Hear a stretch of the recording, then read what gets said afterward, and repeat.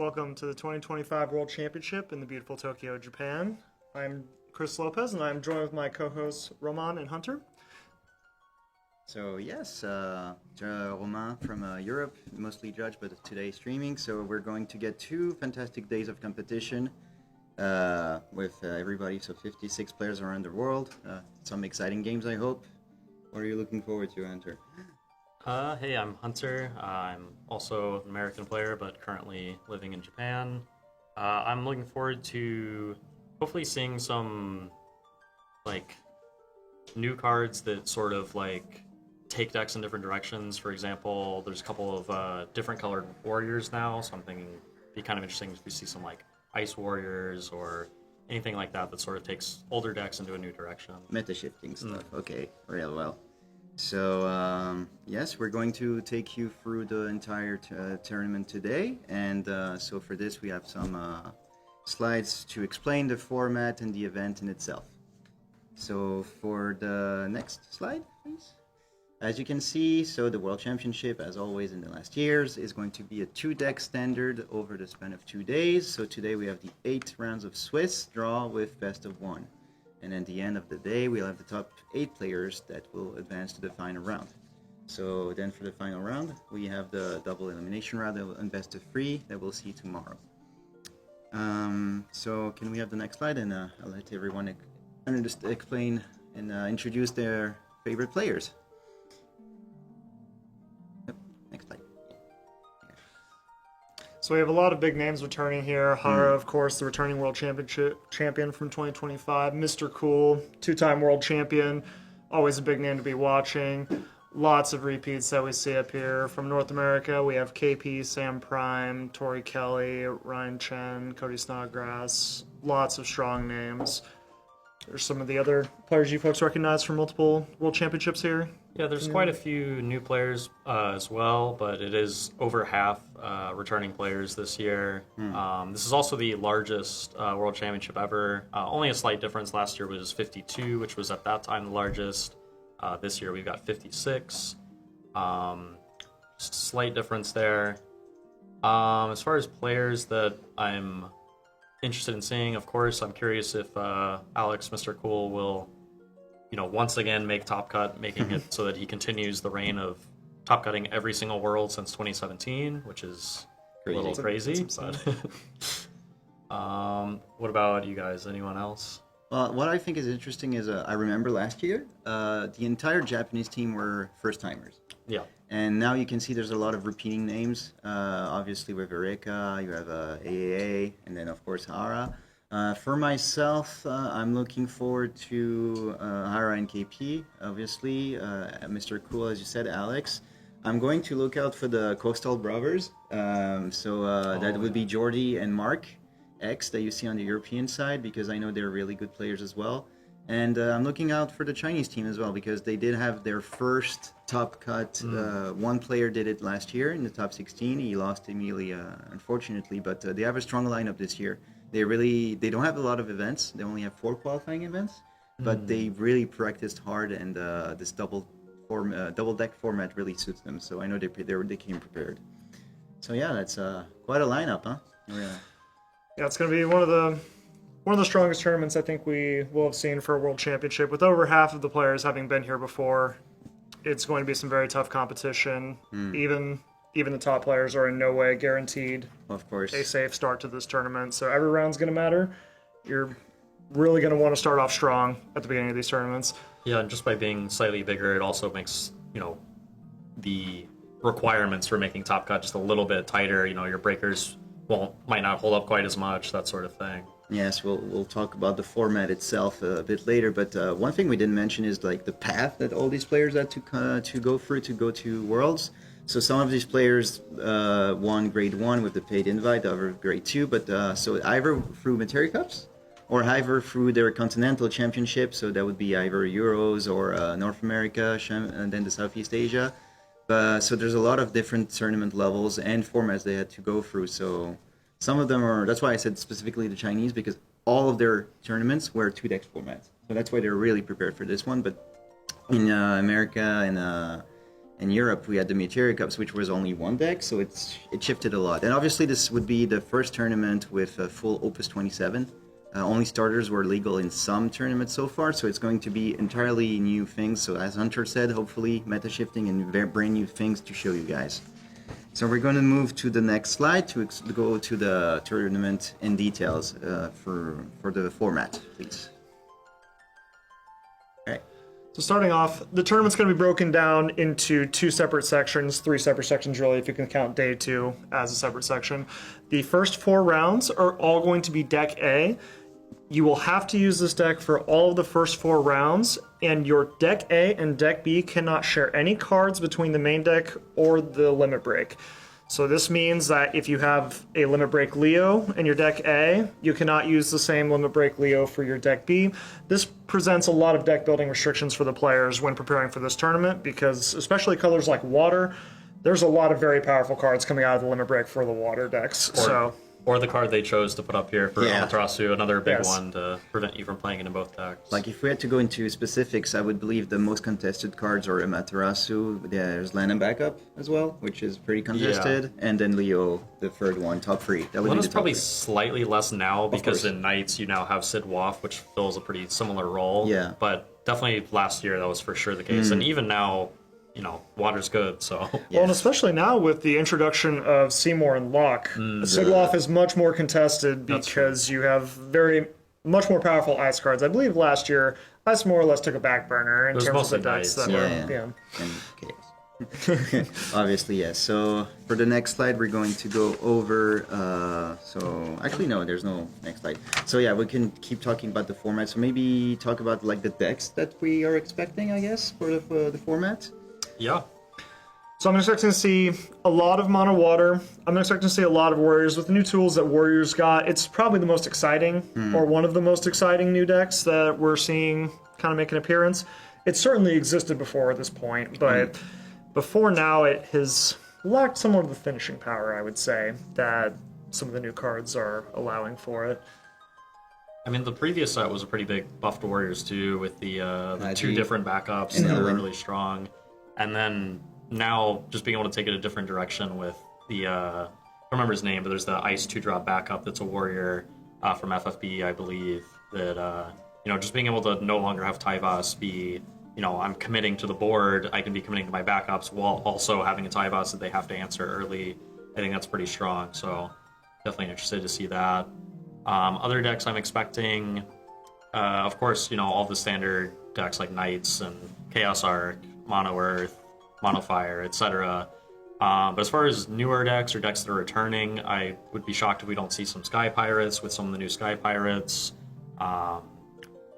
Would be shocked if we don't see different colored Warriors. And I suspect there'll be some surprises too. I'm expecting some Giga Walls, like the Wall 7s as well. We'll see if there's some people like me, like that don't like to drop their Refia decks as well. That would be interesting because the deck is not really that good in the 2-deck format, but if you're lucky enough in your matchups, it could perform really well, so we'll see about that. But yeah, my top 3 would be Knights, Mono Water, and Warriors for sure. That would be my top 3. Absolutely. So I know that we have the game 1. I guess we can talk about this. So it's going to be issued soon. We already have the deck lists without telling names yet, so we keep the surprise. So we have we said a Mono Water and a Chaos Arc. Yeah, so get ready for a good grindy matchup. This one might not be representative of the new set just yet, but there is at least Only- a card. Yeah, only one new in there. card in both of these deck Yeah. lists, but we'll see. I think the beginning of these kind of matches is really important for the long term because whoever realizes first the kind of matchup that they're about to entertain is going to be able to save maybe 1 or 2 cards out of their deck, and this matchup very frequently can come down to those last 1 or 2 cards when it comes to deck out. Both these decks very excellent playing defensively, but also both with the potential to potentially overrun their opponent and still be able to end the game without resorting to deck out. Yeah, I mean, sometimes like an early Une, especially if it's like protected with like a Siren or something, can just take away the card advantage immediately and run away with the game. Even though it goes long, just the amount that you're accruing over time, it's becomes insurmountable early. Yeah, and without having 5 backups, there's also a limited number of ways that Mono Water can handle an early Une. And here we have the table. So as you can see, as is tradition, Hara, current world champion on the left side, will be the one playing the Mono Water. And Tycoon William, another Japanese player, who will be running Shark. Apparently, I think Hara decided to go first. I see a Thornton and a Marlboro from Hara, as well as that is the Hagen, Second and it's a Chief. Hagen I think Chief it's as a well. Waka. Yeah, it's a Waka. It's a so it Waka, seems yeah. fine. Okay, never mind. So Oh, he's on the Tycoon, draw. Tycoon is going first. So the interesting thing I'm noting from the Shark disc list is that the only Monster Hate card he has is Shantoto. He's not running, maybe you would expect a new XDEF, for example, a one-off. So it is really only the Shantoto, if he decides to keep the LB, which is usually a strat that people running Earth would like to do against Mono Water, is possible. So we'll see if he plans to doing this or just like, as you said, I'm expecting to see from both players just running 5 backups quietly and see what happens from there. So Tycoon here playing an Ico, which allows you to take a summon from your deck and place it in the break zone. He's placing the Hecaton 3 into his break zone, which allows you to break a backup that costs 3 or more. And here we see that Waka from Hara. Obviously, he doesn't want to drop free cards for the Thornton yet. Let's try and see some options. Unfortunate to miss on a backup here. It looks like, I believe that our Thornton's the only other option in our hand, so I would Ooh. expect either the Blue Worm or the Aku. Yep, so Probably even might play it, actually. there's a chance. I don't think there's any rush. Depends how good the cards he has in his hands are, but as we know, he could pitch the Sagan Chief, but he's considering it. Yeah, I think either play is totally fine, whether we want to play the Blue Worm here or we want to hold off. He really wants backups, basically. Yes. I think he just drew another Marlboro, or is that Tross? I think that Okay, was no, another backup. there's the new card. There we go. So Schultz. Alright, so this is, he looks at the top 3 cards. He can place any What the- number of them on top of his deck or bottom of his deck, and then you reveal the top card, and if it's a water card, you add it to your hand. Always put them all at the bottom. There were three Yeah, it's monsters. Three yeah. monsters. So adding a I guess crucial with the into our guaranteed hand. water hit, so. Yeah. He's really looking for the Realm. Obviously, is the big power turn usually on turn 2 for water decks or monster decks. But yes, to get all that value. Iridia? Yeah, there it is. Alright, so now we see Iridia. This allows us to search for a summoner and a summon that are 2 different colors, or elements.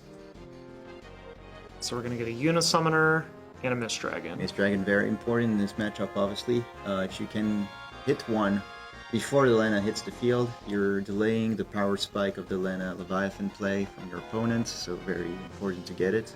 He already has actually full summon break zone right now. Discarded 2 Kusifs with the radio. Sometimes you're able to use removal when they go to activate it and kill the Lena and then remove their breaks on 2, and that can As be well. a huge blowout. So for then, I guess, is it more backups or do we go for the Realm here? I think he's probably, what he just put at the front is what I was expecting, but I could see a realm for sure. We don't have a lot of tools to Oh, work that's with interesting right too. That now. makes sense. Okay, this is a little more beneficial. It's going to cost us our card out of our hand, but the Kuchlin's not doing a whole lot for us here. So I'm totally fine with playing this Gordon and then paying the 1 so that we first draw a card, and then we will draw and discard after that. Hopefully get the free backup.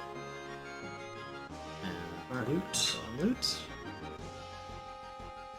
That's a Another Kuchula and a Kuchula. Yeah, Gal. you definitely don't need that right now. Yep.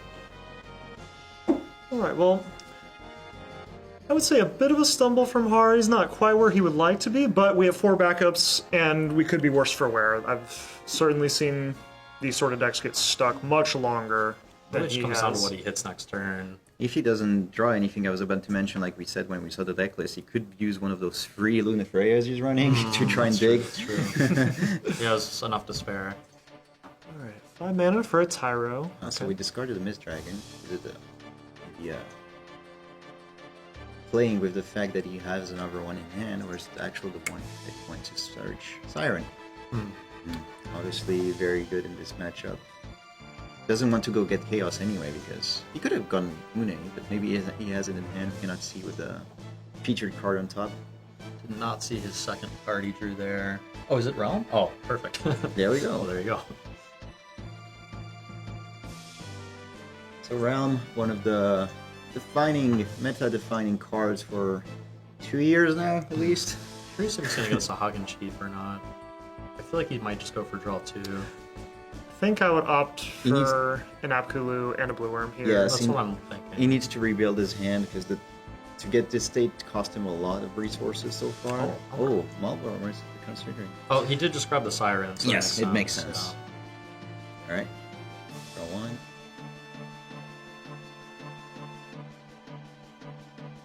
I guess he's more okay with drawing the Apkilu and just naturally play him to draw a card than to just draw the Marlboro, play it, and it doesn't do anything also as well. It makes sense. Totally reasonable. And he also could be already cognizant of the number of cards he's drawing because, That's true. again, it's very possible these players go down to deck out. Like, you've played it probably more than me. Like, I only played him twice, but I know he's a very methodical player and keeps everything in check, so it would make sense he has everything in his head. Yeah, players at this level should be very familiar with the kinds Straight for the Siren. of lines that you're going to be likely to be using most of these matches. We got the 5th back up in hand. And we did draw a Witch as well, so if we... Let's see, does Siren cancel? Summons Okay, it does cancel. Yes. But I was curious if it prevented it from being targeted, in which case Marlboro would bypass it, but it cancels it, so you can't just play the Witch and get around that. But there's no reason to rush here. I think Hara, even next turn, if he plays the Witch, he could attack with the Realm and sack the Marlboro that way to cleanly bypass the protection from I the think Siren. he's totally fine also in just getting an Ash X burst if he does get them. Oh, that's a good hit. Absolutely. How many does he run? Honestly, yeah, anything same. that's not an X-Burst is a pretty 2. nice hit. Yes. So that's one of the 2 Leviathans of the Lord of the World already gone. Obviously a key card. Ooh, that's interesting. So Tycoon, in my mind, was clearly prepared for this kind of game, having the off-color Wind Zidane in his limit break. He was ready to come in and start trying to deck his opponent out just a little bit faster. I mean, it is a good card. He did just hit the second Leviathan, though, so he does have that whenever he needs it off the Lina. Good. The Zidane makes sense because it's one of the good outs you have against mono decks, which you obviously don't really like to face as Chaos Arc. So here in this matchup, specifically this one, because you draw yourself a lot with mono water as we're seeing right now, it's just going to fervor the mill. We see a Gao come down now. I still wouldn't necessarily be surprised to see this Realm attack here after Hara built up enough monsters to still make it free after the attack. He also probably feels very safe just playing out a ton of monsters now that Zidane's on the field because he doesn't have to worry about Shantoto anymore. He could just swing with Realm and be okay to trade with the... I mean, if Well, the Siren would have been active, let's say, sorry. Well, the Marlboro will shrink the Zidane, so I don't believe it will trade. No, No, I meant the Siren if it was active, sorry. Oh. But he would have been fine with trading it if the Siren was active and just getting rid of her with the Ash that he just got. But I guess we're seeing the Witch come out. And we could also see here Hara using the Marlboro to kill the Zidane and then preemptively...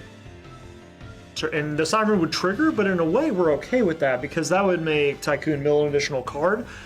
So I don't even hate using this for a trigger preemptively. It seems that that's what's going to happen. Just swing and see what happens already. He's asking for the trigger if he wants to put anything else in the stack, but I guess he's not using the Marlboro, so we're just blocking.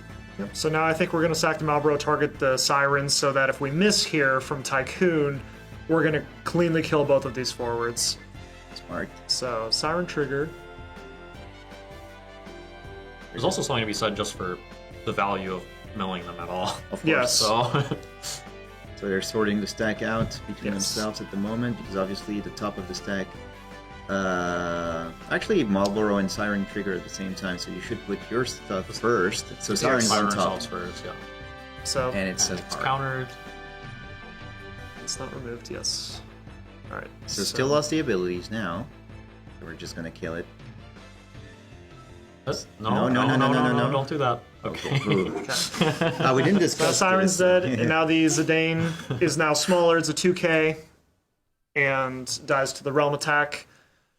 And I believe Hara passed turn. I believe we're going to see a Mist Dragon from Tycoon here. It is a pretty heavy break zone already. There was at least like 11 Is cards. the Leviathan still in his hand? Yes. The line drop, I mean? I believe he kept it. I think he did not. I Oh don't no, he s- ditched it. I don't see it. So I think that means that that's no longer a play available to him anymore. But at the same time, I do feel like Hara is pretty well ahead at this stage. Yeah. But I think we're going to see some form of board wipe here, but it's not very good. He has his hand is. Oh, Mind Flare. That could be good. Oh, it's not going to hit Leviathan. We know that. All right, we see a Len Gal. and Gal. All right. Gal, not exactly the best card when we have no monsters. Lena is not so- also. Well, actually, Lena, maybe you could get up that high at some point. That's kind of interesting. It's good because you know your break zone's not gonna hit, but it's not like Mono War is gonna hit your break zone. Maybe eventually we'll get to 13 Yeah, cards. I'm curious what the count is right now, but I feel like that's got to be really far away. He's checking though. Alright, so we have the Gao option, we got the two ashes option. And I think Gao is a fantastic play here because it puts the Lena on top of our own deck or bottom, and also that lets us start attacking with blue worms without losing them, at least one at a time. Yeah, definitely be putting it on the bottom in this situation when we're out of cards in the break. And we also have a Lena in hand already, so Yeah. there's no necessity to doing. This is what you like to see as a Mono Water player. You're fully prepared with all your 5 backups and your hand is entirely forwards, so very good. Curious what he's planning to use his backups for. Well, I think he has 5 cards in hand, so there's. Oh, yeah, you're right. So, And he has the Leviathan cancel, so he's pretty set right now. Yeah. although I am Question is, when do curious you wanna what we're start going to be attacking? playing here Could if play- we didn't. Could play Lila Lila, to be honest, if he wants to LB. Oh, he's just going to tide us. That makes sense. Oh yeah, Yeah. Yes. remove the Tyro, I believe. Sometimes I forget the water decks can just choose to obliterate you with Titus when they want to. It puts the backup on top, doesn't Unite. it? Yeah, So you don't want the Tyro on guaranteed top. First. Yeah, so getting Nice. the Yuna out of there also makes Tycoon's summons cost 1 more again. And it may not matter individually in this specific instance, but it can add up over time. Let's see how many swings he decides to go with. I believe we'll see 3 here. Okay, this is the second one. Okay. And the third. There's attack. 19 experts in the deck on the right, so it's a little unlucky, but I mean, to be fair, one of them was guaranteed, but We have lethal set up for next turn, so now we really need an answer from Tycoon. And also, Hara even has the Leviathan, so Tycoon doesn't play the Neo EX stuff, but even if he did, Hara's pretty much covered most of his bases here. At this moment, the only option he has is backup Shintoto, but that doesn't cover the Bullworm, so... it is worth noting that this tournament is not open deckless, so Hara doesn't know that he Yes. doesn't have new X sets or anything like that, but he has such a big hand and such a backup advantage anyway that I feel like even if that were in the deck, it would be a pretty bad scenario. And even if he did keep the Shintoto LB, we know he has the cancel, so that would have been crushing anyway. So He 9 mana, Oh, just casting the Chaos. yeah. It's just desperation at this point. You need to survive. You can just Honestly, I'm considering. I don't think we have enough cards in the break zone to cancel it and bounce it, but I guess we're... Does he play 2 Titas? He He does. plays 2, yeah. I think we're fine playing another one next turn. so even if we see an Arc from Tycoon, we still have plenty of attackers from Hara's side. We have an Ash from Hara here as well, so one of these blockers is not going to be around for very long. Even if there was an arc, because he has the witch, he could just kill his own guys and not have to discard too. Correct. Oh, he just got his Levine 6. He could just live a 6 and get rid of both and just swing for game. But we're still gonna see an Ash, obviously Ash the is still- cheapest option. I believe we're going to see an Arc from Tycoon here, which will destroy one of Hara's forwards and cause him to discard 2 cards. Yes, and here we see the Arc breaking the Ash. That's, well, he doesn't know it, but that's actually the worst target. Well, Hara pitched his other Ash, Oh, so he he did. actually doesn't Yeah. have a follow-up Never Ash mind. for it. Kind of surprised. I think we're going that- to see the left 6. Yeah. Oh, no, he's just discarding for the Arc. Okay. I'm It's just surprised that spiked. Hara didn't play the Sahagan Chief to be able to play around that while he had priority. Yeah, the Sahagan Chief first would have been a very high insurance play, low cost, because we want the Sahagan Chief in play regardless. Right. Luna Freya? No, Second just tier, going second. to Titus him again. Okay. Yeah, it's always Titus. Yeah, that's right. All right. Well, this ensures that another one of our attacks is going to be completely safe. Hitting the second water source from Tycoon And here. since it's his own Titus, it goes to the top of his deck and then to his lower Yeah, on top of the deck, please, not or in my bottom of his hand. deck, rather. All right. So All We right. should be a potential lethal string of attacks here from Hara. Should be lethal. You just attack with all the Oh. forwards. We got a Remora. That's not going to be able to It's far stop. too late, but That can kill. is The there. Gao is the only legitimate target it can hit here. I don't know how many cards Tycoon has. Oh, he doesn't even have enough doesn't to have kill the enough Gao. to kill it, yeah. And then Yes. the blue- Gao's going to get in, and these blue worms are insured from the rest of the attacks because they're not creatures Right. yet. So and there we go. 7 damage. I'm curious if this game would have gone differently if he hadn't played that Sedan. I wasn't able to see his hand, so I'm curious what other options he had. yeah, I think against any sort of monsters deck, getting rid of the blue worms is extremely important. The main threat from that deck is actually the blue worms. You may think it's the witch. In the the realm facilitates getting the blue worms out, but really at the end of the day, it's that the blue worms are sitting there, and those are inevitable for a lot of decks. Many decks don't play good monster removal, so you see those blue worms coming in to knock in. We saw 4 points of damage coming from blue worms there. Yeah. Usually it's a bit awkward to do the Shentoto LB when there's already forwards plus the Sahagin Chiefs, but here wasn't the case, so maybe playing this Dane, but we don't know his hand. Either way, like we said, on that turn, if he did Shentoto, the Leviathan Cancel was here to Yeah. welcome him, so I mean, he he would can have lost obviously miss anyway. Dragon back, but the cost is lower, so it's And probably those- not going to work out. And there's a pretty steep cost for Limit Break Shantoto. 5 Earth is a It's lot, a lot. especially for the for a multicolored two-color decks. deck. And I didn't get a good look at his hand for a lot of that game. Yeah. I was playing it pretty close to the chest, but there's a good chance he would have had to go with no shields down to even use the Shantoto to begin with. There's also just something to be said about playing against like a mid-range, slow, single-color deck versus a deck where the main strategy is, well, I hope my opponent's playing a lot of colors. Yeah, obviously. And, yeah. The matchup was not favorable to begin with, and we Right. saw that even though Hara lost his Leviathans, you have so many tools you can still win with outside of this. And honestly, the main strength of Tycoon's deck is not in their forwards. So in a way, Leviathan is not that threatening of a card in the matchup. You're not that worried about your opponent having a Leviathan in play because one of your forwards is a Siren, which can cancel a lot of the triggers just offhand. And the other ones, you're perfectly content to play those again. With the exception of maybe Chaos, just in this matchup, costing 9 pretty much always. And usually when they do the Leviathan or the Lena Leviathan is because there's already a board on the opposing side, which probably means you have Chaos, so you just arc the Leviathan in response, and then there's no kills. So Yeah. I wonder if the Tyro searching the Siren instead searching Une and just trying to Une. go for a more aggressive Une line might have given him better odds. he was at 4 backups already at the time, or no, he was still at 2, I think that and was then he just went the to second 4. backup, Yeah. and then, I mean, he couldn't know. He was just trying to go for a aggro, let's say, approach, but yeah, it didn't pay off in the end. Yeah, I just think pulling the trigger on the Zidane, probably just a little bit too early. Yeah. You've got to make sure that you are stable before you start progressing towards the decking out plan. And I think the Mind Flayer was more or less trying to help him stabilize, Yeah. not really trying to mill his opponent. I think it's likely that he just kind of didn't have anything good proactive to do in hand, so he was like, well, I have to do something or I'm just passing. But From experience, I learned that actually when you do have a deck that you want to build a certain number of backups, etc., having a dead turn is better than forcing stuff like he just did. Completely agreed. sometimes. So yeah, I think that's why. But it's learning experience. Yeah, Absolutely. And, maybe it works out in a different situation. So it's you never know. Final Fantasy. There's a Yeah. lot of variability in each of these games. These two could play this matchup 10 times, and we could see, a 5-5 result. Tycoon certainly had a lot of tools in his deck. He didn't see them, and we may, he may find up that matchup in the future. And having the Yag Rush and Kalmia in his deck, I was about to mention. those are big tools that he didn't see, and in the future.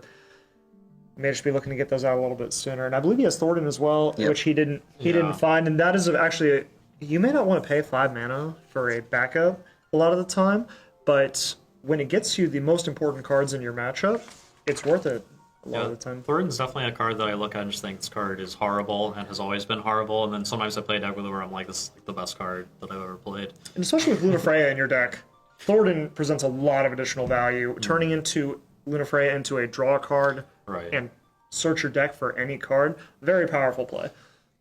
What is your opinions? Because obviously you're two players. I don't do those big events. In this choice of deck A and B, like if you have already, first of all, do you take two mid-range decks? Do you take one aggro, one control? What is your choices in this? And then which one do you put in A? Which one do you put in B? Because I think here we see that both players are playing control.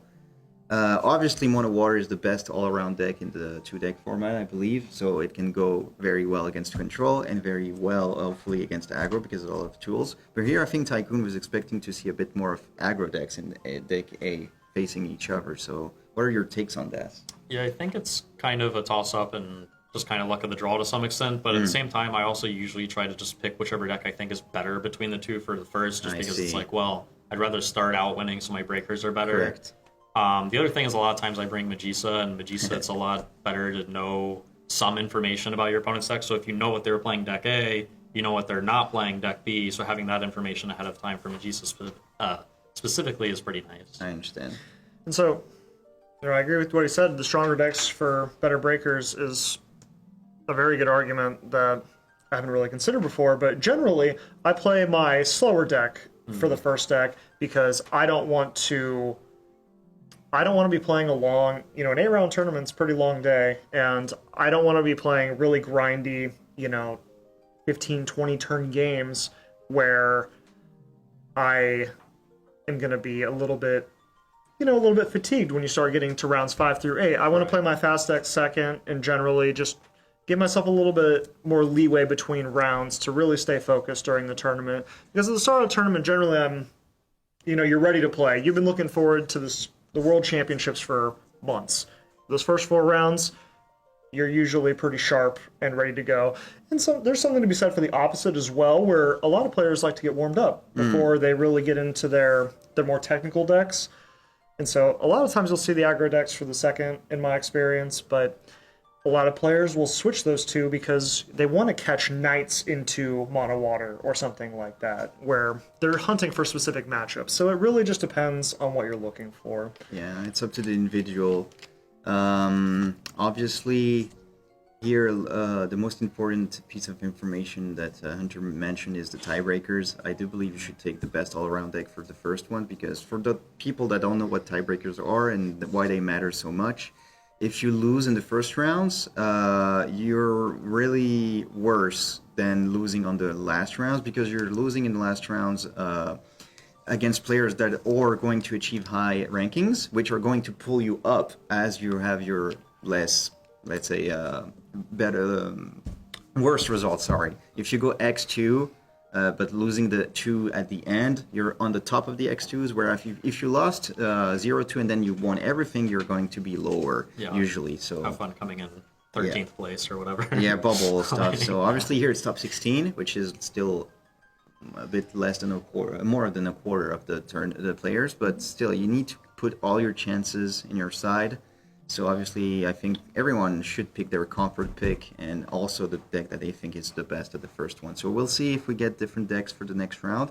We've been told the next round is at around 12 minutes, so we'll be at 11 Japanese time. Yes, 11. So just in 12 minutes, convert this to wherever you're watching from in this side of the world, and we're going to see you for the next game. See you then.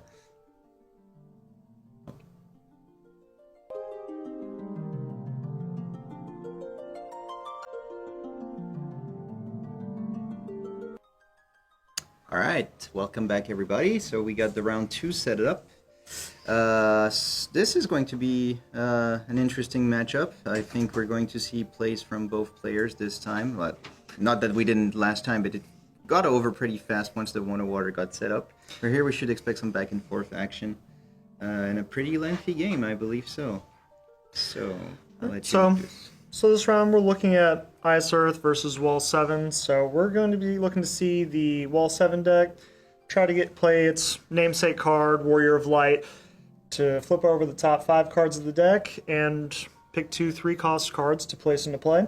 Generally a pretty aggressive deck, but also can be slanted towards mid-range. If you hit backups, and especially in a matchup like this Ice Earth deck that we see, you may want to look towards building those backups, because you're going to need some staying power in this particular matchup.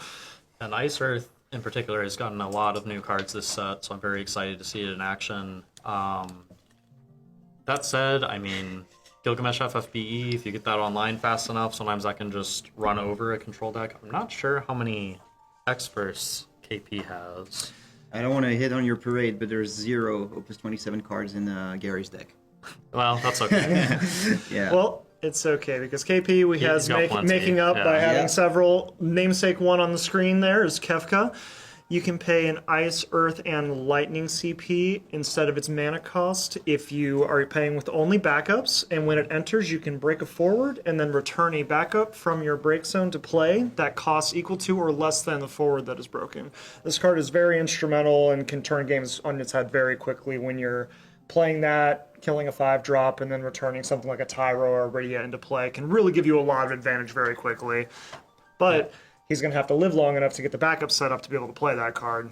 Actually, 14 out of 58 of KP's deck is cards from the new set, so it's like perhaps the most heavy new set deck we will see, because that is quite a lot when there have been 27 sets. Yes, there's a lot of good techs I see in KP's deck list. Like we can see. We see a Vincent in his hand from the backup, a Ysayle.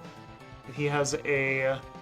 Does he have He has a Seymour. Cryo? He has a Seymour and a Cryo. Seymour, one of the biggest cards coming out of Opus 27. Yeah.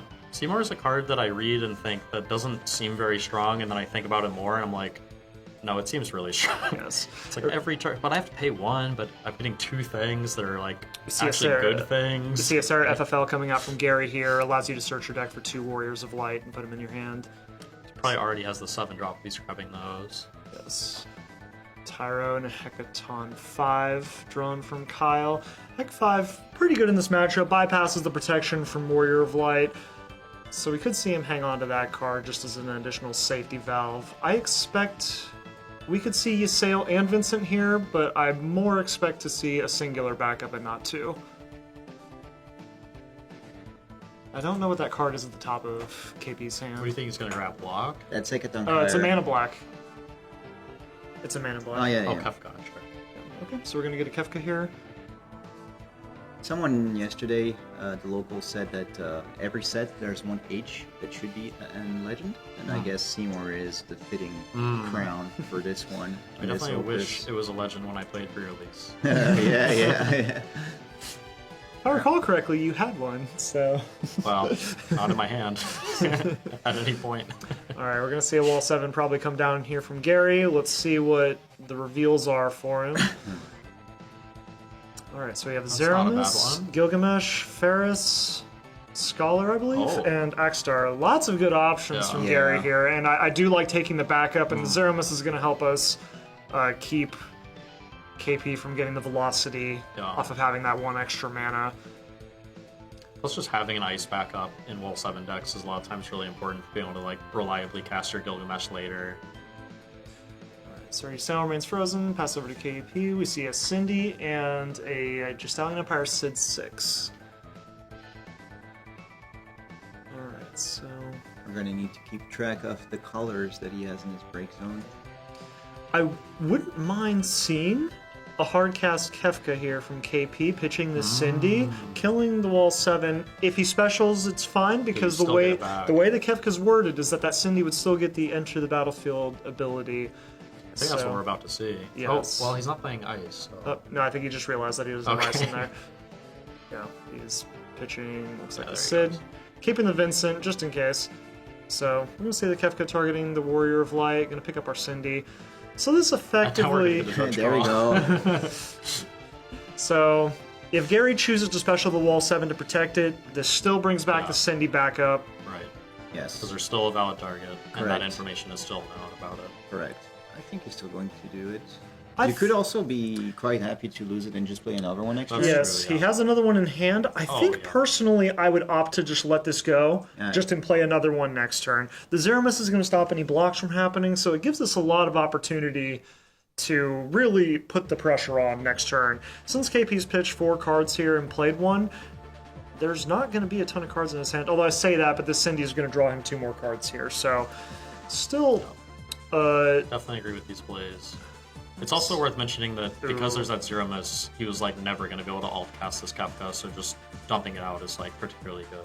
so taking Mist Dragon, I think I would take a Terra here. This is just a clean answer to the Zeramis here next turn. Deals 8,000 damage. I don't remember if the forward needs to be dull or not. I It do does, believe yeah. he does. It's that or get back to something. Yep, second defense. So I'm gonna see a pitch 2. I'm not sure what this is gonna be. Including the Terra. The Terra is on the right hand. Oh, maybe a Victora? No, he's got 3 cards. Just a Cloud. Yeah, the Pitching the Man in Black, yes. Definitely very nice. That German is going to be extremely annoying. So we successfully controlled the first small board, but still a board. Yeah, so we'll see. We'll see what Gary is able to break out here with this next Wall 7. I think this hit's going to be very important for him. Yeah, it was a very good turn for KP, but, you know, here's Wall 7 again, so who knows what's going to happen. Oop. Okay. This is second Bards. This hits are not as good as the Well, things. actually, Alfino it's and quite good Gilgamesh because is the fine. Gilgamesh can be set up with Alphino. Yep. You can grab the other Warrior of Light and then just go off. Yeah, unfortunately, the result of the playing the Cloud for KP means he doesn't have the Mist Dragon available that he took, so this Gilgamesh potentially can hit us pretty hard here. I mean, he does. The only cards he needs in the break zone are one Warrior of Light costs 4 and another copy of the 7 costs. So if he wanted, he could actually force all of this. Right, you can just grab the Alphino, grab the Warrior of Light, and then Correct. go and freeze 3 things, hit him 3 times. Is it worth Hope to dodge some doing? bursts. Is it worth doing 2 specials for nothing? I so to believe- speak? Well, there's already a Wall 7 in the graveyard. There's a there Wall is. 4 in the From the graveyard as well, Oh, is because there? he Oh, okay. because he took it from the Sarah FFL. Oh, Oh, yeah, true. true. So, So- he just needs to just do 1 special and Yeah. just hit and you each can just wing. grab a great follow-up here, too. Yeah, so I think he's going to.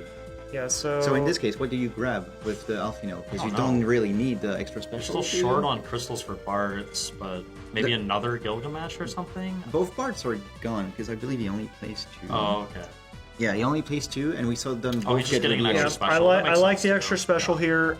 I Gil- think I'm just crashing in with this Gilgamesh Yeah. a few times and then saving the special for next turn. Gilgamesh is your win con at the moment, so it does make sense that you make him survive as much as you can. So you got 1 turn for the swings for free damage, and then you see what happens next turns. All right, going to combat attack. We have 3 attacks here with this Gilgamesh because we have 7 or more colors in our break zone. So this is going to dual freeze the Kefka. And now this Gilgamesh does have first strike and plus 1k, so this Cloud cannot block it profitably. Start doing I the would definitely do backups. backups, Yep, yeah. yep. Earth is the most important. Well, it can also tap for other colors. That's an extremely good card to hit because it's actually one of the few Yeah, answers that's that you true, have. yeah. Fresh. Alright, bring it on. So, facing lethal, potentially, again. No burst there. Yeah, so I there's think that many. I think this Mist Dragon is our only real play here to try to keep us alive. But even then, it's a little worrisome still. If Gary commits any more haste forwards to the board, I'm not sure what he has available.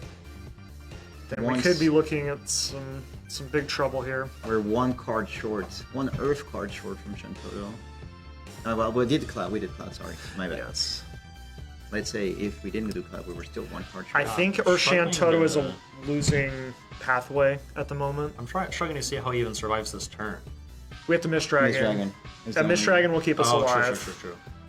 In theory, Yeah, you know, Gary could draw the last Wall 7, go special, and suddenly we're Yeah, he's still Pretty double. close to lethal inclined still. to not use the Mist Dragon until combat just to make him less likely to play a haste turn. And not, well, But Gary knows that KP has the Mist Dragon still. Oh, he true, took true. it off the It's also- Cindy, yeah, so that's that's true. something that we can be cognizant of. But even with that knowledge, KP's in a rough spot here. Correct. Because he's pretty much priced into using that Mist Dragon. I don't see another option to get around this. Potentially... Oh, goodness. I was going to say potentially the Isakuja limit break, but Gary has a Sarah FFL, and the other wall special would stop it from... he's just gonna fire it off now, Functioning. it looks like. I guess you could maybe draw like a lock that maybe you would consider playing, or possibly, I don't know, possibly you play a Victora and make him discard the thing to protect the Alphino or something. But I feel like it's better to wait, but I'm not sure. Yeah, I also feel like it's better to wait, but it's a tough spot. I think we're operating on very slim margins here. Definitely. We are going to see the main phase Mist Dragon come in. It's going to exile Gary's break zone, and Oh, KP he will does draw a have card, the which he lock, does draw but- the lock. Okay, Yeah, I honestly think we do need to play this. I'm kind of inclined to play it as well. Yeah.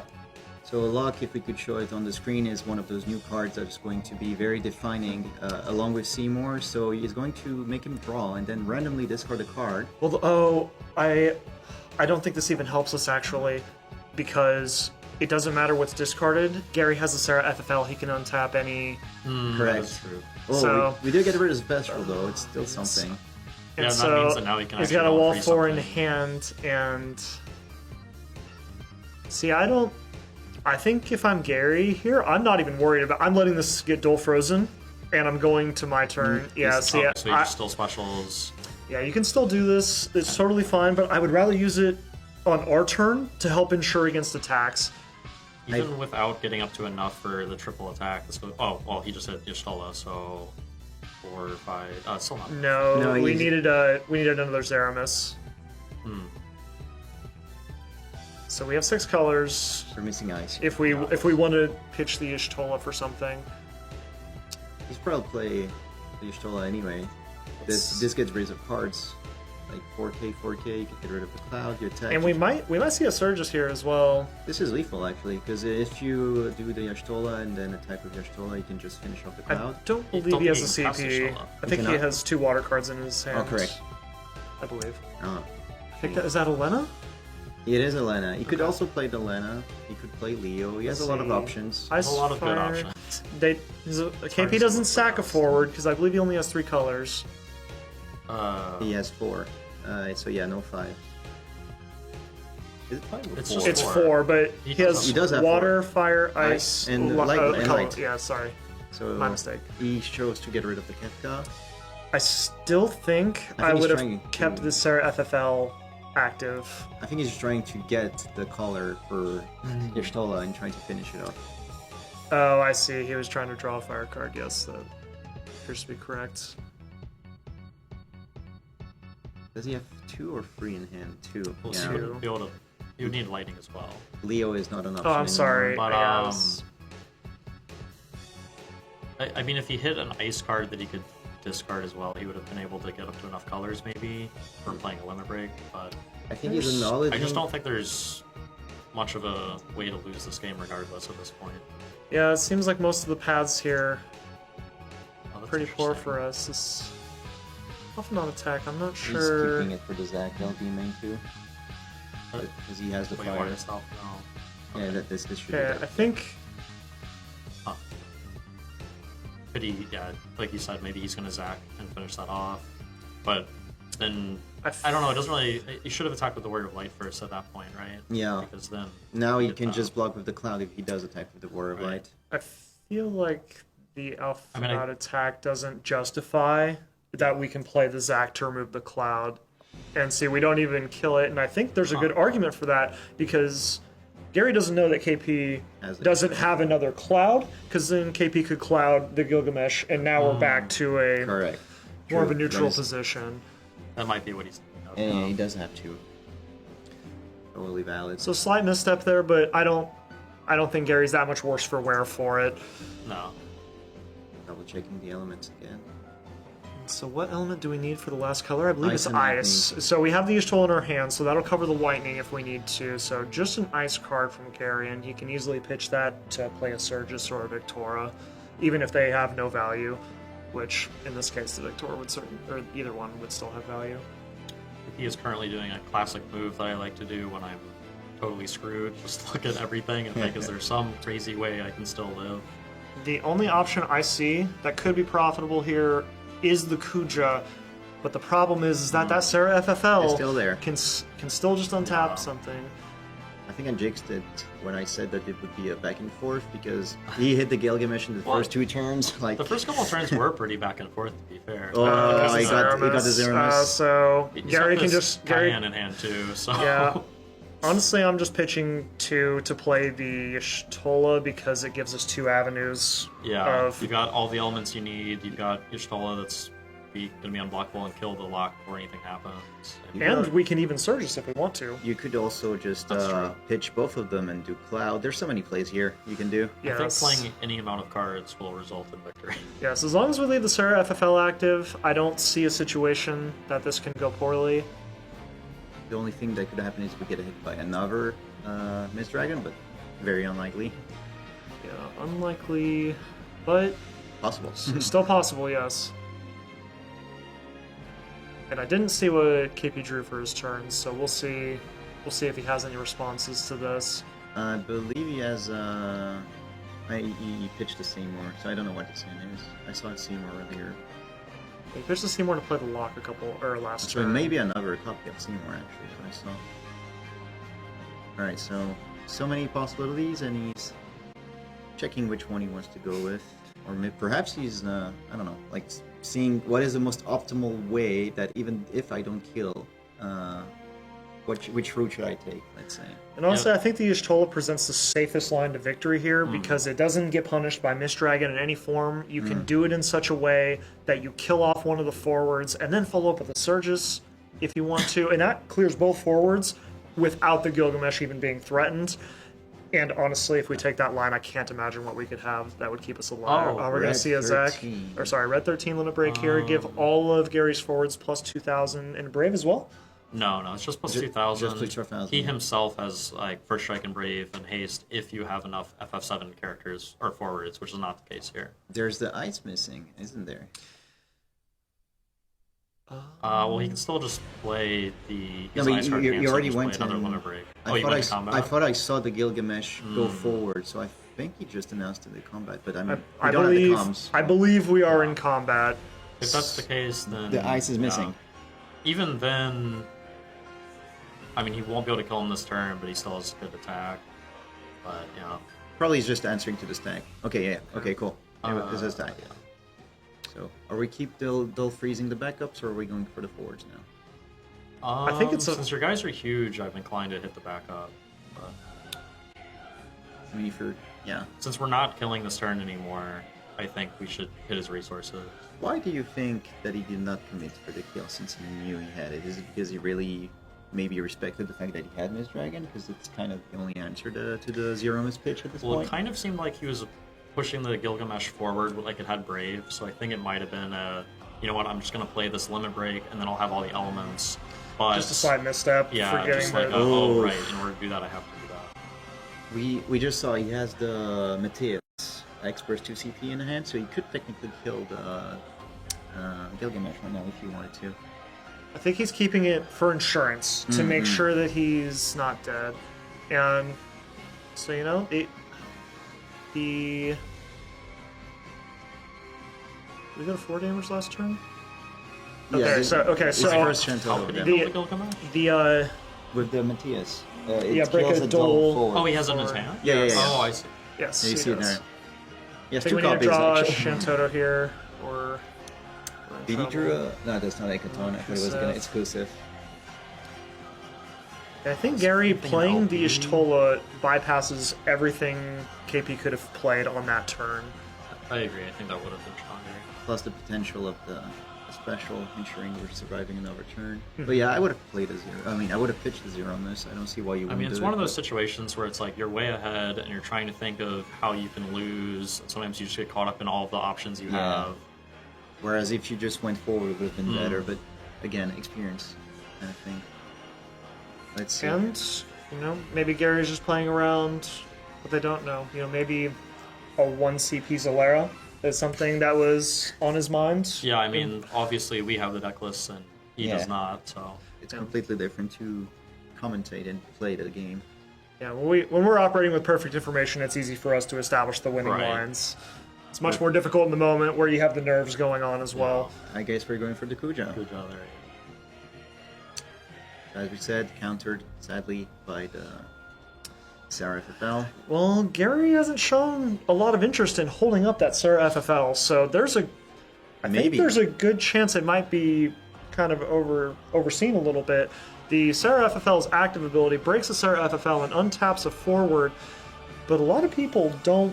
They think of it as a card that you play and it searches for your Warrior of Light. Oh, here he goes. He is just going to go ahead and attempt to kill that. And it works. Yeah, KP very knowledgeable of Sarah FFL's text and not willing to take the risk. What if he top And I think decks it's a smart to Gilgamesh? go ahead and do it ahead of time. Ooh, Another Y'shtola. so we can Do we have a lightning? Do we still have the Zeramus in He our still hand? has the... No, I think... Yeah, he still has the Zeramus. Otherwise, it would have been 7 elements. What I was going to say last turn, the reason Gary might not have gone for the Ishtola is actually for damage tiebreakers, because Gary would have had to take a damage, and in a tournament like this, every point of damage matters. Okay. And And you kind of showed it, right? but I think losing our Gilgamesh, even if that was the reason, I think we are now in the. Okay. He had another one. I guess that's easy. Yeah. So and he also has this as well. All right. He could choose not to do the damage if he wanted, though. But then it doesn't get haste either. Yeah, but you don't really care. You just played it to just pitch the card. So, okay, there goes the tiebreakers. There's that. To be honest, the damage tiebreaker is so marginal compared to the opponent match win percentage that I never even worry about it at all. Do you swing with your Stola first to ensure you kill the cloud? Yeah, I guess. Yeah, it's. I mean, it doesn't matter anyway, so unblockable. Honestly, there's not really an out here. Oh, that was the 7th damage as well, so it didn't. Yeah. Of course. Situation. I think there was like a turn or two there where maybe if instead of taking damage the Shantoto, if he drew the Shantoto, maybe there's a world where he can come back. Yeah. But even then, Gary did just have a lot of good cards left in hand, so I'm not sure.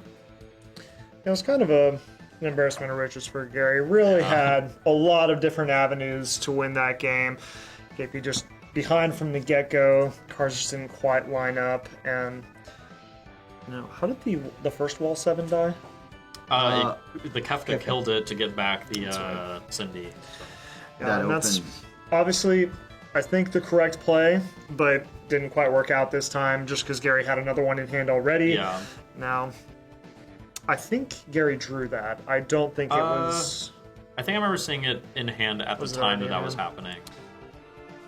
It's just a hard position to come back from that sort of play position that early in the game. You really need a board wipe to kind of solidify you in those sort of games.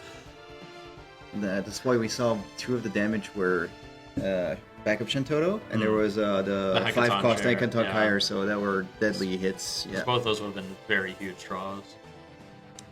But obviously, wall 7, when you hit the Gilgamesh early, and we saw that he still, in the end, got all 3 in the first half of his deck. And he also played through a Mist Dragon as well. He was able to refill his break zone and get all 7 colors back in there. Quite quickly as well. Yeah, like you said, getting the 4-color wall with the Alfino mattered a lot. To his credit, that definitely mattered, having that extra one for later.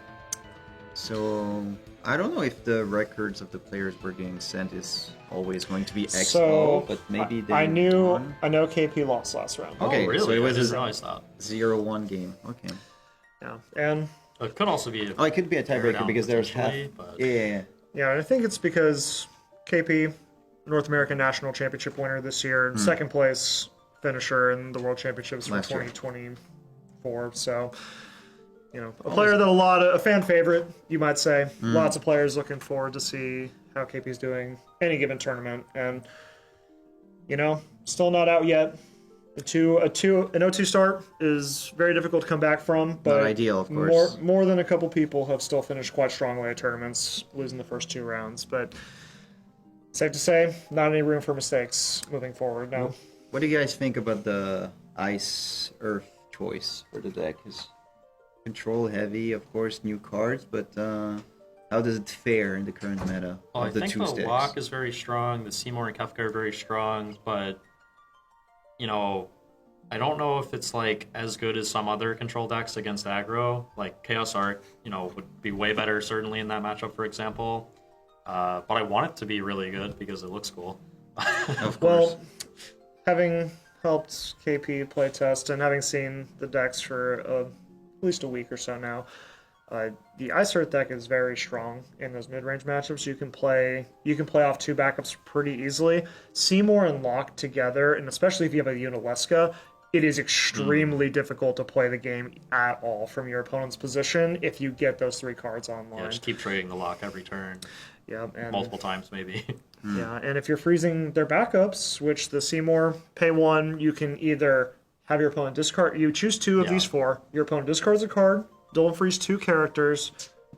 Reduce the cost of a summon by 4. It can become 0. and break a Dole forward is the last mode. So you choose 2 of those. So if you're choosing for your opponent to discard a card and Dole freeze 2 characters, you can lock your opponent out of playing And the if game. you have lock and the discards making them, then Exactly, and that's 2 freeze more another characters. thing. So with just those 2 cards and a 1 mana investment every turn, you can freeze 4 characters. That Lock just freezes 1.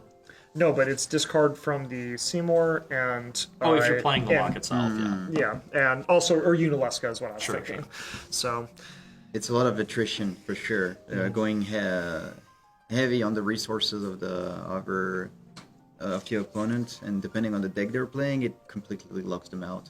I've seen people, for example, Seymour is the only out that ice, depending on what deck you're playing, but at least mono ice, for example, has against mono water, for example. If you don't have the Seymour, the gameplay is over. So yeah, I like how the chat pointed out that another card that he had that he just drew on the last turn that also would have allowed him to win was the Cyan. He drew Cyan, so he could have just played a Cyan, pitched his entire hand, and just boom, board the wipe, crystals. Yeah. one-sided. We're not forgetting about you guys. I'm reading with my bad eyesight, but you have some fans. The last 2 comments are about you. Yeah, I wasn't gonna bring it up. Yeah, I will. That's what we're for. Don't worry. So the next round, unless you guys have anything else you want to add regarding this matchup that we just saw. No? nope, both rounds so far have been pretty straightforward. I think one player was in the driver's seat, and there really wasn't a lot of opportunity for the other player to make a comeback with the cards that were given to them. I did think the first couple of turns this one were pretty interesting. Like the hard cast Kefka was like Yes. had the potential to be a huge swing. It's just it didn't line up right afterwards. Yeah. And I think if KP had gotten a Shantoto on that follow-up turn, we could have been seeing a completely different game there. Because correct. once 2 wall 7s are gone, you only have 1 left in the deck, Yeah. and Beyond know. that, you have like Bards, I guess, Typhus maybe. yeah, and when wall 7's playing manually, it's much more Yeah. difficult to string together enough cards together to win the game because your mana costs are really constrictive. We saw near the end of that game, there was a lot of fire and lightning in Gary's hand, and he had to cannibalize his hand almost without even using backups just to play his cards. Right. So there's a lot of levels to the wall 7 deck, and once you're getting to plan B and C, it's a lot harder to get those last couple damage in there. I hope we keep maybe the pattern of actually having different decks from both players, both sides, until the last rounds. But fingers crossed, we'll see. So we have bring you some bit of variety.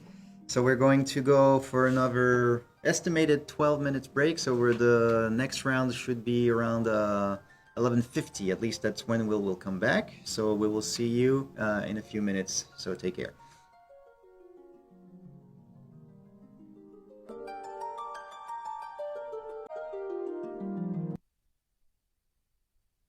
Back, and this one is going to be a banger. I'm going ahead of myself, but we have 2 aggro decks. So obviously when 2 aggro decks go face to face, there's always sparkles and things going everywhere. So So we have the 2-time world champion himself, Mr. Also- Cool, facing off against John C. here. So we have a Knights versus Versatile matchup for you this round. The Versatile deck is one of the more interesting ones I've seen in a long time. I really like this deck, and it's the signature deck of Alex so far in this opus. He has played it at every Materia Cup that he went, and at the Euros as well. So we'll see how he's going to fare. And John, also a European player, originally from the Netherlands, very good friend. So he's also one of the tops. So they know each other very well. I think they're traveling together actually, as well at the moment. So they know each other's deck list probably by heart. I wouldn't be surprised if they place tested against each other. So we're gonna see if this affects their plays in any way. I don't expect any changes in Alex's deck because Versatile deck is pretty much I'm playing with the hand I'm dealt with. Whereas with Knights, it's also kind of the same, but you still have options in what you can do with them. Especially like the Warp Ramza versus Hardcast, etc., etc. Obviously, Versatile doesn't have that many summons or cancels, so John will be very free to do whatever he wants. It's just what am I going to be hit back with afterwards that's going to matter. So Versatile being shown on the screen, if you don't know this card, is a very old Opus 11 card. Whenever you play it, you flip the top 5 cards of your deck, and you can add up to 3 cards that cost 3 character, sorry, of cost 5 or more. So basically making himself free, even if you hard cast him and you hit everything that you're supposed to, and then refilling your hand and then playing more stuff. Ooh. And with the stylized hard 12 there. It's also something to be said just for looking at 5 cards and getting selection out of them too, so you get the best ones for the given scenario. And here we see the second piece of the deck core is Arden. So Arden, when you play him, you can put 2 backups you control in the break zone, and then when you do it, you flip 2 cards that are not card named Arden, and you get to play them for free. And then I believe we see an Arden in Mr. Cool's hand as well. So obviously you don't want it at the beginning. He's probably going to pitch it. The best cards you can get at the beginning, or obviously Versatile, and maybe Yadolas. Yadolas is the new backup for Opus 26. So water backup, you can play a cost 5 or less forward in your break zone from category FF15, which obviously Versatile is. And there we go, I just said it. So yeah, there we go. You just discard it free to get free back. It's always interesting when, like, you know, a kind of older strategy like Versatile comes back because of this a sort of new card like that. Unfortunately, he does not. He has Linoa, and he has Ultimacy in hand. He could very possibly do the Linoa right now and just do Versatile again. That's true. The second card, though, is What is that more card interesting. under Arden? I can't tell. Zodiark. It's- And he actually decided to not take those 2. Well, he didn't have the option for the Renoa. Oh yeah, of course, yeah, it's 5 or less, sorry. trust me, the Versatile decks would absolutely love it if Renoa costs 1 more mana. Yeah. Oh, here we're So seeing. showing again what was been picked. Here it makes sense. He's just waiting to get the 4 down next turn, get the 2 backups, and he's going to let it fly on the next turn afterwards. So let's see what John has in hand.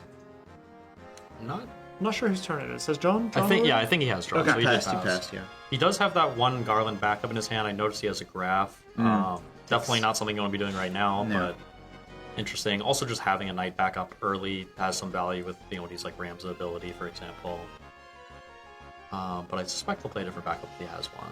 You absolutely do not Oh. want to free space from the Versatile board, because that would just allow him to play more copies afterwards. I think this approach is the correct one if he has more knights to follow up, because you really want to put Looks like the some last will. Aquila. So Yeah. we almost certainly froze the backup because there was no Yeah. gesture there. We see probably a just Corella. So reveal 5, and we can Xande. play See the up to Xande. 4 mana Interesting. worth of knights into play. You're getting the So- Gavain here, right? Yeah, definitely Gawain.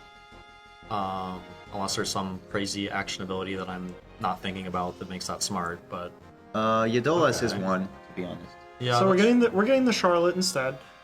So this card is a new card from The starter the decks. starter decks in Opus 27.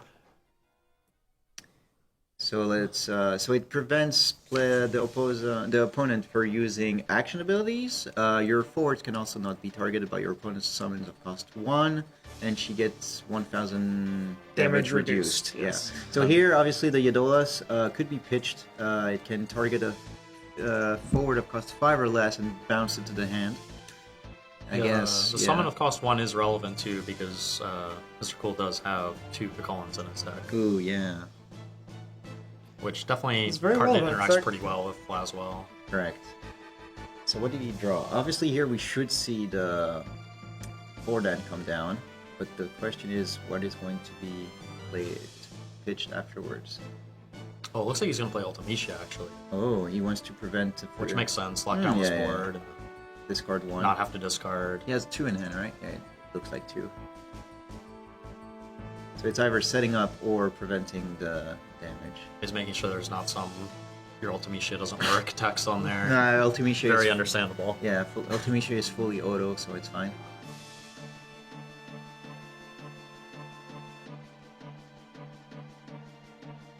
A lot of considerations here. Alex can play almost every card in his hand.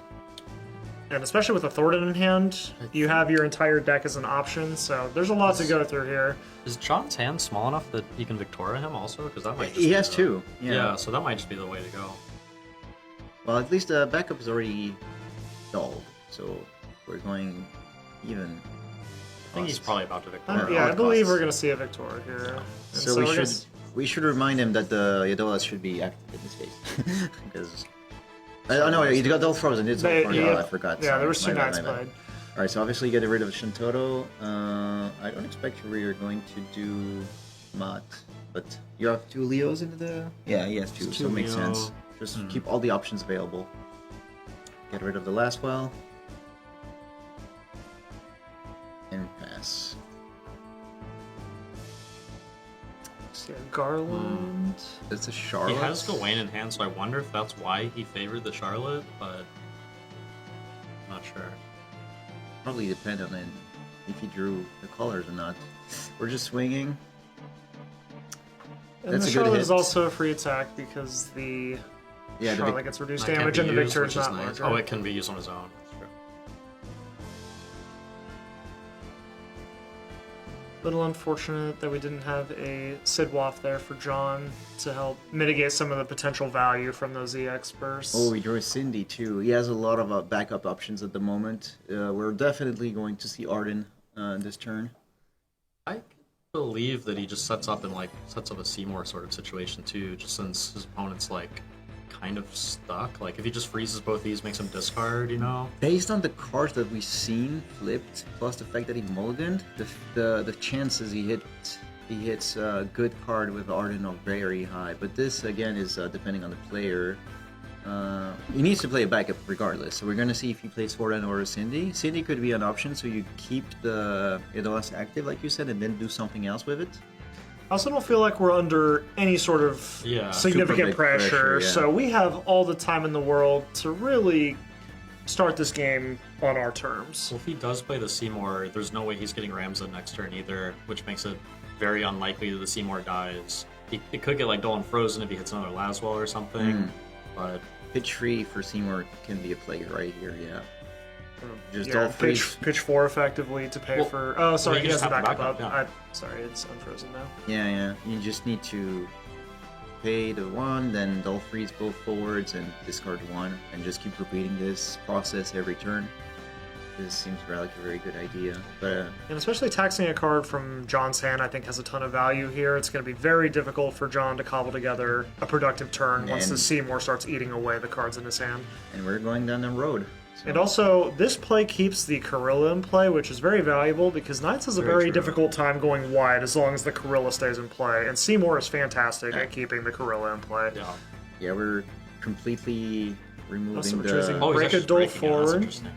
And then make him discard. Yeah, because there's no. He can just take a hit from the Krill if he wants, so it's fine. And he's still off from the Ramza by doing It does this make anyway. it so that if he hits a Laswell, it's pretty bad, but it is what it is. Oh, and he did just hit a Laswell. the Garland. Well, So Garland will allow us circuitously he hit to a pick Laswell. up Yeah, the yeah, last yeah. one from our break zone. And John really needs this because this Seymour, unchecked, will take over the game by itself in just a couple turns.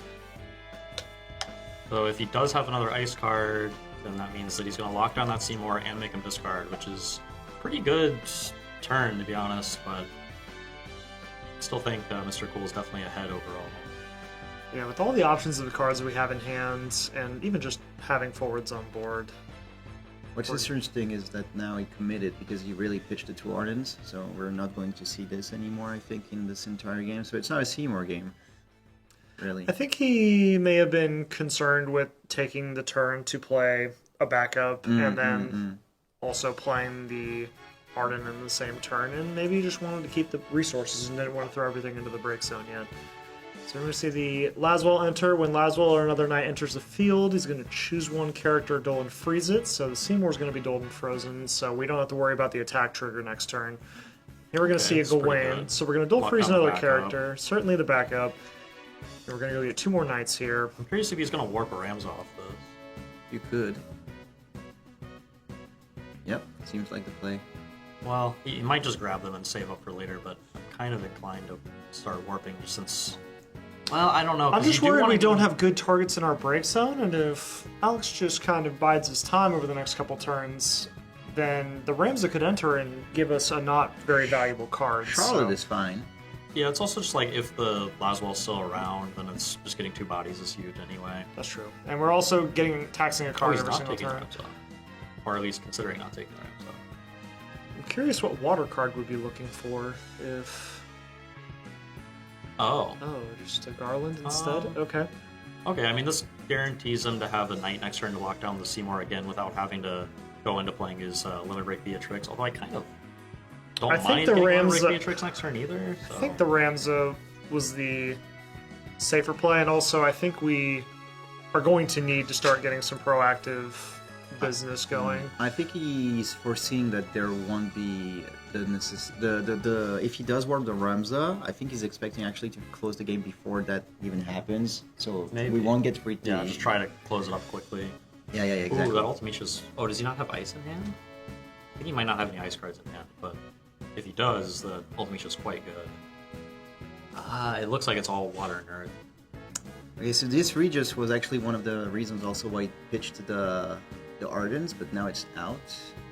Still don't have 2 backs up anyway, but this Regis allows you to play FF15 cost 5 or less, again 4 from your break zone, even 2 when you have damage 5, so it's also another way to revive either Versatile or Arden. So that's one of the 2 of his deck list guns. Doesn't have a Kuja, does he? No, it's not a Kuja. No. Even a Renault would be Nope. a very good play here. It is, Either it does. blinking the Versatile or blinking the Seymour are both quite profitable options. Oh, speaking of Renoa, Taking the damage by John here. And Exante again. full attack is Alright, interesting. well now we're approaching a scenario where John also has to be concerned that he You're can't. just dying on the Yeah, ground. he can't just take every damage that's coming at him now. So let's see what Alex comes up as a follow-up here. I mean, the scary thing is because he has that Garland, he should be able to play 2 Knights next turn, pretty much no matter what. Yeah, the Ultimecia is going to pretty much guarantee that we have lethal next turn, unless of course he he have plays ice? nice. I don't think we have ice. We do not. I'm I pretty don't sure he believe does not have so. ice. Mm. Otherwise, it would be, yeah, pretty huge.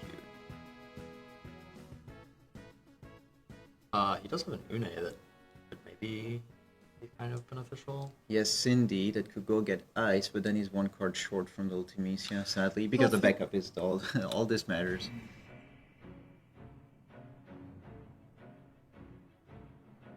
We could also he's play passive. it next turn because the Seymour is guaranteed to be getting Dual Frozen again because that card cannot pass that attack turn. for John to have any chance of winning the game. Alex is basically asking him to burn as many resources as he can to put Knights to Dull Freeze, and he's Yeah. just going to wait, hopefully get his ice, and then lock That's his true, and then board. maybe able to do it next Yeah. turn. If we wanted to play a Garland and a Limit Break Beatrix here, I think that could be a pretty potent turn. He for definitely us. has the resources for it, too. That would put Mr. Cool to 5 damage as He can well. also kill the Versatile if he wants, which is probably worth doing in this situation, just because of the way the life totals are, but... Oh, that Charlotte's pretty good too, right? So... Yeah, this really makes it difficult to deal with the Laswell. Yeah, we're gonna play that. Okay. On the Victoria, should be. Or do you do the backup again? He's considering both. I think at this point you need to hit the forwards, no? And he's We're killing it with the Garlands, so that's fine. Oh, never start. Did John keep 1 card in not hand? gonna be Ooh, good. that Thornton is... That's What your is ice. gonna Scary. get? Ice guaranteed. Just any ice card. Oh, he's Or, oh. oh, he's at damage 5 now, so... Oh yeah. So now that the Versatile has died, we can resurrect 2. Yeah, Two he's different reading 15 it, so he forwards. wasn't familiar with the damage 5, most likely. He's probably going to play the Cindy, get another Earth card from his deck, and then just pitch 4 cards and revive Versatile and Arden at the same time, which is going to be quite devastating, while also thinning the deck and ensure that you get good hits from the Arden. Is this at the bottom? Yeah, okay. Alright, let's see. I mean, this is one of the advantages of playing a very uncommon deck, like, not knowing the damage 5 is, like, a big threshold. Or maybe knowing it, but taking a calculated risk, but... Because now, you know, a Ramza will kill him later in the game. But there's something to say for putting your opponent to 6 damage, that's what I'm even saying, with yeah. the risk. And I don't believe John has any cards in hand, so this if this board gets answered, John may have a pretty hard time getting enough resources together to even play the Ramza. Because since he's taken 4 damage already, this Versatile deck should be able to finish John off in just a couple turns. Yeah, I think he just pitched a second copy of Yedolas he had. So here, now, you just need 1 Leo Sierra Noah? Earth. Okay, he drew enough cards. So he should have enough to just do Cindy, go fetch 2, and then do the hard cast Regis. It's risky, though, to play the Cindy, because if we whiff on an Earth card and he needs it to cast the Arden, then You cannot whiff Cindy searches. Cindy reveals the top 5. No, It's another Cindy. It's the Oh, I'm other sorry. Cindy, It's, so- Oh, that's Cindy. I'm sorry. Yeah. The one that searches for 215? Right. Correct. Yes, I'm sorry. Too used to seeing the Kefka decks these Right. days. Yeah. Let's see what we're He gonna might lead be off just with. playing the forward outright. Not worrying about the Arden angle. Yeah. Which makes sense. I guess you could just versatile and get more cards for put more 4s, and then just Ultimecia and threaten the board. But He also the has thing the is, Renault in hand now, so that's pretty big if Renault is the... oh, he has Ignis also in the break zone. So yeah, you can just kill something if you wanted. So we're resolving our versatile trigger first. You obviously take the ice here Yeah, because did you it want 3 to. cards that are not the dark cards. That's nice. Yeah. Hello. I just rolled a replay, but probably not. No.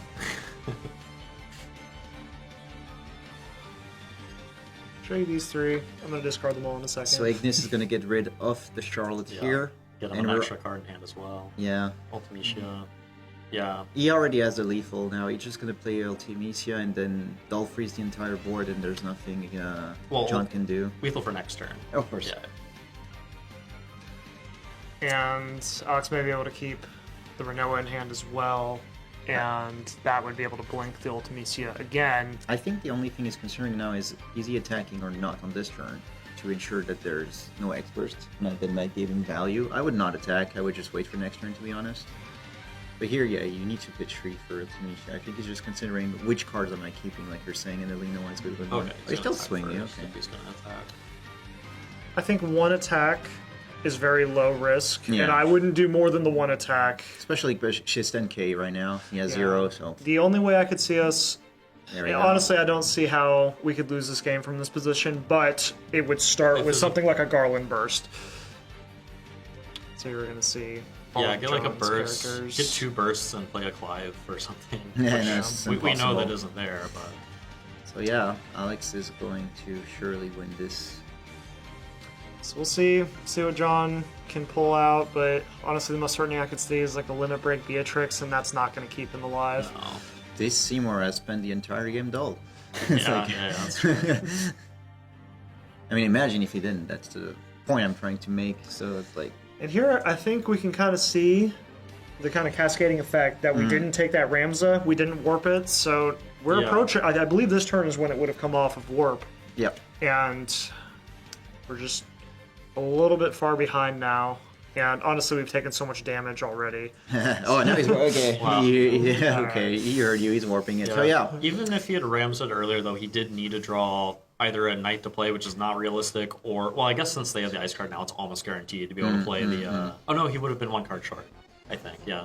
So you need to draw a water card to have been able to lock down the Seymour an extra turn, which is critical. So it is a risky play to warp it earlier, but It is it's an risky, option. but I think we needed. Yeah. I think we needed the Ramza. I think we were far enough behind that it was like we need to be planning for that probably. I think maybe I don't know if because we saw him read the card. Perhaps he actually really didn't know that Regis had a Right. damage 5, but I Yeah, think that's stopping what damage four matters is, the like, most. Maybe a consideration Correct. too. Yeah, certainly an uncommon card. Not a lot of decks play. This is a versatile deck. One of the coolest parts about it, in my opinion, is that you bring a lot of cards out that see no play outside of this deck. Right. You know, this Arden, a lot of cost, losing 2 backups. Most decks want to get to 5 backups as quickly as possible and really sit on them and just get extra value from them. But this deck, you're fine with 1 or 2, and then even throwing them away as soon as you get there. So it's very easy to make mistakes like that when you're not familiar with what you're dealing with. If it was a mistake. 'cause, Yeah, it sorry. might- If it's even a assuming. mistake. Going to damage 6 is like super reasonable for knights in general. But one other interesting thing is Alex choosing to attack with Versatile, which did hit like the worst case scenario of hitting that Garland to bring back the Laswell. Because if you're playing the Seymour, the one thing you're afraid of is another Laswell, and it's like, but then that gave him that, so it's like maybe there was like not worth taking that risk to wait. But obviously, it's easy to say when the worst case scenario did happen. Yeah. But yeah, I don't know. Well, I think the upside of not attacking is a lot better than the downside of if you attack and you hit Yeah. it. So I think I would have held back there just because I we was don't inclined want to to too. even chance your opponent giving them additional resources to deal with the Seymour because again, I think we're all in agreement that that Seymour, if it was able to activate, it was going to take the game by itself. That said, I mean, he obviously knows the deck way better. He knows like setting up a board and then ultimate and then your life total actually really mattering to be able to just kill you in one turn. So Absolutely. it's kind of like the Rams of War versus damage 6 thing, where it's like, well, there's value in both sides. And even though the forwards are 5k, it hits you for a point of damage. Yeah. It doesn't need to be big to kill you. True. But yeah, we basically saw the plan of the versatile deck, which is with minimal backups, you can still put forward, just chip at the beginning, and then Ultimisha is the finisher. We'll see if I'm assuming.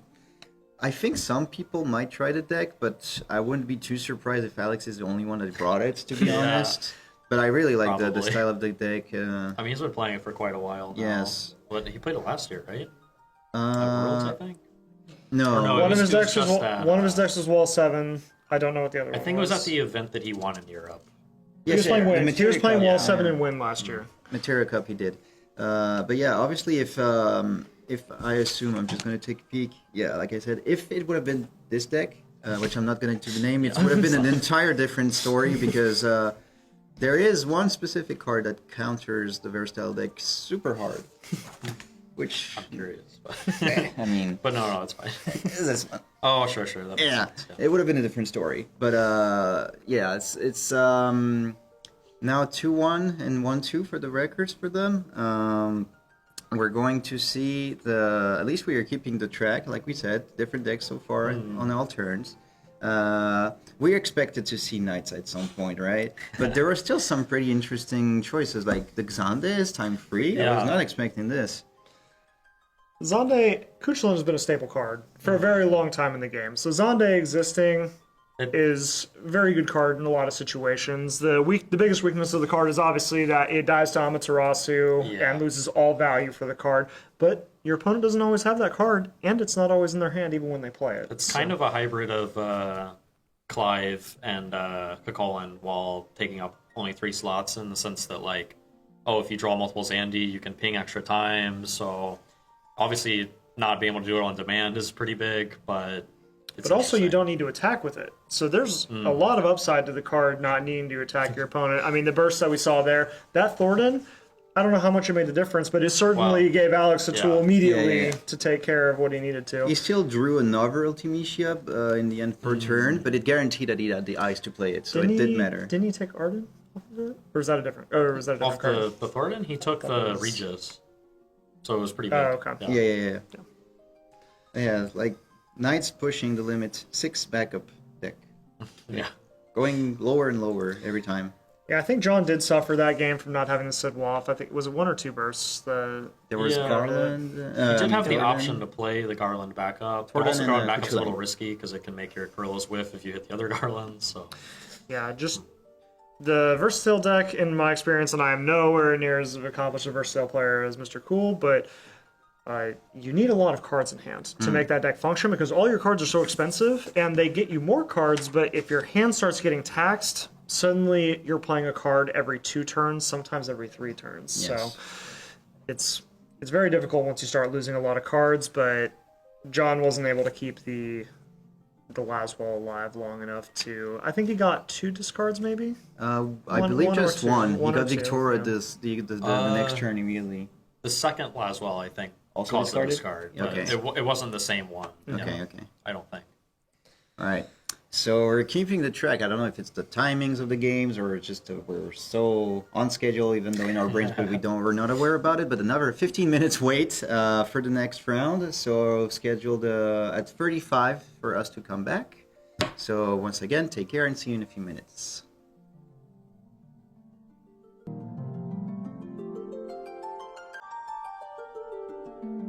All right. Welcome back for the 4th and final round of Deck A, and before the lunch break, we're continuing the streak. Different decks. We now have the Water Lightning monster deck that we were also expecting to see. Very famous in pretty much every continental tournament so far. Against Warrior Ice Fire deck, not the usual Water Fire you're used to see. So obviously with the new cards that Hunter spoke at the beginning during the introduction. So we're looking forward to see all of these. Yeah, it's also got lightning. It's three colors, so like it even has lightning backup. So gonna be an interesting one. Some older lightning warriors and some newer ice warriors. So we'll see how that goes. Definitely. Sorry, I didn't mean to cut you off. I'm interested to see how we utilize kind of the dual freezing of some of the cards from the ice, some of the ice warriors, just because monsters historically is not very susceptible to the dual freezing effects. So just offhand, I haven't seen the matchup a ton. I'm giving the edge to the Water Lightning Monsters deck. Malboro by itself is just a house of a card and really gives a lot of advantage to... I think he does have the counter, the Water Amat, so that can be pretty huge too. against a realm. So. Absolutely. If you commit a bunch of resources early to a realm and get Water Amatted, and then the Warriors player follows up with a Tyvus, it can get downhill pretty quickly, because the Monsters deck really relies on that realm if they commit the resources to it for it to actually get its monsters out to help keep its hand size. So as far as the players go, we have Shonen, who is the current European champion, and Alexandre, who I'm assuming is from Canada. No, he's from California. California, okay, so just the French way of writing it. Oh, the good thing that the mirror got put, this is a one-off that Shonen has. He's been using it to basically have attack against the opponent's realms and stuff. So it's a very interesting card that he runs a one copy of. He said it during his interview. He believes that the monster ice ice. I'm keeping saying ice. Lightning and Water deck is the best deck of the format in his opinion because it has the most versatility. You can go either very aggressive or just take your time and set up. So he has a lot of confidence in this deck. So it's obvious he chose it as the deck A. So Alexandre. Very aggressive compared to other monster decks. And I'm guessing that Alex is going to choose to be on the play here. Yep. Given that that's pretty standard. Obviously, don't want to give the tempo of the realm to the water player, the monster player. They have their own 5-cost in Tyvus that they also want to play on their curve. So very important to get the first. And we do see Axtar already. I see a Reeve and a Lena from Shonen, so our hand looks pretty solid. Right. And a Realm as well. And a Witch? Wow, we have a really stacked opening hand here. I think there were backups in the right one, but nothing that tutors a Tyvus, so I'm not sure if he's going to keep. Oh, let's say he's keeping. Oh, he might. Oh, I'm surprised he discarded the Leviathan. The Yagrosh.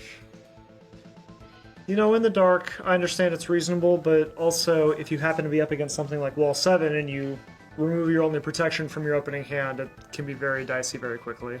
That's true. If he hasn't been looking at the tables next to him, he might not know that he's playing against monsters, and might not know that, Leviathan versus Realm is a pretty big deal there. Or he might just have an extra hand if you can't really see it. So I didn't see what we drew. We might be looking for a throwaway card to discard for our Lena that we have in hand, or we might just be taking something like the Apulu. Okay, I think we took a Kuchlin there.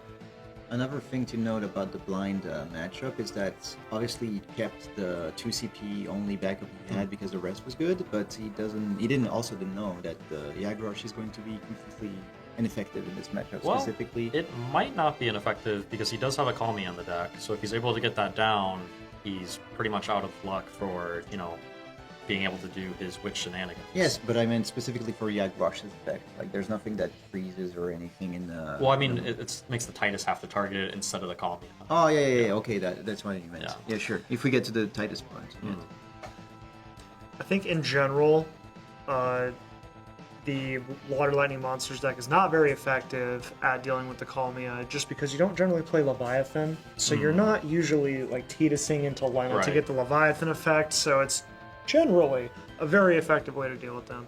Here we see a Volker come down that searches for 2 Job Warriors or card name Warriors also and some the gear hand. Tyvus, and I'm guessing get a backup out of it. Or possibly, just the Mog probably actually makes the most sense. Yeah, of course. The Realm hasn't hit the field yet. Yeah, Mog is one of the best cards against Realm because the Water Lightning deck is forced to go out of its way to kill it, and while it's small, committing whole resources to a card that costs your opponent really nothing is not something you like doing. Especially even less when you play it for Tyvus. I think that off the Volker, you do have to kill the Realm, though, right? Which is kind of interesting, because you sack it and have to choose a target, as far as I know from what Volker Correct. says. So that's kind of funny. I'm gonna double check if Volker says actually that you need to do it. I'm pretty sure he does. And I think he's definitely not your own forwards, because Medusa. Trying to pick up any backups here. Can't quite tell. Is that a Melusine? I feel like I might see a Melusine in there. It is He forced, does. He does play one. Melusine's definitely... Well, it still means he can't Realm this turn, but he could just, like, tap 2 and play it. Well, he could Realm. He could play the Melusine. Oh, if it depends if 'Cause he's going to sack it, right? Yeah, he should. I've seen plenty of people not sack it, so let's hope. Let's hope he does, realizing that it is its own removal spell. Yeah, there he goes. Okay, good. And he did tap the backup, so it makes sense, because he's, like, not even thinking about playing the Realm, because he figured that would happen. All right, He's this is just 2 for But, a. That's good too, because now you can potentially set Schultz, up an yeah. X-Burst and make it awkward for him to attack, which, I mean, we see there in Odin, so he's going to put Blue Worm on top, Odin there, and Maul Slash on the bottom for sure. Very easy Schultz right there. Yeah, Schultz is very good to help filter Yeah. away the Moss Slashes, especially from the top, because when you're drawing those in bunches, it is really painful when you're trying to have your Witch turn to kill 4/5 forwards. Did he just top deck another mod? He did. That's kind of annoying, isn't it? I wonder if he has another warrior, like if he has a backup, he maybe considers hard casting that and then like playing that. You could just play them all, yeah. I'm curious to see Yeah, if tell it's in his hand. There's an X-Star, which you obviously don't Yeah, want to play at the definitely not moment. right now. Curious to see if I was actually going to say, I'm curious to see if Alexander's going to attack, if he's going to respect that the Schultz could have set something up for him. Oh, that's really Oh. horrendous. Well, we're definitely Oof. hard casting it now. Yeah. I mean, it's actually better that we didn't play it, otherwise they would... Oh, Okay. Well, it actually okay. doesn't hit anything, but Not the 9-cost Odin. it's the 5 or sending a less. message that matters. Yes, this Odin only breaks a forward that costs 5 or less CP, so cannot break the Volker there, and now the Mog of Shame after. Yeah, I think given the context of him Yes. looking at the top 3, there's no question that the Typhus should have been used pre-combat, if we're even attacking. Yeah, and without any sort of protection via Lena or Sid Bluff, I think I would have opted to just take the turn off. If he did play it, both would have died, so, like, tragic. Yes. Yeah. So Like that. Scene activation. Oh, sure. So Melusine becomes a forward with 7,000 power, and when it is targeted by your opponent's summon or ability, they must discard a card or that effect is cancelled. So Which is a it's- lot better than just if it targets discard, because clouding? it can't be the Yeah. last card. Yes. So, everything, all the resources to get rid of Mog. Yeah. We're just going to keep chipping away at all these Mogs. Eventually, Alex will be out of Mogs, and Yeah. Shonen will be able to play Realm, and that's when you're really going to start to see this game swing in Shonen's favor. Yeah. Top deck the third one, I dare you. Well, it's possible you could have a Leviathan as well, but And we saw Shonen remove the Graph from his limit break there, Yes. and that's because he only plays one Melusine. Correct. So there won't be any yoinking and then removing of your opponent's forwards from this point on. So he does have a Naji, so Yeah. he could grab if there's Discard. a third Mog. Oh, there's only 2 Mogs actually. You can just discard 2, get the Tyvus, play Tyvus, get Mog. I think. No, We're there out is of another Mogs. Mog. There's Yeah, only he's 2 only Mogs. got 2, Okay, yeah. okay. limit break. Lightning is a notable multicolored forward from the Water Lightning Monsters deck, so you really want to keep track of how many Lightning forwards, as in the card name Lightning Forward, and also how many Odins are in the break zone. Lightning can be used with combination of Witch to sometimes attack for 2, 3, 4 damage in a single turn, if your mana allows for it. Asking for a trade. Interesting. Yeah, I mean, with the extra cloud in there, or is there an extra cloud probably? There is a second cloud, Okay, so so this yeah. opens up us more options. Here we see Definitely not a guarantee. A lot of people play the one cloud, or they'll do like the split of Tonberry. I didn't notice if he. I think he put it back, like flipped in the LB. I don't know if it's face up. Might have been me, but I believe it is, because the, I believe Graph's a 9K. And I'm seeing an 8K at the top, so Mm. it should be a club. So only see 2 Well, although he overlay would have for you. flipped 2 cards, right? So Yeah. gosh, it's hard to It was a tell. Leo, the other one, I believe. We'll see. Maybe not. So the Naji went for Tivus. On standard. I was considering saying that he could have, if he wanted, do Tivus into Axstar into Pyrian if he wanted to, but might not be committed for this kind of play at the moment. He's not in lethal yet. It's not a great card to not have in your deck. I'm pretty worried about our position as the warrior player right now. Yeah. If this realm comes down, and even if Shonen just plays 2 backups, I'm very worried about what's going to happen to us. in Is the there a follow-up. Leviathan? Oh, Realm is finally hitting the field. If there's not a Leviathan, this is... Oh, there's not a Leviathan. No, there's not, Yeah, okay, well... So, Moss Slasher and Apkulu hitting the field. So, Moss Slasher, when it dies, it will search your deck for another copy of Moss Slasher and put it into play. And Apkulu, just a 1 CP monster that draws a card when it enters. Slasher also has some secret bonus decks that no one knows that makes you win sometimes. Yeah, so damage 3 Moss Slasher gains 1,000 additional power, which can, like Hunter said, sneakily climb over something it may not have been able to. Yeah, and important to note, it's only a forward during your turn. So during the dodges, rest, yeah. dodges all the sorcery speed removal, dodges Axe Star, which is very relevant in this matchup, especially since at damage 3 it can attack into the Axe Star safely. So we'll see what Alex does to follow up here. He's going to need a pretty strong response. The monsters are reaching a critical mass for Shonen. And we already reached the 5 limits for a round too. Oh, that's true, yeah. So, like, limit break cards could potentially be going away for free. As you play, it makes sense. You play 1 copy of Cloud because he has access to the lightning cards, which might be actually one of the reasons why he's doing it. So, I think he's considering the cheapest option to get rid of. Do you want to get rid of the round? See a Zuki in our hand. I haven't been able to pick out much Yuzuki's else. useless. Are we playing the 5-drop Cloud? I did not see it before. No, there's no cloud. Okay. I see a Ethereum as Tivus. well, which is hitting the Okay, base, well, he does so- have the 3rd Tivus, that's good. And Oh, but this we see a Kakolin, well, there's Yeah. no way he's not going to have some amount of warriors to put in. But... Yeah, I feel like it's greedy to cast. Oh, he's not the even casting Kuchlin that here. card. That's Yeah. discipline. I mean, I think it makes sense because he doesn't have backup on top. But... Also, I believe Shonen's so far ahead here that there's no reason to pitch the card to cast it. Yeah. Shonen, even It's also so likely that he has a warrior that you're not really accomplishing that much anyway. because like, what's the most threatening thing Alex can get here? The I'm kind of surprised he ordered the Furion, to be honest. the thing is, like, he's probably getting the Okay. backup because the Furin cannot be played because he only has 4 characters. Like I was saying, the only way he can do this is playing the actor first, which he doesn't want to do because there's nothing super threatening to do. He's keeping this for a bigger board to ensure the 5th character for the draw. So that's why he's not. He has the Furin in hand. He discarded it actually I already. think I know Alex. what Yeah. I think Alex really needs to worry about a lightning here because if the realm bounces the Tivus again, I know we wouldn't necessarily mind searching for another warrior, but you don't really want to pay the CP to get that back into play. So I think he really needs to hope that. Jordan's hand is He like doesn't come only monsters. I mean, which is not the most useful cards. He has 4 attackers right now if he wanted to, so yeah, lightning would be devastating and actually lethal threatening. So we'll see. I didn't see one in Shonen's hand, and I didn't see one in the break zone. Yeah, he didn't go He for has a any. blue worm, so it's possible that he could rip something good off the top if he Yeah, he plays did. that. And if we really want to dig, we also have the Kuchlin. We can just fire that off for no benefit. You could just Luna Freya as well, Oh yeah, absolutely. but that's if you want to commit to the kill on this turn.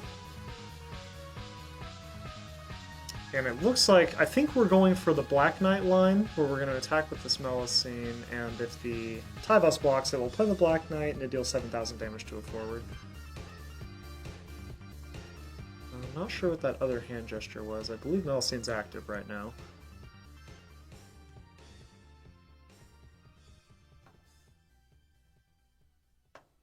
Maybe not. Let's see. This is one of those where it's like, Okay, here. 5. CP buys us. Oh, Cetus, yeah. of course. Again, I always forget you can just annihilate your So opponent. Wait, 1, wait, wait. 2, 3, 4, 5. He activated the Melusine, right? I hope he did. The thing is, we didn't. But keep- that's not. Did you activate the blue one? I don't. 1, 2, I didn't see him pointing. Oh, it is 7. He definitely activated the Melusine, so it's 3, 4, 5, 6, 7. So that is Not enough. not enough. So what is happening? Yeah, we should stop this Moss actually. Slasher, 1, 2. Is there a stream table judge 2, actually? 3, 4. I forgot What to do you ask mean? this. So Melusine, Moss Slasher. Moss Slasher is there. Yeah. We just need So to that's still only confirm 7. that he Unless he activated. activated a blue worm as well. Oh, I'm sorry. He did hand motion at the table twice, so I believe this blue worm is active right Okay. now. Okay. We're gonna see if they swing anyway. Yeah. Oh, he does have the lightning, so he is going for lethal. Okay, believe- the blue worm's okay. Okay, Okay, yes. yeah. I believe We that just couldn't was see I it. believe that was drawn off of the As long as he Cetus. didn't do it Yeah, on yeah. the stack, you know, as Okay, some players are. Ward needs to kill this Melusine because in theory we could reanimate the lightning. Hey, I guess we can still put this up. He's giving him the Melusine trigger, which doesn't apply because the Melusine is already dead by the time Yeah. the Ward You still versus push to happens. 6 here, anyway. But he could choose to discard if he really wanted to. Oh, there's a Calmia. And not a lot of experts here. Alright, so now our blue worm should hit the bin. We're seeing Mira sacrifice the blue worm yeah. to play the Mira. Yeah, read that. So that's the tech he's doing with the monsters, so they're not completely wasted, so to speak. Just another free forward. And also, the removal attached to Mira Yeah. is quite His potent. ability's not yes. bad. And just passes. And you here's need- where he turns it all around. well, you definitely need to Axstar on this turn, but that doesn't get rid of the Mob Slasher. Yeah, I mean, Axstar. And Shonen hasn't even played a Witch, and we could hardcast an Odin. There are a lot of avenues to victory from this position. Play like a Luna Freya and grab something. Oh wait, actually no, I think he's out of one right now. It's 3 + 2. Yes. So yeah, I mean, I guess an Axstar he could maybe not die. Just delaying inevitable. I also agree. It's delaying the inevitable. There's no avenue to victory from here because we, at best case scenario, we're trading with the Moss Slasher, and then we're in the same boat next turn. Well, it's not. I mean, it's eating a Moss Slasher, right? Because he's not a damage 3. oh, I'm sorry. Yes. Yeah. And there's no. He's gonna get back a warrior. Yeah, he's gonna get back. I guess. Either a Typhos or Volker type, something. maybe a Volker. Or Axstar if you can play it. I think he kept the Axstar in his hand the entire time. We're Yeah. opting for Volker. And if we're picking that up, I have to imagine we're playing it. Of course. Or it's just CP, but 1, 2, 3. There we go. Volker.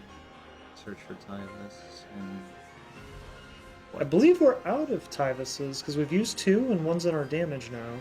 Did one get put back or something? Because I think that's the bottom card of his deck, unless that's something else. I didn't see a Gao. Yeah, and he didn't use Titus on it either, right? Or did he? Oh, he did the did Titus, Titus, yeah. okay. So Oh, since it that's is at the what- bottom. okay, got it. I got lost how we removed it in there. So I guess you need to Axstar and another ice color to play it, so that's the play we're going for here. Imagine he realizes that there's no more warriors ice he can go search for. Ward. Yeah, he can play the Axstar for free, put the ward in, and then there's like a fringe possibility he doesn't die next turn. So with the ward, you're going to kill the...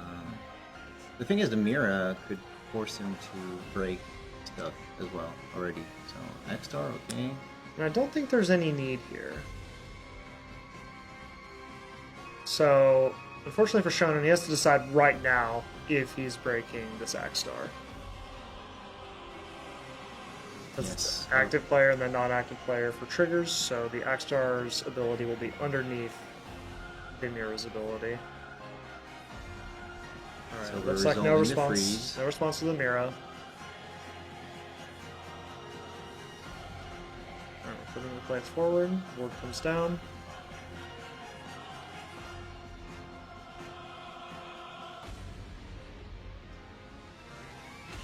So everything goes on Mira, actually. All right. Well, I guess if you kill lightning, that's bad. Yeah, If of you kill course. realm, it's kind of bad, but also I believe Realm could search for Celtic monsters Witch. that win the game Nope. immediately. Another lightning. yeah. Do we have? Just Luna Frey at this point. No? I just feel like we're so dead here that it's like let's go for these like 0% outs where we kill the realm and hope that each like damages the next two realms or Yeah. something. You know what I mean? In these positions, Like- I think a lot of players struggle, and not necessarily saying that Alex is doing this, but a lot of players struggle to think, how do I win the game from this position? Instead, they think, how do I survive here? And it's not about necessarily surviving this turn. You want to try to win the game. That's your end goal. If you lose now or you lose in 5 turns, it's the same difference at the end of the day. Fortunately, with the amount of cards he's drawn, I think the odds of like him never hitting like a witch or something is like actual 0. But Yeah, it's... which I don't think he hit it here based on his body language. He didn't. I agree, but I think a Lunafreya Yeah, it's- is in our... Oh, wait, sorry. We're out of Lunar Break, so we can't Yeah, Lunafreya yeah. here. But I mean, This might even be a fire off Okay, here. sure, Okay, do this. so we're second Get on Moss another Moss Slasher. Slasher. Moss Slasher's going to trigger. I mean, deck thinning.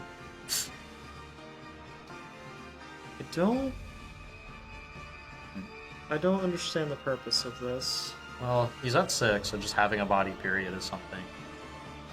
The Moth Slasher is that. And if you don't have the witch, it's not like the Moth Slasher ability is doing There you go. anything yet. Because his end is legit unplayable. The only playable card he has is the Quick Flame. Yeah. All the rest is duplicates. I do think there's a strong argument to have just fired off the column I and see if you certainly hit think something I right would there. have, But- because there's a fair number of cards in our deck that win us the game Yeah. on the spot. You So. can still kill him the next turn, so I guess he's trying Yeah. to withhold this for the longest time he could. Just one witch could seal the deal here, but struggling to find it. Meanwhile, we keep drawing duplicates as well on Alexander's side. He just drew another Nagi, which is not what you want to see at this point, and I think that's a Sid Wolf. It's funny to say, but like in the situations where you're way ahead, sometimes it's hard to, because it's just like, how do I avoid any scenario where I could possibly lose? Yeah, with your opponent being at 6 Oh. damage, it's a lot less to Yeah. consider because there's no burst factor at that He point. drew the Luid we were talking about earlier. So Luid and Nagi are the draws, so one lightning card and one backup that we already have on the field. He still has Divos in hand, I think, right? Correct. But we kind of want... The problem is, like, you can't Axar again, really, so... So we almost have to attack. If we have, like, Ativus is our play here, we almost have to attack with the Axstar first to kill the Mira. Is this a limit break of Cloud to do what? I don't know. To kill Could be, Mira? yeah. I suppose this is another way to do it, and that keeps us an extra blocker. It does not feel good to be using removal on The, Mira. the Yeah. biggest problem is we have to play a forward that's smaller than the lightning Yeah. so that we can block her and not kill her. Because when the lightning dies, she's just die, going to come yeah. right back, and we're... Well, are there Odins There's in the no. graveyard? There's a lot of Odins. I don't know if there's. he has Like another... both Shonen bears, has that's why I'm another not lightning sure. in his hand. There's a 9 CP. Oh, there's a lightning in his hand. Yes, he has a flat lightning out. in his Okay, hand. well, that'll do it too. There's a 9 CP. Well, sort of, because you Odin. can't do that mid-combat, though. Well, but he can pitch for the Cooch lane with the lightning to get another lightning in the break zone. So there's... Yeah, I'm just saying if there isn't already an Odin, which is conceivable since he has 2 advantage. I believe it was the first discard. Yeah, Okay. yeah. Odin Yeah. 9 Oh, okay, CP. then yeah. Zach. Is that coming in? I Okay, don't... sure. Just Now you can putting kill as the many- Titus if you attack. Putting as many bodies as possible. Yeah, and I believe we need to attack here. Yeah. Otherwise, we will just bleed forwards to a Titus attack. Not that Sure, it matters. Up, the that's Cooch fine. lane coming down. What Oh, drew witch. the witch, I He think, drew so, the witch. All right, that should Yeah. seal this up here. Oh, there's another lightning. Where's as the well. marble though? Yeah, I don't believe it's here, Marlboro. So Nope. there's another realm though. So unlucky. we could play the witch, kill our own realm, and then play another realm and go get the Marlboro. That's if we- actually valid, to be honest. we could. It could be the line we see here. You could. I mean, just do whatever you want. Honestly, At this point, Attack yeah. with a realm, I don't know. kill with whatever blocks. Yeah, and I believe we have one more Moss Slasher in our deck still. So that's 28k minus over the board. How much stats that did he Gilgamesh have? is interesting. 1, 2, 3, 4. It would kill 2 forwards only, so that's more than enough that he needs. I feel like killing our own realm and then replaying realm is actually a very secure line to victory here. I wish this game went differently. I want to see that Gilgamesh in play and just kill him out of nowhere. Can you imagine playing against Warriors and then just suddenly that happens? Gosh, I forget the fire. Oh, he played this new Gilgamesh Warrior. Yeah, sure. I forget the fire card that does the same thing for like 14 characters. Oh, yeah. I've died out of nowhere. I've died out of nowhere to that card before. Okay, it looks like our realm is dead. I don't know how it died. It got blocked. Okay. So then we... But we went into combat first, so now this is... Okay, we're just going to get rid of one. Sure, why not? Then you just attack. She gets blocked. Cool.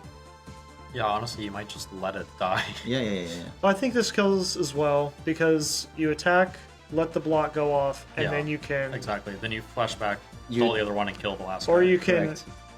You can sack the muscle. There's so many ways you can yeah. sequence this turn that winds up with lethal. Alright, so we're gonna finish that off. Sure. And just now, pay.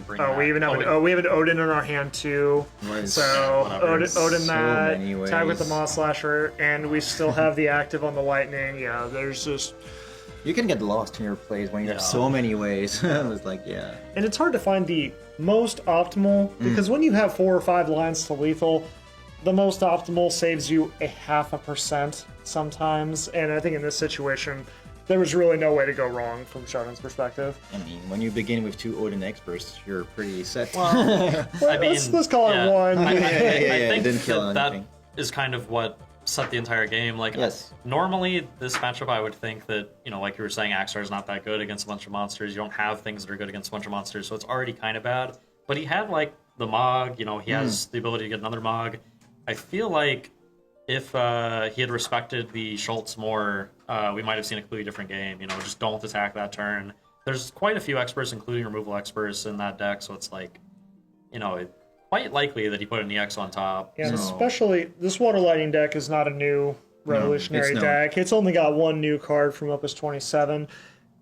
These decks very typically run 6 Odins, so it is a very high likelihood that that card is one of those to kill your Tybus. This is also a pretty marginal thing, but he took the blue worm off of that Schultz, so it's like, that the card he's taking isn't a water card, or isn't an Expert, so it's not like, oh, he took a water Expert because he needed a water card, period.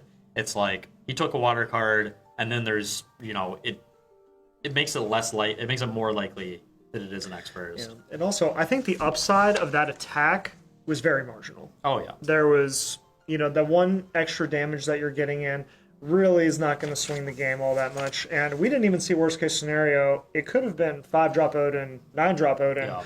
And then I think Alex more or less loses the game off that turn. Yeah. And his opponent's also not, like, the way the Lightning water deck works is, like, until you've realmed, a lot of times you're not really doing hardly anything. Sometimes maybe you're getting in with beats with, like, Moth Slashers or something, but I feel like if you can just keep that off for long enough with the Mog while you're still accruing value with the Tie Boss, that might be your way to possibly have victory if you can dodge X-Burst. And especially because I think the Warrior deck actually has some of the best answers to Witch, just in a vacuum, because a lot of their forwards are 8Ks that still kill the Witch, and that's what you want. Yeah, once you get Malboro involved, everything gets really complicated, and that card is very, very strong with Witch and can overcome most of the bad matchups with that combination of cards. But I think we could have afforded to play a slower game from the Warriors' perspective there. There was no rush. It wasn't like we were breathing down 5 monsters yet. And the realm hadn't come down yet, and our opponent was still in the process of dealing with all of our Mogs. So I think we would have been perfectly content to just accept that our Mogs are going to eat our opponent's limit break, and then we play the game from there. That's not bad either, because they have a really strong limit break, so getting that out of the way is nice. Either way, so this is going to be the launch break, like we announced. It's currently 1:20, let's say, in Japan, so it's about to be for 1 hour. So we're scheduled to come back at 2:25, so in around 1 hour and 7 minutes. We'll see you then. We'll try and get the standings, maybe for a bit of everybody, if we could get that printed and update you on the current situation on the players. But anyway, see you in about an hour. Thank you for watching, and see you soon.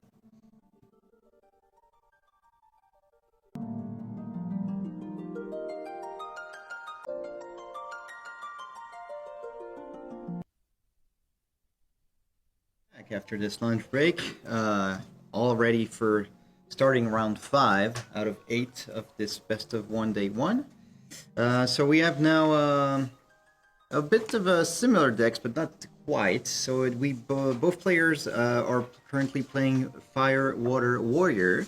It's just one of them also plays a little variant that includes monsters, so Realm and the whole package afterwards. So that's a similar deck from what we saw last year. Arrow win with the World Championship with. So it's going to be interesting to see if the differences between the two actually do matter for the monster hate being present or not. So I believe this is the first time we're seeing Clive Efrit in a deck today, actually, and yeah. that's pretty surprising. As a card that's been defining a lot of decks over the past year or so, That's whenever they true. came out, it's very surprising to me to see them, but the card quality has gone up to the point where just removing forwards has become less and less efficient over time. So for the players, we're continuing the pattern of the champions or national champions. So we have Ryogi or Xiao'er, so from China, currently representing as the national champion on the left, and Shido, so a very famous Japanese player on the right. Yeah, and this is the 3-1 bracket. Yes, Ah, the beautiful signature Unlucky. Clive. of course. Ryogi going first. Let's see the hand. I believe I see a He's Merle got Web. a Larsa. Is that a Larsa? I thought it was Yeah. a Merle Web. Oh, I think he might have both. Oh, yeah, he does. Okay. He has Merle and Larsa. Shido takes a mulligan. I think I saw it back up there on top for Sid. Alright, let's see how we start this game. In a vacuum, do you usually Larsa, or would you Merle Web off the first turn? I don't know what is in his deck enough to say. I'm sure there's like intricacies of what you expect to be able to grab later versus not. I mean, like in Knights, a lot of times it's a question too. I think the Realm with Larsa into the Merle with 4 Witch makes sense, I guess. You want to set up your monsters, see what your opponent reacts with, and then you see if you search for the Witch. Otherwise, you can just go get, like, what does he have with Water? You can go get Gao, you can get Hyperion, so there's options. See a low brick coming down for Sid. Alright, I see a bomb drawn for Ryugi. So Yorogi was telling me during the break that he faced 3 Sky Pirates of 12 decks in a row. So he was not looking forward to facing more of them. Wait, which one's he using? He's He's using the Ahmad or the Water Ahmad? Oh, he's pointing at the water Because they're one. both valid choices, right? I think he's pointing at the water one. yeah, he Yeah. doesn't want to kill it, obviously. Yeah, it makes more sense to not kill it. Alright, so Just pass. we're going to be pretty low to the ground this game. I think both players are on a similar level, playing with a low resource, low backup count game. And that's not to say they can't continue developing here. Since we're pitching the Lena, I imagine that means that we have another one in hand. Or, similar to earlier, we may be cognizant of our deck count and not wanting to commit the Lena. Just hit the field. This is definitely one of those cases where losing the die roll is pretty painful too, since you had to pay that extra card for the Water Ahmad. Where you already overpaid the low for it as well, too. Oh, Nemiac's Burst, always nice to see. Well, okay, now it's not as painful. Now he's back. Alright. ace. So yeah, he got all the anti-aggro in his hand. He had the bomb, he had the ace, so he's just going to set up his backups. He also has the VV. He has Which the VV will kill his own. Oh no, it doesn't. It can't target. No, he cannot. Obviously, I would play the Magisa. All right, looks like. Leo. For a second, I thought he was picking up his deck, and I was very confused. Alright, so we're Leo looking come for down. answers. I did not see what that was drawn. I thought it was another VV, but it No, could he have, put- could have he put moved it- it on top of Yeah, it. yeah, yeah. Is that a realm? I believe I see a realm. It's a small thing, but it might have been better to Yeah, Leo it's another first realm. mains in case you draw a Lena. Mm. But Okay, so we're pretty much set on the right. Playing it immediately, discarding entire hand. And imagine we're going to see a Furion here just to help reset Yeah, our hand Furion count, or or we Mog. could see a Mog. Yeah. I think I would opt for the Furion in this situation, just because the realm's already in play. right. He's Some effort considering to get rid of both. it. Yeah, look at that. New Tyvus tech, it plays both. Like, yeah. Alright, looks Okay. like we're going for the Mog. Goes with the Mog. I guess what are his counts? And I know there's a 3 Fury, 3 of each. Yeah. I know there's a Furion in the break zone already for Sid, so Yeah, and he does have the Lena, but of course comes in tapped unless you're gonna discard a water card. So now the Merle Whip. That's been discarded anyway, but still in case you can play another one's being negated. so I believe we just picked up our third copy of Realm and Also just- Ifrit. If then you might just play. Okay, Oh, no, okay. we have That our was own. pretty good. I believe that was the one card that we didn't see that was drawn Yep. previously. Combat. Yeah, and then second main, he can just play that VV and ping the Mog. That's quite strong. Ooh, And that's it's Homos. how many copies? I Two. believe two. So yeah. there's still one if the realm somehow dies. Unfortunately, that's mainly just a Oh. pitch card Oh. in this deck. Ooh. We have an expert on the right. Yeah. So obviously here, I guess you. I think I would just bounce the Leo in this situation. Yeah, and you can take back your opinion. Yes. Yeah. I don't think that bouncing the Furion accomplishes anything, and obviously you don't want to bounce the Realm unless your Obviously opponent not. would play that. So keep getting +1 cards with this Flex Bursts. BB taking care of the Mog as we have anticipated. So back and forth. We finally have our back and forth game. We're Yeah. settled. Although now getting to be able to put that Furion in is pretty strong, because earlier it was kind of a choice between the two, and why not just have both? He can even art cast it if he wants, but apparently chooses to use Tyvus effect for it. 4. What are we playing for 4? Backup? Lunafreya? Lunafreya. I believe Lunafreya. Like, he could Omega Weapon. He has the colors too. Oh, it is Yes. Omega. Yeah, yeah. So Omega Weapon gonna effectively heal 9k. Well, if he stacks correctly, 9k on Realm and just ask the Furion to be sacrificed. I believe Well, either way, it works. it doesn't matter. Yeah, I was Yeah. I You're was not gonna say discarding- I would probably still target the Furion for 9k just So to they have give the them option to discard their Yes, hand? because Yeah. I would want them Yeah, to to make do that it if blunder they could. potentially. Yeah, and even if they keep the Furion, Ooh, I'm not that Ooh, concerned. double Clive draw. That's pretty interesting, because he does also have a Ifrit. So he could just discard the Ifrit to Yeah, remove it. and then do it. I mean, he needs Getting an, that Tyvus off the field, pretty nice. he needs an answer right now, yeah. ideally he would have.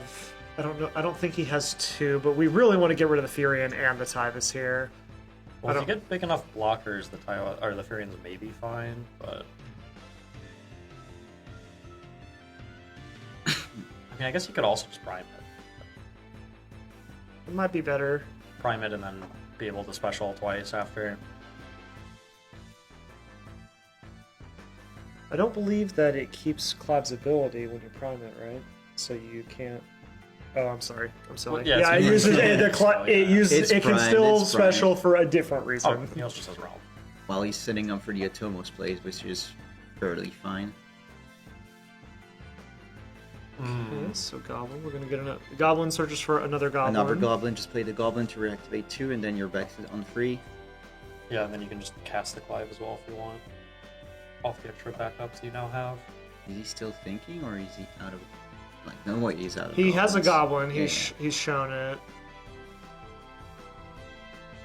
I think he was debating if he was playing it or not. That was not very shuffled. Alright, because he's going to search again with the other goblin. Yeah, of course.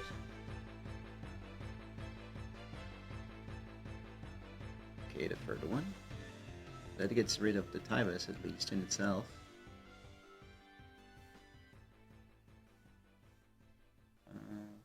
So he's 2 in hand, 3 in hand now. So 2 Clives and 1 Goblin? Yep. Yes. Yep. And he's already got the Ifrit in the graveyard, so...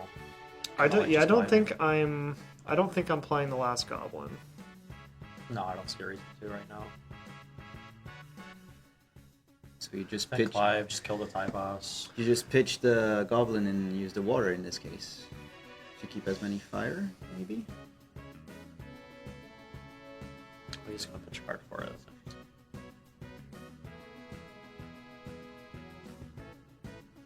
I was gonna say a play we could do is shoot the Furion with both goblins and see what he see does. if he discards. And then you could Zack or something. Yeah, see, I don't play the think goblin. there's a necessity to play this goblin yet, unless we are planning on shooting with it. So he's gonna search for the Ace Goblin.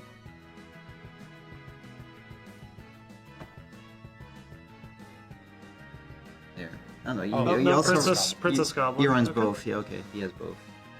So Is there a light card in the deck? I believe not. I didn't don't see think one. I saw one. No. So probably just gonna... Is he still doing the Clive? I believe- Yeah, apparently, yeah. Yep, Okay. there's our Clive. So he has his own Ifrit. Doesn't look like he's targeted his own yet. Looks like he's actually Oh. going to remove Was that a opponent's Fury? cards. Yeah, it was the Furin. Okay, to me this says that we're priming. Yeah, maybe. Because Nice, otherwise it doesn't make sense that we would... Yeah, he is Do priming this. it. Okay. Unfortunately, drawing another Clive that he now can't do. But also it's gold, so... Here comes the 30 gold. So... Alright, so here we kill the Ultima Weapon. It's kind of awkward, though, because you still can't kill the 2 guys you want to kill. You can, because we kill the ultimate weapon with the prime, sure, we sure. attack and then shoot the Furion, and then we can finish off the Tybus with all the Yeah, if you goblins. use all the goblins, that's true. And even if he discards to reactivate, you can just blast him on repeat. I don't expect this Furin to be saved, although the fact that he lost the one in his break zone might affect it. Do we have 2 We'll see. cards in our hand? We have 3 cards, okay. So worst case scenario, we could save this Furion from all the goblins, but it's a risky prospect. If we have multiple dual element cards, though, it may be worth untapping this Furion to try to ambush the Ifrit here. Okay, Yeah. I think we're going to Yeah, try this to. is actually pretty interesting, because he knows that he has no cards in hand. Yes, and he of knows it's going to be first strike. This could actually be a pretty big Okay, blowout. so this is going to be plus 4k, activate Furion, and give it first strike. Yeah, so it's going to wind up having to discard a lot of cards, but he's getting this Ifrit out of the way. So it's important that Ryugi here, if he's going to respond with these goblins, which I think we're priced into at this point, He's letting it resolve, which also kind of makes sense, because now it's like just accepting that you're going to lose 2 cards to it. He knows he cannot kill the Furin anyway, because at least with the goblins, because he still has another card to pitch. Now you have so, to just yeah. let this go, Yeah. which is, you know, see, but I think Could be worse. we could have traded our 3 goblins for Sid's entire hand, Well, and I yeah, for think the last one. I think I would have taken that trade, unless Yeah. Ryugi is thinking that he wants to kill the Tybus anyway here. yeah. So I nothing mean, to do you here. obviously have to let this go. There's Yep. nothing you can do about it at this point. So now I'm curious to see if we're going to see all of these goblins go into the Tybus or not. And I think, unfortunately, I saw in Sid's hand that there is another Tybus in there. I was going to say the other option is to pass and use it on Furion after, but 2, 3. yeah, Okay. this is fine. Yeah, unfortunately, I do believe our last card in hand is another Tybus. Yeah, I definitely think Sid's a little ahead here, but I mean... Oh, actually... This will be putting him to damage 3, so it turns on his... Yeah, Thomas is going to be Tomos, so active it's actually now. very close. And we'll see if this is a Especially burst. if you It hit that. is. Although he does have Luna, but... Okay, so this is a Joseph, I believe. Yeah, Yeah. search for Furin. Oh, okay. He might be out of them, choosing not to use it at Yes, the very it least. appears to be so. Oh. Alright, and I think we're going to see that other Tybus come down now. There Yep. it is. I expect to see another Mog. Yeah, he's got 3 Mogs, so I think that's a pretty safe bet. Although actually Yuzuki would make a lot of sense too. Yeah, absolutely. The card's very powerful into any sort of fire matchup. Yeah. It especially just Clive requires shenanigans. a lot of extra resources Although we've actually seen to remove it. most of the Clives now. There's 2 of 3 drops in the graveyard, a gold one in the damage, and a gold one in the graveyard. There's 1 gold remaining in the deck. He runs 3 and 2. And notably, Ryogi's not playing Zandy, so there's not going to be a clean answer for...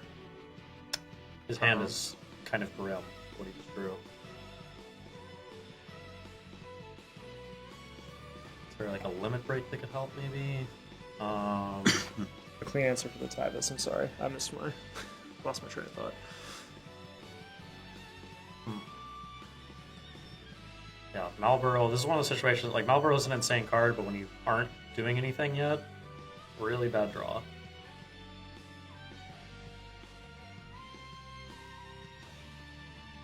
Still might play it. Yeah, Just he for the... might play it in a, like, maybe like Zack or something? I don't know.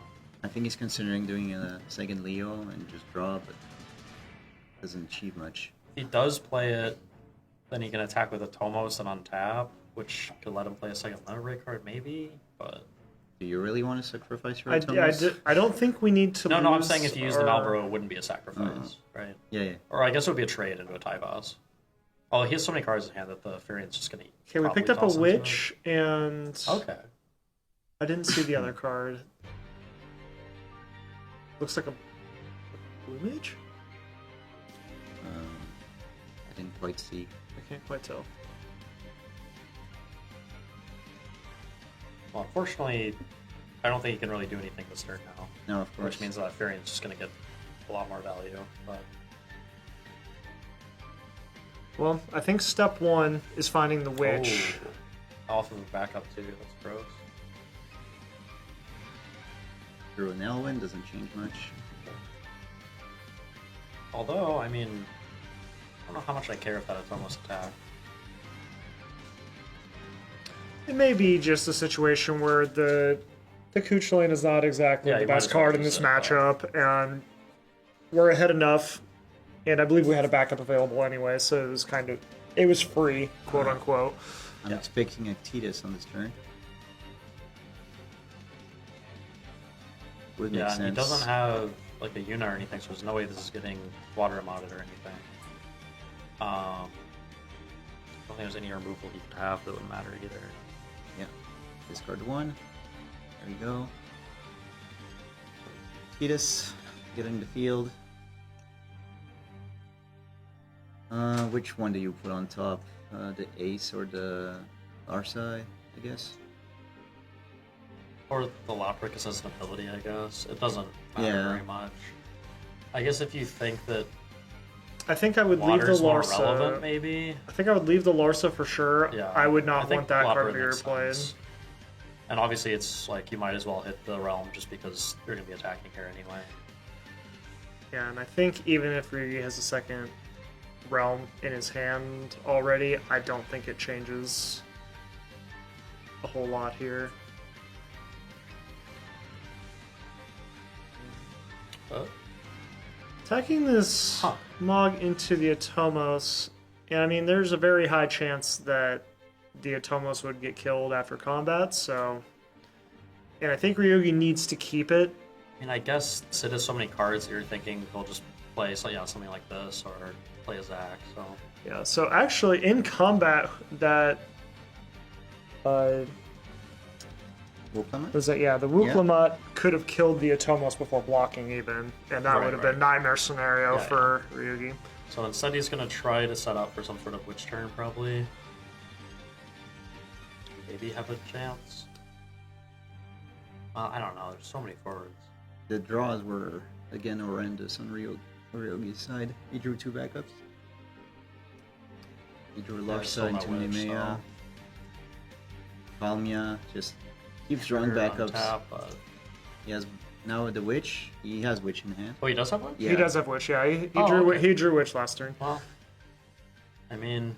It doesn't achieve if he much, draws like another monster, maybe? I think we need to draw a second Another Marlboro, and I don't know what else is going to help us here without that. There's one in there's one in the damage zone. I don't know if he discarded one early. That would be the third one, or if So he's only playing two. I was like, I can't imagine he's three, playing. yeah. I was like, I can't imagine he's playing 2. That is probably the best card in the deck. Sid has nothing, then the Atomos trigger goes off, then maybe we can still do something. I still don't. Our hand is not good. Is the problem? He can play Oh, and Ultima Sid Weapon. has cards. He can play he has Ultima cards he Weapon can play. himself if the Atomos goes through. Are we Lev He's 6ing just the gonna Lev six Atomos? that, Yeah. bounce Oh that my to your goodness. hand, get something back. Get another Furion back. Probably just hedge against our Furion dying, and also this. Okay, Nice. just concedes. Respectable concession. I believe he was dead Yeah. pretty much immediately on the following turn. There was a lot of velocity coming from Sid. Canceling the Yeah, those realm. first 2 experts were pretty unfortunate. Yeah. Gave him cards back, but essentially it was the realm canceling that was the biggest point of the at the beginning on the setting. Because if the Yes. realm would have resolved more resources, more fear in early, and then the tempo would have swinged. And I think a very, very relevant decision that game to use to use the Leviathan to cancel instead of the Amaterasu. We saw that realm more or less dead in the water on the board the entire match, and these realm decks really struggle if they don't have an opportunity to get their engines going. We eventually saw the Atomos come into play 4 turns later, something like that, and by then the mana advantage that you would have generated over time through the Atomos abilities just didn't quite add up enough to make up for the resources lost. Yeah, there's also the fact that because his deck A was Warrior of Light and already had Lena in it, he couldn't have Lena in this deck, so then, you know, his opponent having Lena, so your experts aren't very good, you not having Lena, so your opponent's experts are really, really good. Definitely something to put him behind. For the standing updates, I don't think we got them. So we're gonna ask them for before the start of the next round. So hopefully, maybe if we do have some time before the start of the game on round 6, we will let you know on the standings, or maybe even brought them up on the screen if we can. Do you have anything else to add on this game, or? No, I think it was a pretty clean game from both sides here. I don't think there was any major mistakes that were made. Maybe some slightly different choices that could have been made, but nothing I would call a mistake. And you know, sometimes the cards just fall how they fall sometimes, and The experts Yeah. are what they are. Yeah, obviously. So for no, we got more time. So now we're 18 minutes. So we're scheduled to come back at 3:05. So in 18 minutes from now, for round 6. Hopefully continue the streak. I think we're finning the decks now. Unless we get some like mono ice or mono wind, we're running out of decks that we haven't we're already seen. So let's see if we continue. And I'd like to see Sky Pirates. Yeah, of yeah, course. so we haven't seen any Sky Pirates decks, and I don't believe when I was glancing over the deck list, I don't think I saw any mono ice priming. I think that deck was Yeah. even antiquated last Yeah, year. I think it's so- always been antiquated. But We'll see. But it still is a pretty popular deck. yeah, that's true.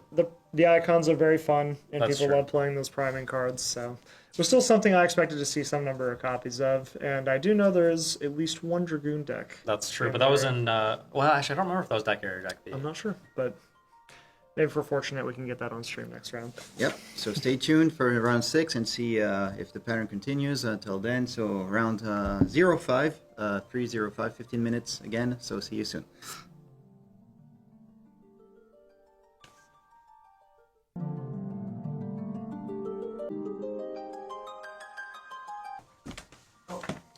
Welcome back, everyone. So we are going to start round 6.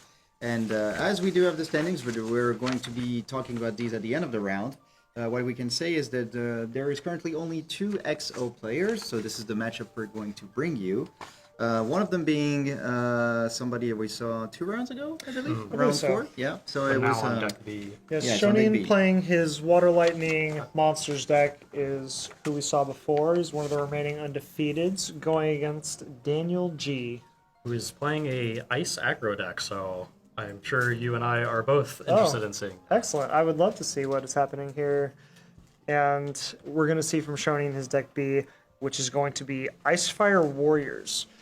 Now, I think Warriors is pretty well positioned to deal with some of the early ice threats, with Axstar and Tyvis being pretty efficient answers that are recurable that can deal with multiple forwards here. So Daniel was present yesterday, 2 days ago at the locals, and he was playing this deck, and I saw other people playing it. So it can do quite a lot with very few resources. Again, like we said with the Seymour, but there's also the lock times 3, the new lock's 27 really lock. powerful. So combination of the two, we're going to see. Is very interesting as well. Times 1. So yeah, Mono Ice, we finally have it. And Kind of sad that there's only one land, but we're also playing Anima Icon of Icons. Are we playing the? Are we playing the backup? the one that gets rid of their hand. Yes. no. I think it's just that like a strategy people use against ice in general Imo? is go Yeah, all Imo. in, so. Yes, she's not there. Yeah, Anima is just a very strong card. Dual freeze all your opponent's characters, I believe, if your opponent and you both have no hand. Looks like ice will not be going first, Yep. which is pretty big. Also feel like Axstar deck may be a little bit favored just in the aggressive creature matchup, but it's hard to say just because being able to attack your hand can go a lot of different directions.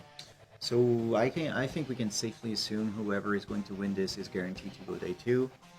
Yeah, that's most likely true. Yeah, now. 6-0. Almost certainly a lock at 6 and 0. Several. I think we currently believe no X2s will miss.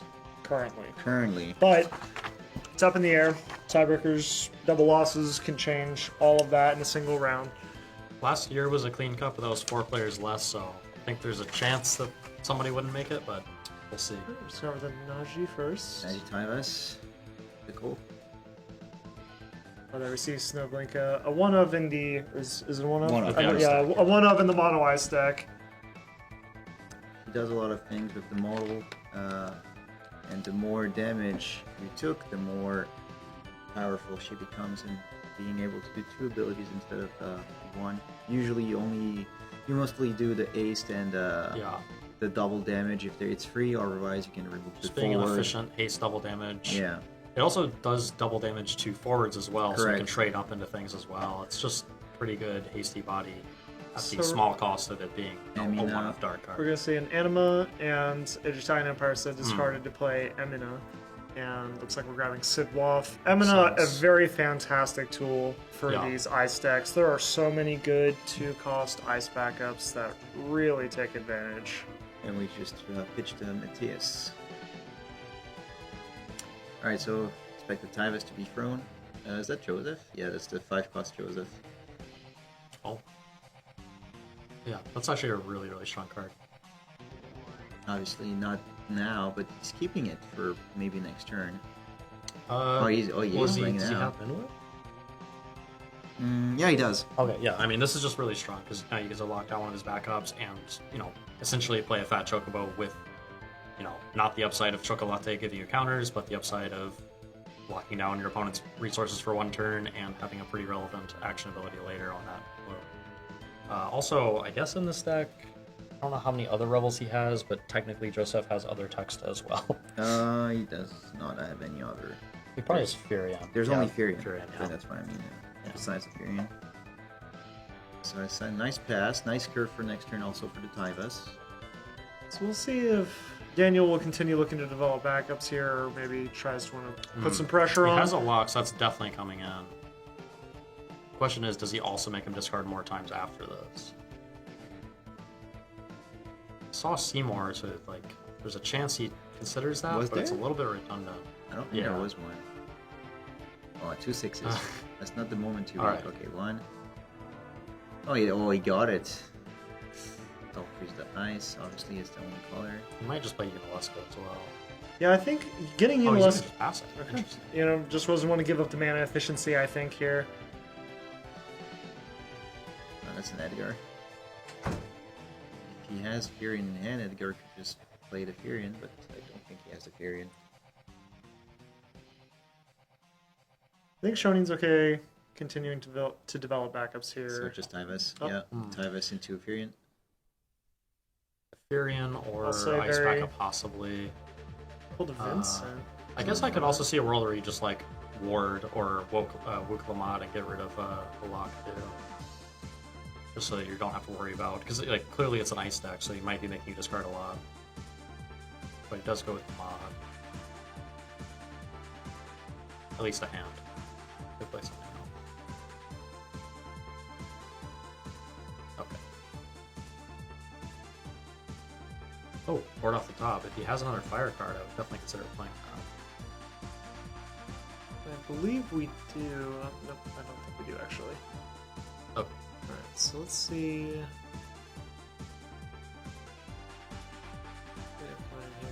Oh, sure, that works too. Yeah, kill That's, a 2 that's a cost. really powerful limit break card. 2 cost, bye-bye. Yeah, Iron Giant hasn't seen a ton of play. No. up It's just until because of the color relatively combination, recently. but it's been good. It's just the color combination, and also in Knight specifically, it's not that strong. Oop. Here Here we comes see the bad boy. yes, the big man of the set, Seymour. Looks like we're choosing to dual freeze 2 characters, and our Yeah. opponent to discard a card, I believe. Yep. Okay. And just passing. Elwyn, definitely good here, because we can go search for another warrior. Is that another Tyvus, I believe I see in there? What can we get to kill the Seymour, though? Obviously, Axstar would be something. This plus the ward. Yeah. We've got the ward in hand still, so yeah. this is pretty strong. Oh wait, does he not have the wards? I think that's a Tyvus, yeah. Oh. Okay. Maybe we're just doing this so we can get some attacks in? No, there. Oh, There is the oh, ward. okay, okay, there's the okay. ward. I just didn't see it. Yeah, I was I like, I'm see pretty sure he didn't discard it. But... Alright, so log coming in. Oh, The one-off. and then Shiva not doing anything. And the Oh, Terra. that's something. Get back to the summon. Okay, so another piece. And I think this ice deck is not really built to operate off the back foot. It really wants to get your opponent's hand empty and forwards on the board. Yeah, there's quite a field difference right now. Yeah, I mean, it's just like specifically against Tyvot. Like he hasn't even used Axstar yet, but just like getting those efficient forwards out and being able to just casually kill your stuff while you're still building up a board is like, it's the sort of matchup that the sort of deck has continued to struggle in. Yeah, Tyvus has been a thorn. Although he has for one Ice card in for a hand, you long can chant time. Toto. That's interesting. Problem is, I think our best card to pick up is Seymour, and I don't think Yeah. Seymour accomplishes a whole lot right now. Now, Yeah, it you would... can break the Tyvos, which is something. Argoth. Okay. So yeah, we can break the Tyvus. I'm expecting to see the Shantoto come down here. Do we have enough cards to pick up Seymour and also play it and use it? I think we do, but it might take our whole hand.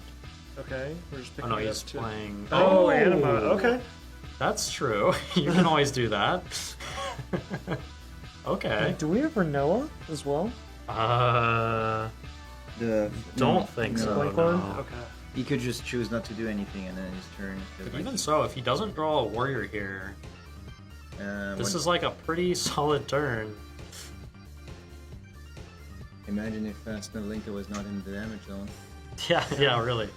He would. Actually. Oh, he hasn't damaged him yet, has he? No, So I guess it would- no damage. So not under a threat of Oh. dying. Was that a Zolera? Solera, yeah. Oh my goodness, that is Okay. that kills everything. Okay. Zolera, a 4-cost summon that destroys all dual forwards your opponent controls of cost 2, 3, 5, 7. I was 11. ready to be like, well, Daniel's dead, and then I was like, oh yeah, Opus 3. I'm sorry, and 13. That's important. Yeah. That's true, it is good against 13 Run with the drops. Night's Wine. Alright, so we see an Ifrit and a ward in Shuning's hand. You know, I thought Well, this game was yeah. a little put away for. He from does Daniel, have an but- Ifrit, though, which is He like... could discard his entire hand for the effort, yeah, And I think that's Yeah. a totally I think it's reasonable a pretty play good here. play. You just get rid of the... It's not even our whole hand, we gotta keep a card. Do you really want to kill the Anima and Shintoto, though? You just open your opponent to do it again. Well, the Anima only works Oh, he if still neither has of one you hand. have a hand, yeah, so that's not that much of a risk, I don't think. I guess you kill the Argoth here, not the Shintoto. Let me see the Hastish Tola.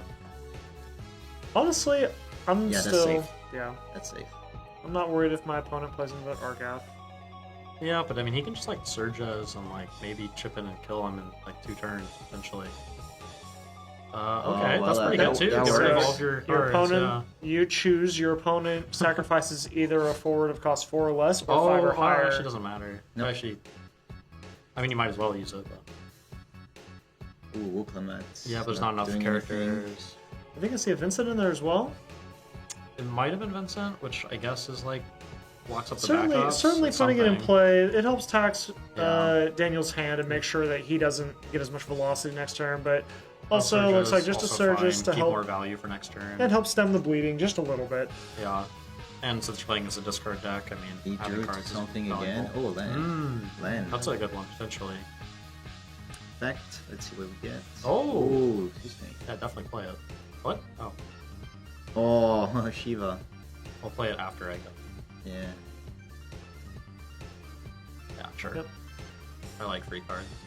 And I believe she comes with a Shuriken counter, and you can remove the Shuriken counter to dual freeze it forward by Correct. tapping her. Correct. Right now we're looking at 4 damage. Oh, Len's so Reading great. Len- I wish, Len I is wish a- there was 3 in here. Len is a very good card that has not had a home Yeah. since it got printed.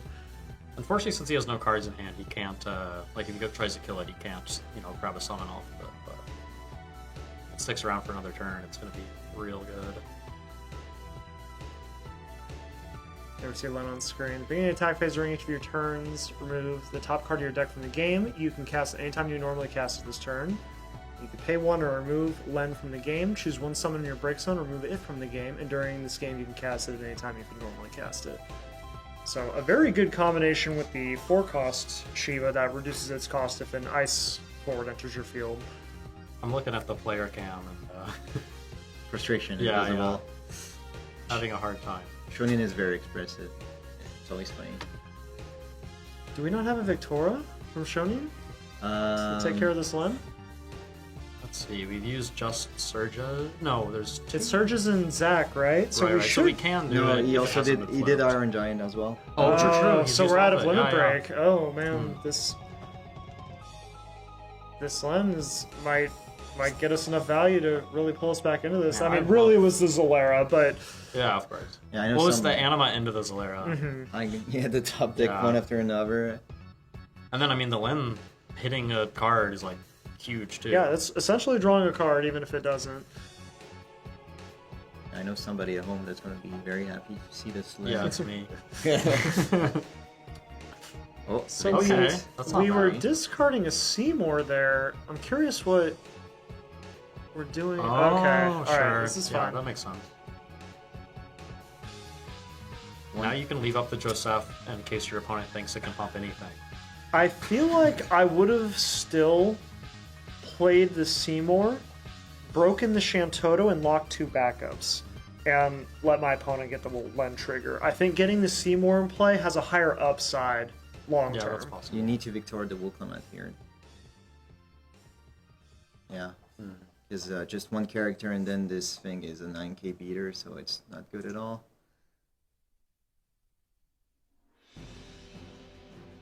I did not expect this kind of back and forth. Yeah, This I is think yeah, the this deck is was certainly really not the game gone I in expected. An interesting direction.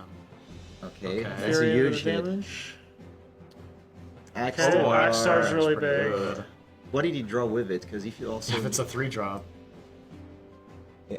Wait, I what is think that? there's 2 Axe Stars. It's 2 Axe Oh, Stars. okay, well, if the... Yeah. I I mean, Oh, he wants to leave up the Minwu? it's still fine though, Okay. because that's only 3 cost forwards and only 4 costs, so... So I think, honestly, I'm okay if we don't kill either forward here. Do you have to? Well, you can't kill the Victoria. She's 10k, Yeah. so you need to Well, go. but that's what I'm saying. You could shoot the Victoria Right, and right, leave them yeah. both in play, because I don't necessarily want my Yeah, opponent getting I mean, Shantoto. now that he has the Minwu up, it's going to be tough for him to not die. Well, he has the Shuriken counter, though, so maybe... No, I guess that won't matter, 'cause there's too many forward. It's... Well, it's not like Mono Ice as You know what he should play? Anima. That would be pretty good. Yeah, an animal right here would be pretty brutal. If Valinka was available, that was lethal. That's the worst thing, but That's true. maybe Shantoto, maybe he doesn't know. Can Shantoto only grab ice characters? No, any- I believe it's any character. So Shantoto would Maybe. also work, yeah. Oh, no, it's in damage, isn't it? That's right. Yeah, that's why. It was the only out, because otherwise there's a Y'shtola for haste, but still that's only 6 damage. Shame. We need to play another Victoria, but that doesn't... Obviously, there's still one in play. And even then, I don't think it cuts it. Does he have a second anima? He does, actually. He's just in draw it this time. What are we seeing? I'm assuming this is a Surgus. Surgus. Okay. Freeze the Vincent because it has an ability and the other Surgus does not. Fortunately, that doesn't stop the Axe Star from killing thing. Well, you Well, do we have have the Sea Snake. yeah, we have the Cisne, so we're okay Yeah, from that's that. true. So we're not, Yeah, potentially not dead. in theory, not dead. Definitely see. don't want to crack the Minwu right now. This is going to be very top deck dependent. And I think he's debating doing it right now. Honestly, I don't think there's a lot his opponent could have to stop him from doing it right now. You should do it there in his main phase. Otherwise, the freeze is wasted, like, so to speak. No, because it saves in a whole turn. It's- It's still the same turn. It's the cycle. same either way, it's just you'll have more information if you untap. The only thing you gain is that your Joseph will be untapped. So, I don't know. No, I'm saying the Cisne on the left. Are you guys talking about the meme on the other side? I'm So, talking yeah, about the yeah. Minwu. We're talking about the Yeah, Minwu. I'm talking about the Cisne, that's right. But yeah, this should be done now. Sure. I think I would keep it personally. I think I probably would too. So Dual Freeze, the Surgus. So we're still... Let's see. Honestly, we still got 2 attackers here. This is totally fine. I don't think there was a lot that we were scared of. And we'll see if there's I mean, a 1-mana card that can save He could- Daniel here. he I could mean, he have. could have that one cost Shiva. Yeah, that 1-cost Shiva is very, very good in I mean, this deck. surely that's in his deck. Okay, 2 mana. Oh, there you Oh, go. Okay. That's Oh, that's Matthias. Matthias. Still. Oh, but still he doesn't dead, have enough mana to unfortunately. sustain and Mateus. Mm. Wow, that was the closest was a game good we've one, seen all yeah. day. Yeah, excellent game. The Anima into Zalera really Made almost pulled that one out of the void. Very, very cool game. I haven't seen that Zalera played in quite some time before Seymour. He does only Came have out. one of that one cost Shiva, which surprises me. It surprises me as well, because historically, that's been one of the staple cards for aggressive ice decks, especially mono ice decks, because it's essentially 1 mana, remove 4 cards from your break zone, which you have very Yeah. little way of interacting with, to just duel and freeze. It's a character, isn't it? So you can Yeah, even it is, you yeah. can even mess with their backups if Yeah. you need to, and especially with the Kefka meta right now. And And I mean, just me personally, I would play it over the Mateus, and just the fact that it happened to line up that way, that Yeah. it was Mateus that he had there at the end. It's like, yeah, and I think yeah. I think if Daniel drew that Shiva, I think yeah. he still wins that game definitely. because he had a lot of cards He in had his a lot of break zone. backups He available, probably yeah. could have cast it 4, 5, 6 times easily. for sure. But that's not how it broke, and honestly, he got pretty lucky to survive the early game with top decking the Anima into top decking the Shiva, or not the Yeah. Shiva, the Zalera. So, you know, that was an exciting game. Yeah. Happy to have been able to That watch was that way one. closer than I thought it was going to be from the way it started. Yeah. So now we see Shonen moving to 6-0, so he's the only one at 6-0. Daniel remaining with 5 wins. Not a lot of 4-2s. I mean 4-1. Sorry. Afterwards. So Xavier was also undefeated before at the beginning of round 5, but then lost apparently, unfortunately. So we have Air and Shido, so both Japanese players that are also at 4-1. Then Alexander that we saw a bit earlier was also at 4-1. Alexander Early from America, not Hancock's. Yeah, sorry. I should just say Alexandre. I was like, so Connor J, 4-1 as well. Fujikawa at 12, and then Fabian, so the Metairie Cup Germany champion at 4-1 as well. And then there's let's try and count 1, 2, 3, 4, 5, 6, 7, 11. 18 people at 3-2. And then it's just basically makes sense. a lot of 6s, and only one player has a XO. Yeah. I mean OX, sorry. Well, Oh, there was another drop, so in theory it could have been True, 2, but Yeah. So yeah, and then some big names are in the 3-2 categories. We have Alex Hancock that we saw earlier. We have Jordi Costal. We have Arika, Petignan, Mark, AAA, or Yogi that we saw earlier. Anthony is also pretty known. So there's a bunch of people that are still surviving. Obviously, the results of this run are going to matter a lot going forward. yeah, and the X3s I don't believe are mathematically eliminated, but No. they are probably not looking good for day 2. So really, we're looking at somewhere around 25 players in contention Yeah. still at the moment before the end of this round. So we're trimming down very quickly. Before this round. After this round, I guess what, like, I don't know, 15-ish? Somewhere around there. Roughly. So our top cut's shaping up very quickly here. So this is round 6. So just 2 more rounds here for day 1. Yep. It's already almost over.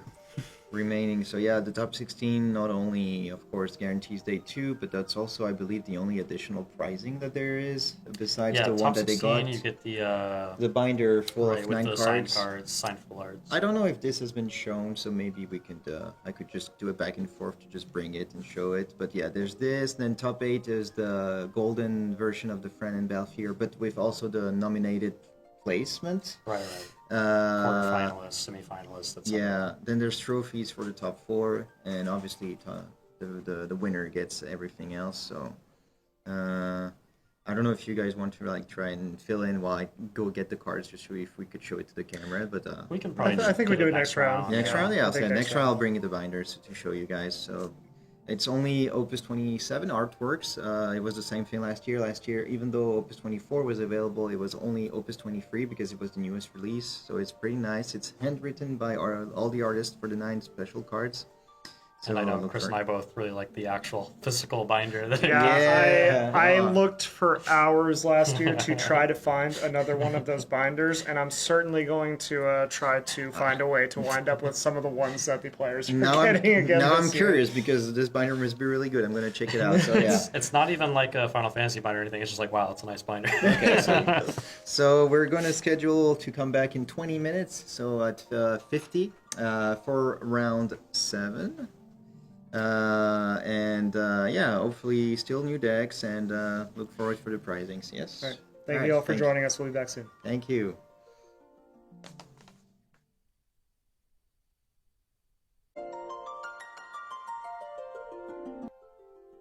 Welcome back, everyone, for round 7. So for round 7, we have a repeat of one of the decks. We have another warrior deck. As we said, we were expecting to see a lot of them, but we do have a new deck featured for the second opponent, which will be Bard's Turbo. So Refia with the Opus 22 Bards to do a lot of time magic.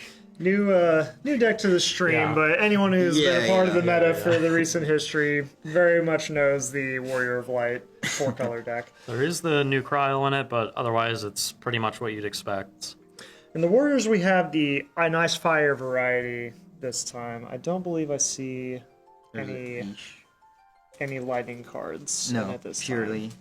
There is a though. Do see a Mog and some Furions, so a little bit of extra water, but for the most part, It's nice. just a nice fire. Yeah. The new cryo is pretty nice though, especially for the Bart's version. Now you can pay, one less and still get back another Bart's, and then Correct. go off again while getting your color set up.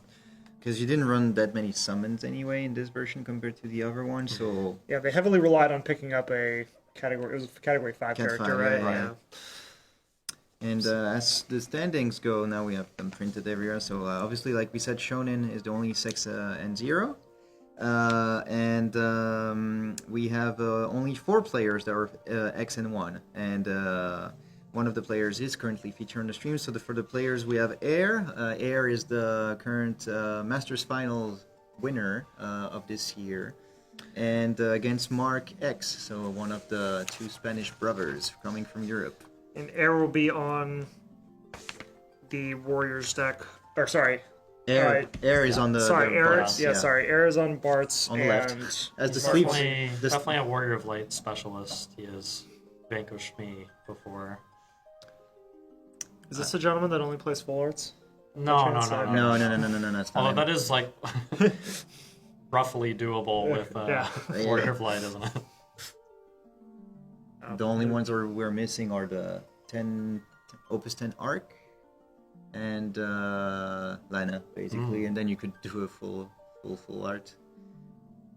So a lot on the line here, especially for Mark, because Mark Yes. got the pair up this round. Mark is 4-2 and Aaron's 5-1, so a very big deal for Mark to win this match, both in terms of his tiebreakers and also to knock down one person that's above him in the standings. So This is going to be, in my mind, a make or break round for Mark. Yeah, please. And of course, if Air wins here, he's probably locked as well. Yes. Please full art this, please. Thank you. I don't like playing against this card, so I would like you to not full art. We're gonna fill in the blanks afterwards, asking what is your card that you would pick if you were champion. Yeah. I had a brief moment to debate it last year, so We'll see. And this Lena, I've never seen it play, let's say, in a competitive tournament, so I'm still expecting It's it to all be a lot fun. of play in the L3 tournaments. Oh yeah, since L3 of last course, season. yes. And Alright. you do sometimes see like a 1-up in the Warrior Blade decks. So Air starting to go Don't whiff. first. Wall, don't whiff. Ooh. Oh my god. Well, I told I you not to did- do that. Well, so Wall, yeah, of course, reveals 5 and you pick a win character amongst the 5, but missed. Sad. A win card, actually. Even better. It's Minoru. Ooh. Axstar being pitched, Minwoo freezing, second the Axstar. wall. It's quite a good start. Yeah. Obviously here the Sidwolf matters a bit less because there's way Just less passes straight back, yeah. there's way less experts in the time magic version, but still. And this it's is a backup. essentially a way to steal the play. That Minwoo Yeah, more or that was less huge. gave the entire tempo of the game in Mark's hands. He's now ahead of full backup, and Although what's very awkward about that Minwoo, if you're on the Oh, play, man. is it has to freeze itself. Yes. To be honest, I think that Air was already on the downside because I believe he did mulligan, And the I fact, believe he All getting just- into a whiff is pretty rough. yeah, and I the think I fact, saw a Luneth, so I believe he does Oh, have a God. backup, and a Tyro, I think. I hope he's not playing Tyro. I No, thought he's gonna that's- cry. He's gonna cry. Okay, I thought that's one of the cards he put. He has to face down. overpay for it, but the Vincent isn't like the strongest card in the world Tyro? anyway, so it's kind of fair. the other way around. Yeah, there's the He trial. is in fact playing 3 Tyros. I mean, it is very important that, this is 2 Warrior of Light backup, so he is starting to get set up for the Refia setup regardless. Now Mark is going to need, in my mind, to get some pressure on quickly, because when the Warrior of Light deck starts going to Yeah. late game, very few decks can hang with the Oh. card advantage that the deck. This was Presents. hurting my eyes, but I just realized what was happening. He's playing with the Magians and Bards for the main deck, I believe, or something like that, and then he's playing the LB deck with the other Bards non-sleep, I think. Oh, these look similar? I see. Yeah, so weird. I think so. Oh, no, it's his hand. I'm Oh, I'm okay. done. I'm done. Okay. Because I was like, he has so few cards in hand, but he's put it so far away. So the land being Oh, searched, I'm like we surprised said, he got lit up. I think he needs to color basically. Yeah, well, I thought he was going to get Bards and start trying special. I think the Bards is already kind of slow here, to be honest. He probably took the Lana to maybe do Lunaferia on the next turn, if this is not frozen again, to be honest. We're gonna see.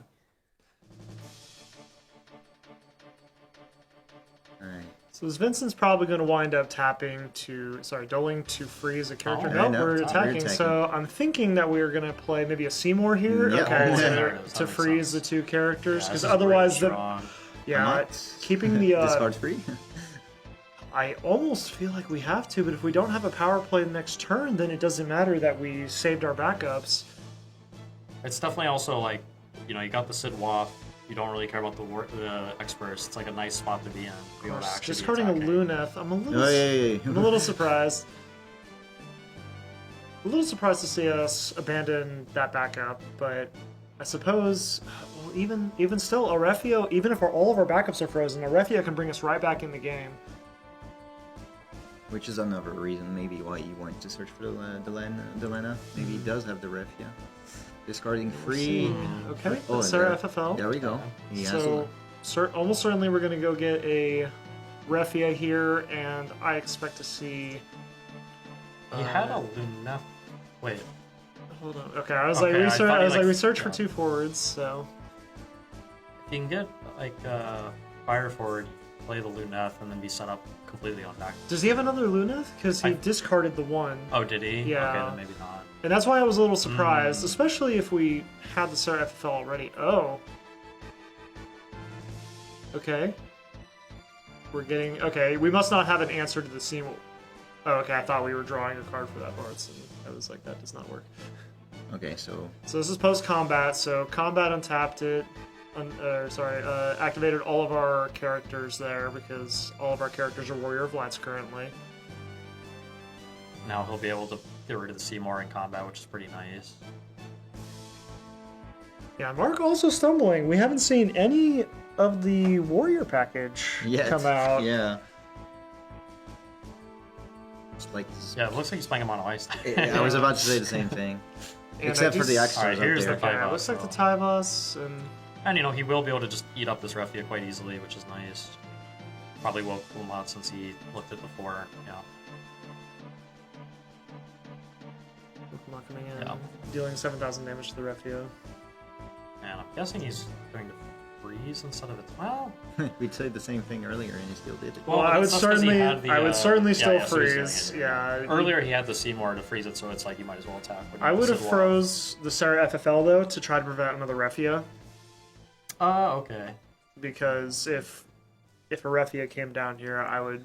Yeah, be he still slightly wouldn't have sad enough about it. to activate it before the untap, though, so it's not the Sure. end of There the would be no world. card draw, but at the same Yeah. time, it's not where you want to be.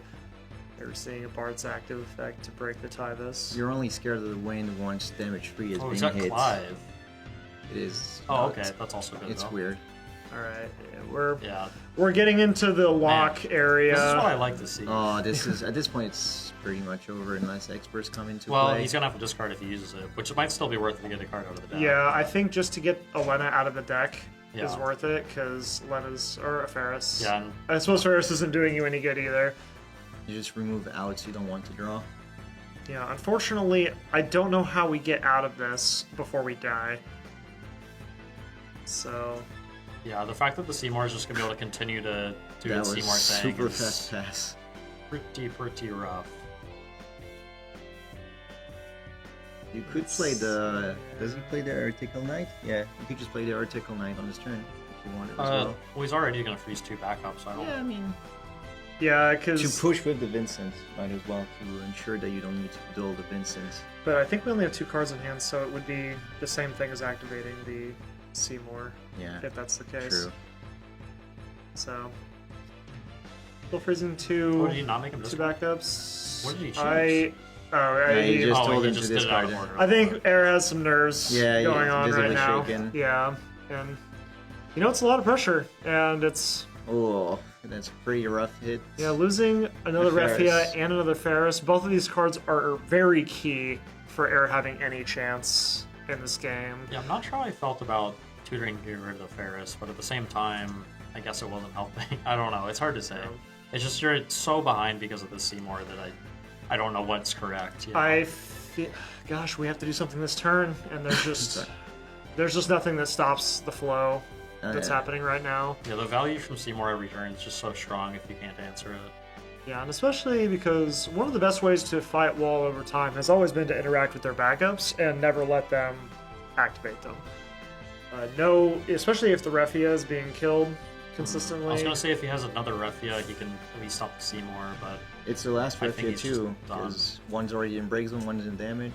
And I don't see any bursts that can save us here. No, there's No. Brynhilder, but still it doesn't kill anything. Yeah, I suppose if our top 2 damage is Brynhilder Well, not if and he Mark attacks does, properly, yeah, it's like if yeah. Mark attacks properly, then it still doesn't change anything. So discard. he could have something he's just gonna put. No, okay.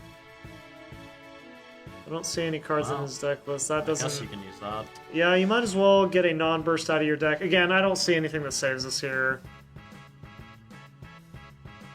Yeah. And Warrior Light's certainly not doing anything at the moment. And so we're gonna see a discard from the one of Sid Waff. these. 2, 3, 4, 5, The 6. last one on the right. Yeah. Yeah, it wasn't enough. It doesn't matter, like we said anyway. It's supposed to be Another damage 6 coming in to and the 7. 6 There you and go. 7th damage. Alright. Seymour, like making Yeah, this the I one. like seeing that Seymour super doing some excited. tempo-y shenanigans. Makes You me know, want to play a Seymour. And this sort of matchup, Seymour almost specifically, makes me think if that's why we're not seeing a lot of the Warrior Light decks at the top tables because Seymour every mode of Seymour very good against, especially against Warrior Light. It's basically Lastwell on steroids, where Lastwell already with Knights was doing the same job, but here you're also making this card at the same time and targeting 2 with no condition, so to speak, where Lastwell needs to keep digging forwards to have his effect. So yeah, obviously very, very good. Yeah, part of the problem with Ice against Warrior of Light historically has been you eventually run out of ways to freeze their backups. Seymour solves that problem because as long as you are killing their forwards, Seymour's going to take care of it. Even if they kill your Seymour, you could potentially play another Seymour. So. And even if they put a Refia, you could always dull the Refia first and then just use the mod that kills the dull forward if you wanted to get rid of her and stuff like this. So obviously, a very versatile card, and showing here the Strange once it's set up and you have no answer to it. So, yeah. It's another deck using the Joseph Minwoo package too. We didn't see it that game, but it's just really strong. Yeah, Mark?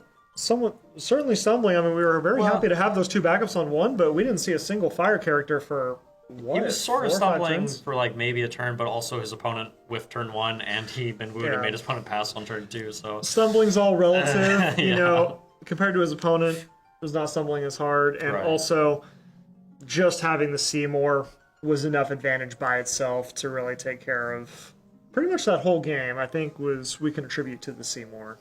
Yeah. There. And then the follow-up Seymour. Yeah, and even the Vincent, even though it was only freeze 1 backup. Yeah, I mean, it was against Warrior of Light that matters a lot. Of course. Because they have to have their colors, and, certainly not going to cast literal Warrior of Light if you're not set up. Of course, Aaron never seeing the namesake card for the build of his deck, never seeing the Bards to special, fetch out all the other Warrior of Lights. Just an unfortunate game, and so you got to see the top 15 cards for the Bards on turn, between mulliganing and turn 1. Didn't see it, so it's unlucky.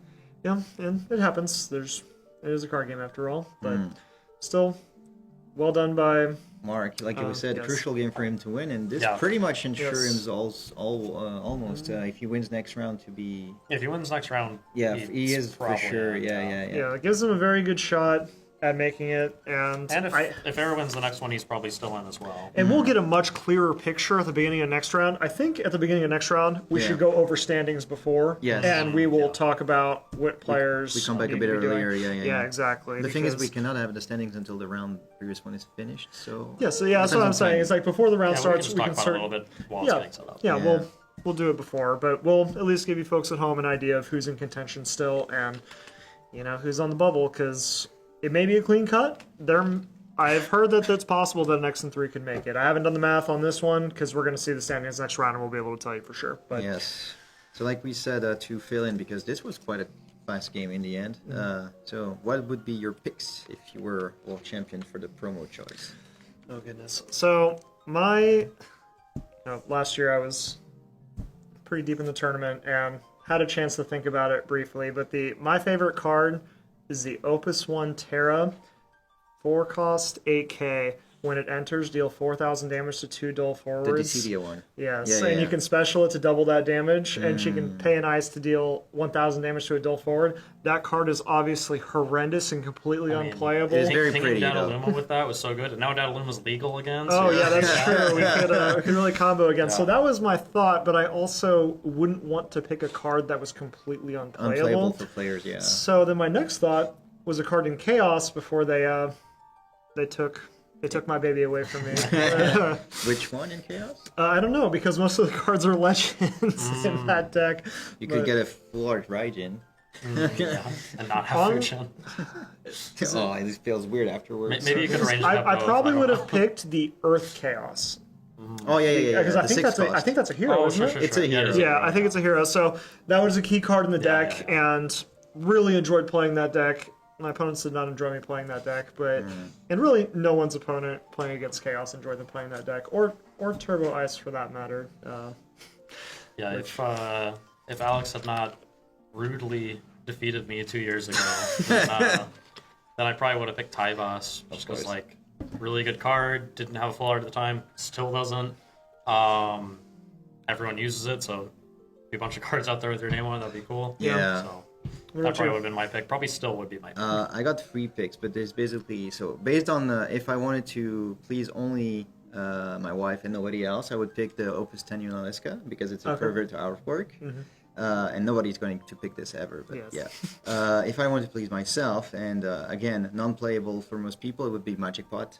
Opus 4 because I'm like known for it with the gold best. The monster that breaks one of your forwards and searches for the same name. Yeah. Exactly. Yeah.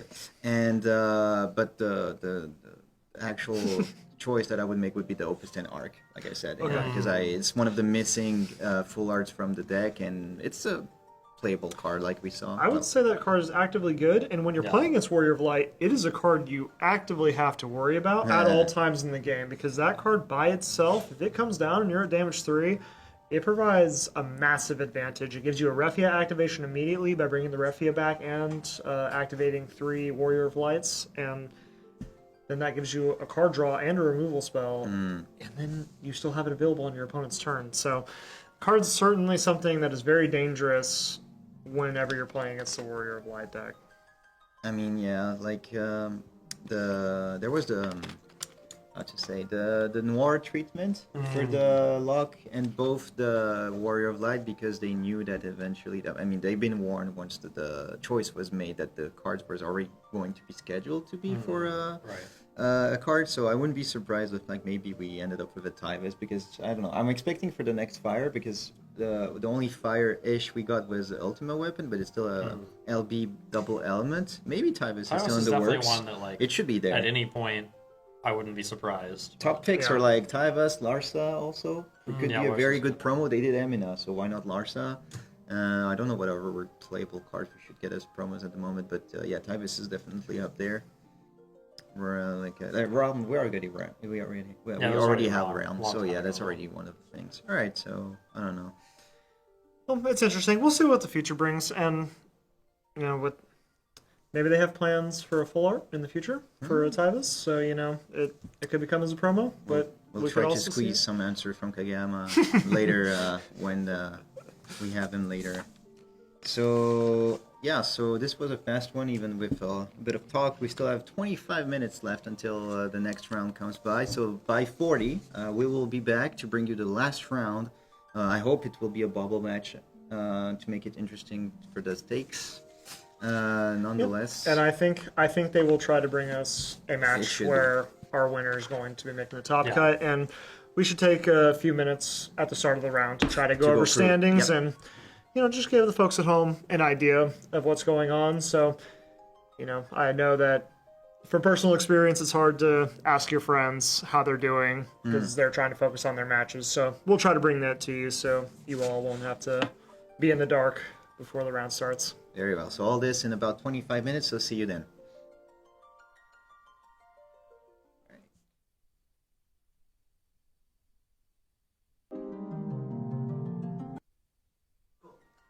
Welcome back, everyone, for the final round. And so, as predicted, we will bring you a bubble match. Currently, Shonen is still X&O, keeping the undefeated streak.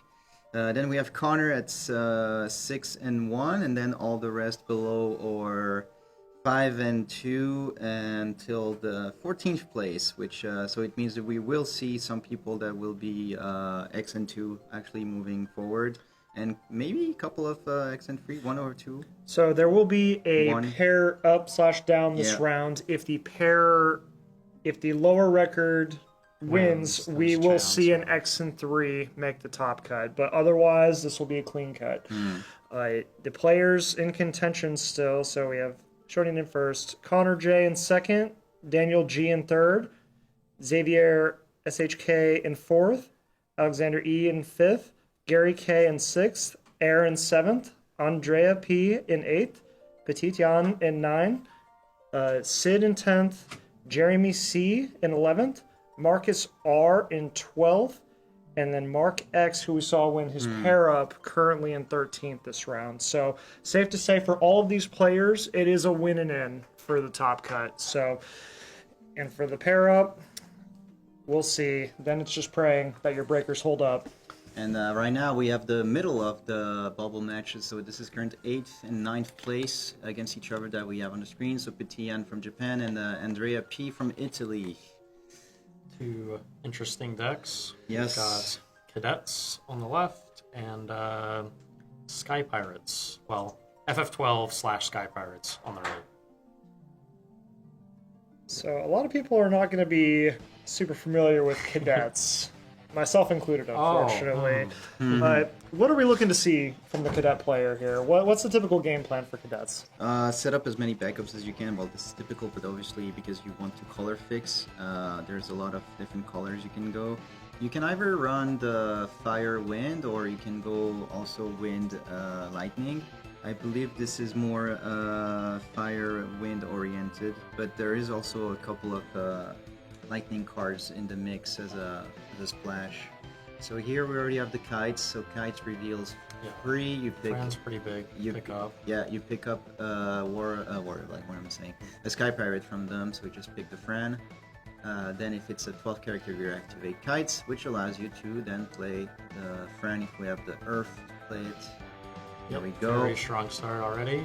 If this plays a Larsa, this is pretty huge. Alright, Joe. Still not bad. Yeah, that's good. That's nice. I'm gonna go get the sister. Or you could go get another friend if you want her safety. That's also valid.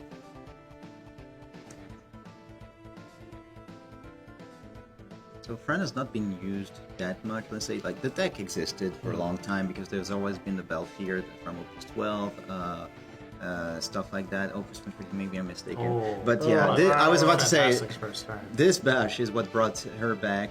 So Bash costs only 2, and a Pinello. Yeah. Although he doesn't have no Sky Pirates, right? No. So Pinello, Bash costs only 2 because there's enough FF12 characters to reduce his cost. Then you have multiple mods, but you almost exclusively are going to do the reveal 3 and then just pick on the 12 character, and then the rest goes to the break zone. You can situationally give the Brave for your attacker because with a nice boost as well, but obviously you need a bigger wolf for here. And Pinello, pretty new card. Pinello is very important in the deck as well. Like brings some utility, brings the draw, brings the cancels. Oh, very nice. Oh, Aerith off the top. That's interesting. Seeing an Aerith Limit Break here. Yeah. So it is the lightning wind variant here. I don't know what to expect from what's happening. I don't either. Enters the field, you may search for one card named Cloud or card named Zack and add it to your hand. I believe he's playing the Cloud backup. Oh no, actually he's playing the 19. This is the the 2 element one. Yeah, so he's going to try and break both of them in one turn. I see. Because it's already reduced by 2, so it's just going to kill both guys. That's pretty strong, actually. Yeah, this one. Yeah. Yes, this Cloud has always been a very strong card, but again, similar to last round with the round before with Iron Giant, Lightning Wind, not exactly a popular color combination, so this card hasn't seen a lot of play, even though it's an extremely powerful ability. And you can have it at gold, but sadly not in this case. There you go, so break both. Yeah, very strong, because both of those are like key engines that we're just going to keep going. And he did discard his entire hand, so now we know he has Pinello and 2 unknowns. 2 friends already in the break zone, so that doesn't leave much room. Probably just going to see the Pinello come down here. Yeah.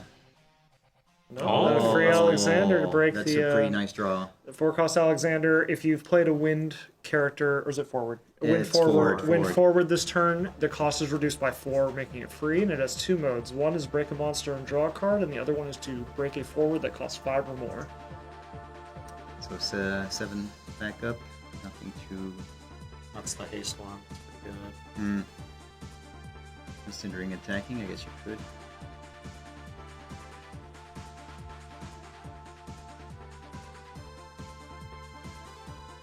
Not sure what bursts are typically to be worried about from the 12 deck. Do we play Kusith? There is Kusith. Kusith is 12, so it's like fits perfectly in the deck. Wow. Yeah. There's also 3 Tyro.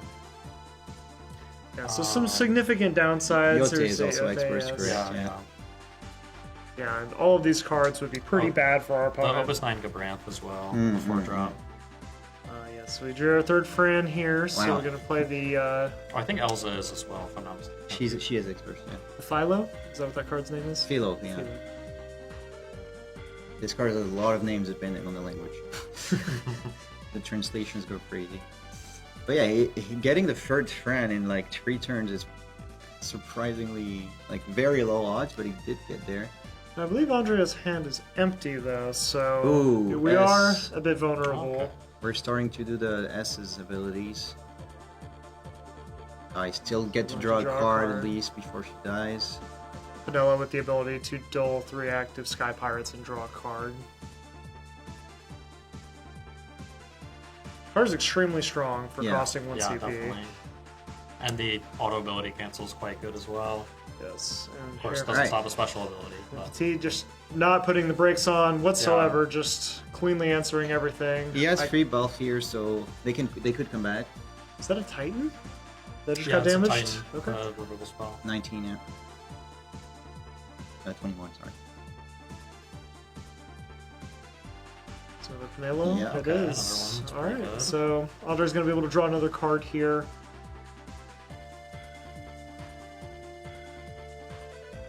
But we're not seeing too much build up yet. The TN should try and put more backups, okay. but there's the 8, so aced. It's a new card. Yep. So when he attacks, you reveal the top 3 cards of your deck, and you can add a cadet, job cadet from them to your hand, and the S ability. But obviously here we're just going to try and go and get ourselves some more cards. Yeah, if this kind of card goes unchecked for very long, whether it's a... what's it? Is it Stinian? Is that the Scion? Yeah, That does Scion. the same sort of thing.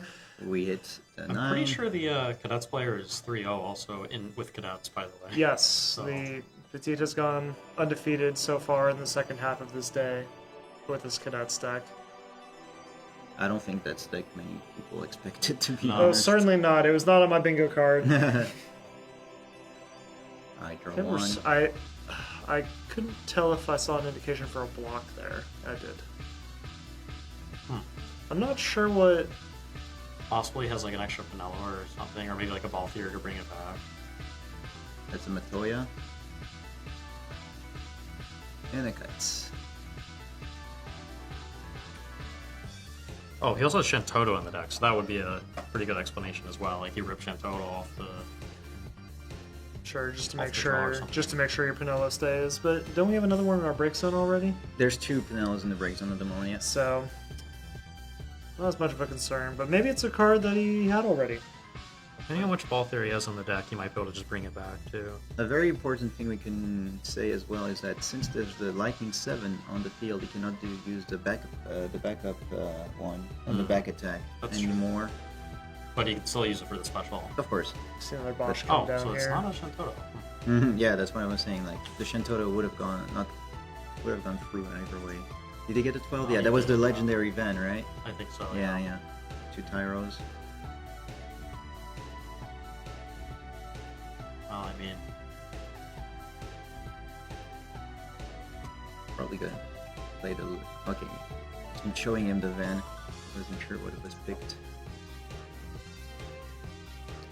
So if I- Vaughn could get you 3 Sky Pirates instead of setting up backups if you wanted, but I'm not sure how many cards Yeah. Andrea has in hand. I think think it's 2. I Yeah. believe Oh, it's it's just 2. 2? So I don't think we can actually play this Vaughn here. He would have been thrown already, I think.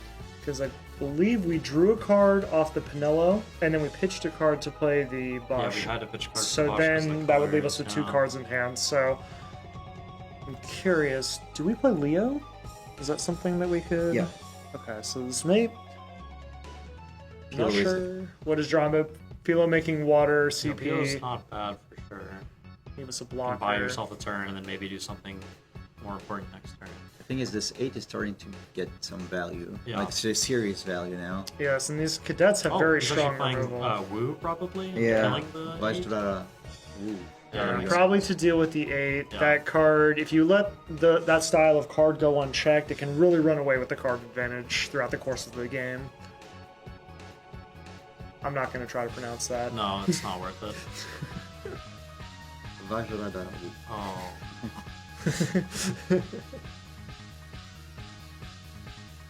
This is another example of card that, depending on the localization, the name changes drastically. When I saw the Japanese name, because I translated for the L3 deck list, I was like, this is not all what it means. Like, it's so weird.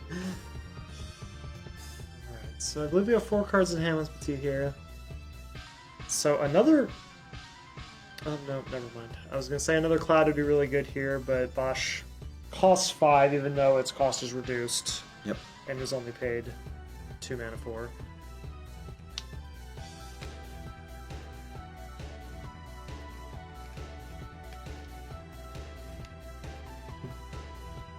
Our attacks are looking a little suspect. We're gonna need some development here from Petit to make sure this Bosch doesn't start running away with the game. So we're playing 9.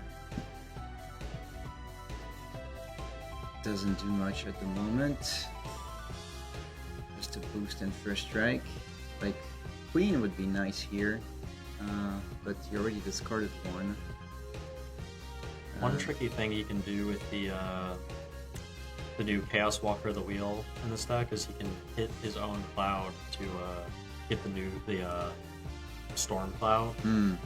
Is it the 1 mana Yeah, Chaos you Walker? remove it and search for another copy. So we're here. Oh, he's sorting the breaks in front of us. We can see how many cadets have gone through. So there's be 2 queens, 2 douche, and that's Catter, I think. Yeah, and then there's 1/7.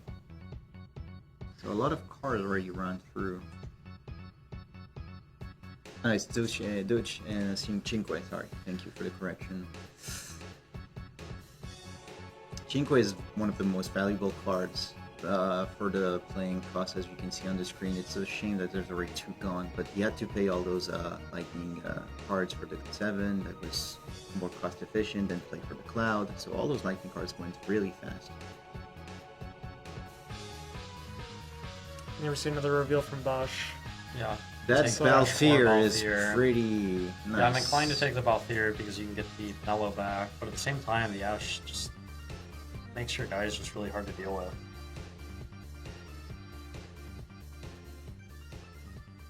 I guess the Balthier kind of does too with the plus 2k though. Yeah.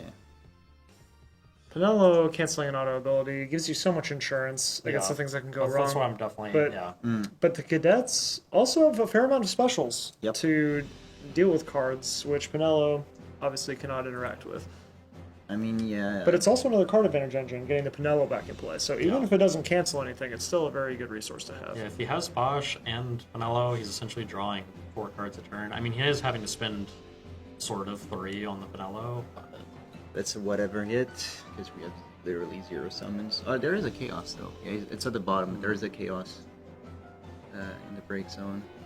Switching the Divine Yeah, for the Balthier, playing the Pinello. leaving us with exactly 3 Sky Pirates open, so we can draw a card. you know, and still have the option to pump instead if he decides to attack the cloud and we want to block it or something. Yeah, I don't see a great reason that we should be worried about taking the damage from the cloud. We're only at 3. Our board is starting to become pretty hard to deal with. Yeah, I mean, this does have a lot of hasty guys though, so it is something to be a little concerned about. Absolutely. But that being said, I'm also perfectly content to trade our Woo with the cloud. We don't need to get super Yeah, fancy. you could just trade it and not even worry about pumping to eat it. Yeah, for the haste, there's I believe Size has haste as well. Yeah. And then And the then 8, obviously the backup. the 8 that we already saw, and yeah, you can give it with the backup. Big Tice. There she is.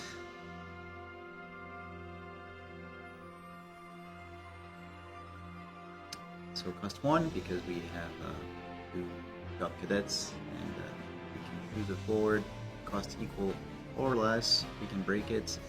So we can break the Pinello here, and yeah. so Andre is going to have to decide Draw or draw or cancel. block, or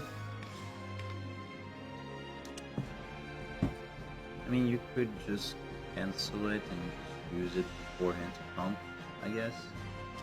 it's the same difference. It would wind up with the Pinello in the break zone either way. It's either draw or pump, basically. So, Yes. I So we're going to see the draw. Yeah. And I think this is fine, again, because our Woo can trade with the Cloud, and taking 1 damage here is not the end of the world. Oh, Oh. that's a Does he have changer. cards left in hand? He has 0. Okay, well at least he's not, you know. completely threatening. So the lightning ace, not the most played usually, but I guess if you're playing It does this just draw you combo a card color, draw yeah, immediately, yeah. right? So this will be a draw, but then we will get the discard ability. Yeah, Because just we'll have a being able card. to tap out your opponent's team and just kill them is quite threatening. So he's doing the 7 ability Yeah, it'll draw to give it another card, ace. right? Draw. I believe we're just offering a trade here. No, because you can just discard the pump. I bumps it. Okay, I see. Yeah. So, unlikely that he opts to make a trade of that for 1 card, but maybe he will. I mean, it's not, Oh, it's well. not crazy. Yeah. When your Cognizant opponent's already of, a low cards, I mean, and it's like that Ace's ability is going to continue to be scary regardless. So, forcing him to use it isn't. Using Ace's ability to dole the woo, which doesn't accomplish anything because it's blocking and dying in combat. Should swing with the rest. Yeah. Yeah.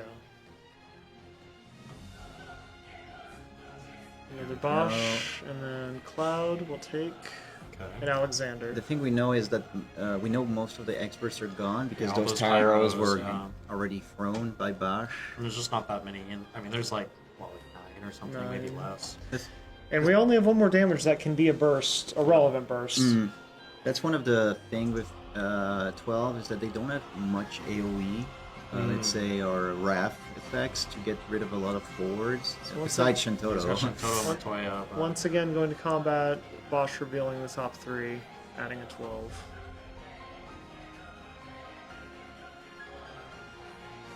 I don't even think he's swinging here. Oh yeah, I guess he's trying for the damage break. It's possible he has a Shantotto, Still? Yeah, match? and then we're just getting as much damage as we can. yeah, I'm praying that they don't play a guy and give it haste. Yeah, it's a very scary position to be at, especially the turn. getting this round. Oh goodness. Yep. Yeah, this screams Shantotto to me, or some adjacent board wipe. Montoya or Shantotto. He only plays one Matoya, which Oh, is you in already the saw damage that. zone. It's in the damage zone, so yeah, I guess he has Shantotto in hand, but you can see it. Is there a card that we play that can activate our forwards? No. It's the only other thing I can think of. Inclusive on Oh, the no. Shantotto to then Shantotto. discard it. Unfortunate. So this is going to take most of, if not all of our hands, Will be unfortunately. speeding now? I wonder. It's not needed. I'm not sure. He has a forward to follow up, because that would be pretty good to not be at risk of just dying to any cadet. I believe we have one card left in hand, and if we're not playing it, then I'm confused why we didn't keep an additional Well, card. maybe he's just playing like. Maybe 2 cards? Yes, It looks like two. it looks like he's shuffling. So If it's a Belfier, it's actually pretty good. Yeah, yes, yeah. I agree. Let's see. It Okay, is. Okay, okay. alright, we're I mean, you back. can't draw a card, but you can threaten the pump, and you can counter an auto ability. So I mean, The Tian only has Definitely one in something. a hand, so. I believe he has 2 now yeah, because two. he hit the Four, burst. He That's has true. 4, yeah, sorry. Sure. Still do a couple of work here.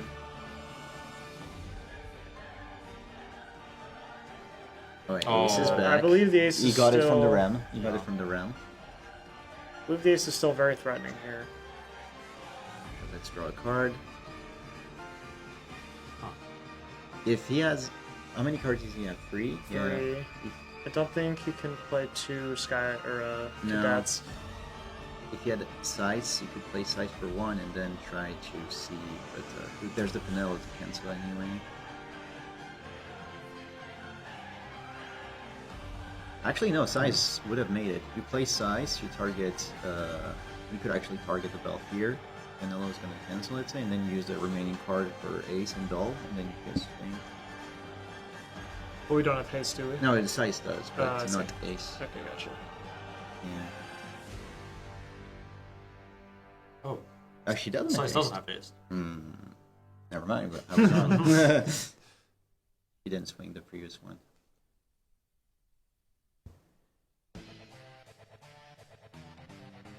Let's see what Andrea can cobble together here. The 7 is that you can tap 2 cadets to get something haste, right? I believe so. That's what we saw earlier in the game. So I wonder if what would have Yeah, happened if we played that's that what and then give that's a how he haste did. attack. And I believe we're leaving our backups open Oh, okay. so that we can draw a card with Pinello. And here we see a Mott coming down. This will give all of our forwards plus 1,000 power and Brave. This will let us attack because we still do need to end the game. Eventually, if you give the Cadets player enough time, they will break through. Oh, I forgot that he still has 2 health left. I was thinking 1. Nah, nice. Yeah, that makes more sense. He's just setting up for it later. So this way he can hopefully play a second cadet, give that haste, and then tap what he needs to tap and go for lethal. So we'll probably see an attack from the battlefield here. I don't imagine Ash? the Pinello to come in. Ash. Oh, Ash, okay. Well, Yeah, she is discounted. So now, block if you want. oh, that's another EX. That's a tray. Yeah, I think he gets a... Sorry. Tray getting the size back. And Ash pumping all of our forwards by 2,000. This is an ability that most people forget, that she does give +2 to all the other forwards. Yeah, she's just kind of like a big anthem that you would think in this day and age would be that good, but it's kind of good. We see the size come down to kill the Pinello. Ensure that she gone. Oh, So now, No draw. if we well, have... probably should have used the Ash ability, right? Yes, should have. It breaks. Huh? Yes, but I mean, But you can still You can use just the dull. ability to reduce the Oh, I damage see or what you're something. saying, yes. Okay, Yeah. so now we're seeing the 8 plus the, Yeah. the haste goodness. coming through. It Yeah. was not the correct character in the end, but still the same format. And this haste has been here since the beginning of the I don't think turn. there's any EX that's saving the day here. Nah.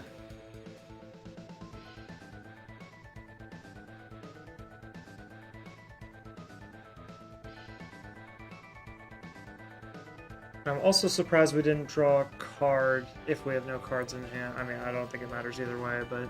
Well, the Pinello was already dead at that time, remember? He killed the Pinello first. Oh, you're right. But even then, we could have drawn a card. Kites can break himself to reactivate Sky Pirates. We forgot about this. The problem is that Petit has another... Wait, Oh, it's correct, 2? It's multiple. 2. It's 2. Oh, it's 2, okay. So now we can block Well, and just pump. is it Sky Pirates or 12s? Because Ash... I 12, don't think 12, is 12, a- 12. Okay. 2 characters, actually. I think this No is restriction. I think this is the reason why we didn't see any card draw. Yeah. Maybe we just lost the 8 like this. Maybe Petian didn't know about the Kites either. I certainly don't. Now, this board is quite sticky now on the right. Now that Ash came through. Now we're also going to have to... Well, actually, we don't have to block because we still have the... Gosh, I keep forgetting her name. sides. The AK. The ace is already The Ace. pretty big, right? Ace, you mean which side of the board? Sorry. The 4-cost AK. Oh, yeah, the Ace. Yeah. The Ace, yeah. We can still discard cards to dole... to do Andrea's forwards on his turn. So that way, we're not facing down lethal here and we don't have to chump block. And so next turn, we have the possibility of being able to still attack for Yeah, the it's final kind of the 2 same damage. situation in a lot of ways. You should keep putting forwards on the right side. I wouldn't be surprised if there's like a Leo being thrown here. Because like he still hasn't really touched his limit break. Besides the Yeah, punch he that did. are We you. only- Leo and Amat, right? We only have the one Woo. He did Woo and Matt. So that leaves there was two, Three. two There's- and 1. So there's 3 left. So we can play one card from our remaining limit break. It'd be really nice to have another Woo here. Noctis is good. Noctis could get Pinello, plug Pinello. Do you have enough cards to knock this and Bosch? This I don't know though.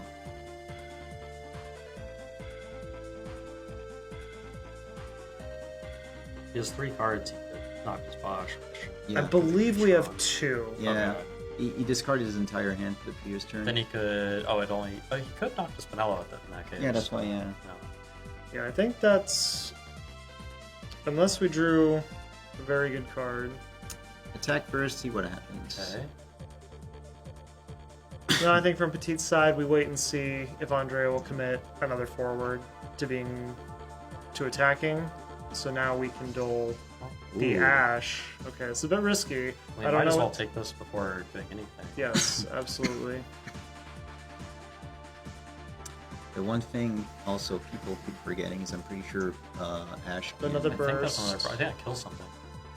I didn't see what it He has was. 4 guys, so it breaks. Oh goodness. Is that what it says? Yeah, I think it's pretty much like size. It's damage. Jack. Oh, it's just bullet. I see. It's 5 or more, sadly. Wow, Still pretty so valuable. this is very, very strong because Yeah. unless Andrea can untap multiple forwards now, this ace is still going to be able to dole his whole board Yeah. on the crackback. He actually throw it, Canelo? Oh, he's playing it. Free. This looks It's like a Leo. It's a Leo. Leo. Leo draw into Noctis something. I think that second attack was very risky. We can't knock it Anymore? because he just played the Leo. Oh, the Leo, right? yeah, so he's out of LBs, yeah, correct. So maybe he drew a Bash? 4? Oh, Gabrant. Gabrant, which a damage 6 does Unfortunately, something, I think we're still dead here because Yeah. the ace is just going to dole all three Yeah, of just these discard forwards. 3 cards Yeah. and kill your opponent. Unless he can get something relevant off this, but I don't know of anything that you could play with it being your only card in hand. He's out of targets And I too. think, oh, he's goodness. Gabrant physically only searches Ash and Vaughn. and yeah, there's Van. I guess how many Vans does he play? Bash, One. The Vaughn. one. So Van, Bash, and Ash. It's a lot of Ash. So yeah, those are the only targets, and they're all gone. For what it's worth, I don't think Yeah, we could it have didn't afforded matter. to not play it. It didn't We matter. needed the forward in play. This is discard 1, discard 2, discard 3. Let's see if Petit is okay using the ability to Yep. dole the Mott. Now I expect to see that Yep. on the Leo and the Gabrant here, and I don't know what. I don't see anything in Andrea's list that's going to stop maybe these there's like final a 2 sneaky damage. backup that untaps all your guys or something with experts. The 5-cost bards Yeah, from something like that. Kites Opus 3. doesn't do it. He's Oh, told for Uh, damage, and wow, Yep. GG. Cadets takes 4 it. cadets. Impressive. Incredible. Congratulations to Petit. Yep. Wow, what a game. That was very close. Where were you when Cadet went 4-0 in rounds? You can say, like, really not on the bingo card, like you said.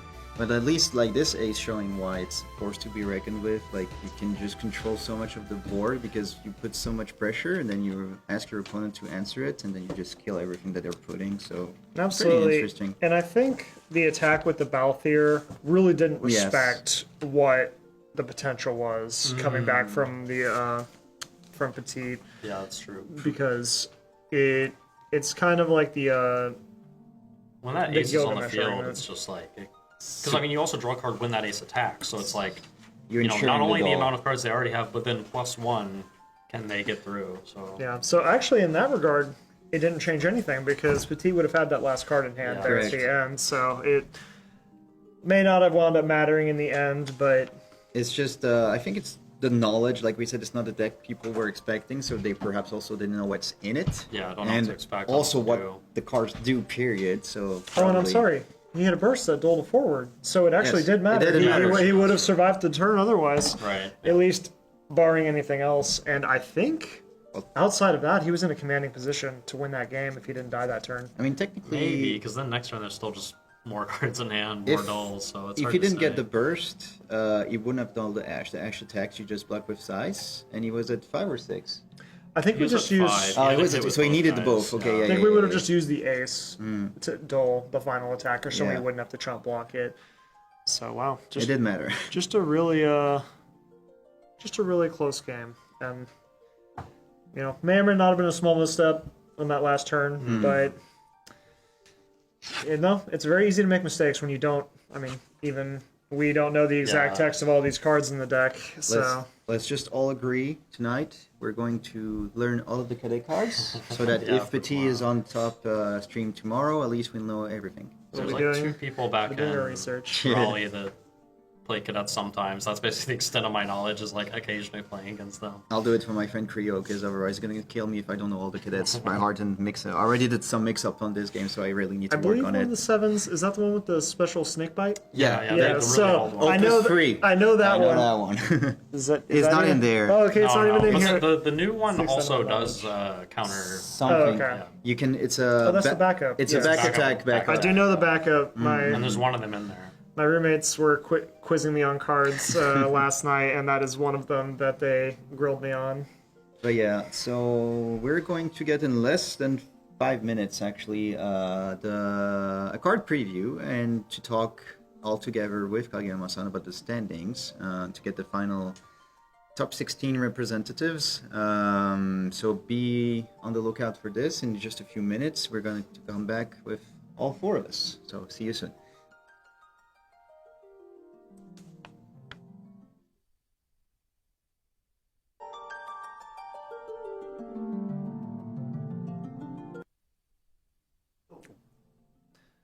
Welcome back to the Final Fantasy 2025 World Championships. We have director and producer Taro Kageyama with us.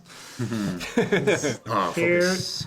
he's here to help show us some new spoiler cards from Dreamlike Oceans, the Yep. next Final Fantasy set. Yes, next match, 28 and 27. Oh, yeah, next match. 26. Yes.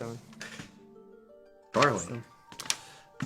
So, 3 cards, yeah. Yes, we have 3 cards to show you today, and I believe the first of which is called Wicked Thunder. So first, I think we have the Oh, we need sorry. to. Oh, sorry, sorry. You gave the name away. I'm sorry. It's okay. No, It's okay, it's okay. It's okay. Next title. Okay. So we need to talk about the product first. So like you said, it released on the March 27, 2026. So all these, sometimes during spoilers, there's new artworks, but all of these we already knew. Yoshikiri from FFB, like who would have thought we see Yoshikiri? So Cloud, the Edward, Lumina, the Steiner from Ruby Asami as always, and a new Vayne. So yeah, looking forward to the set, and obviously with the signed Yuna from Tetsuya Nomura, very gorgeous card that was also shown. I've always been impressed with the artwork of this game. It's really just fantastic to look at. The artists do a great job of really bringing these characters to life, and I really enjoy seeing the new artwork every single set because it's always very, very breathtaking cards. Yeah, it's quite varied as well. Like the Signer, all the FF9 ones we're slowly getting I quite like. Yeah. The, Yeah, I very much- Avalanche and the Freya. Very The much like the design for this Steiner. FF9 specifically, I'm most looking forward is the Garnet. It's absolutely gorgeous, and they just announced that there's going to be official Square Enix sleeves with it. Oh. And Kageyama-san commented that actually the sleeves would get released before the card does, so it's kind of funny. So yeah, I guess now we can go to the next card, which is Wicked Thunder. Okay, as let's you go. said. Jump the gun a little bit. So Wicked Thunder. いいですはいね。お願いします。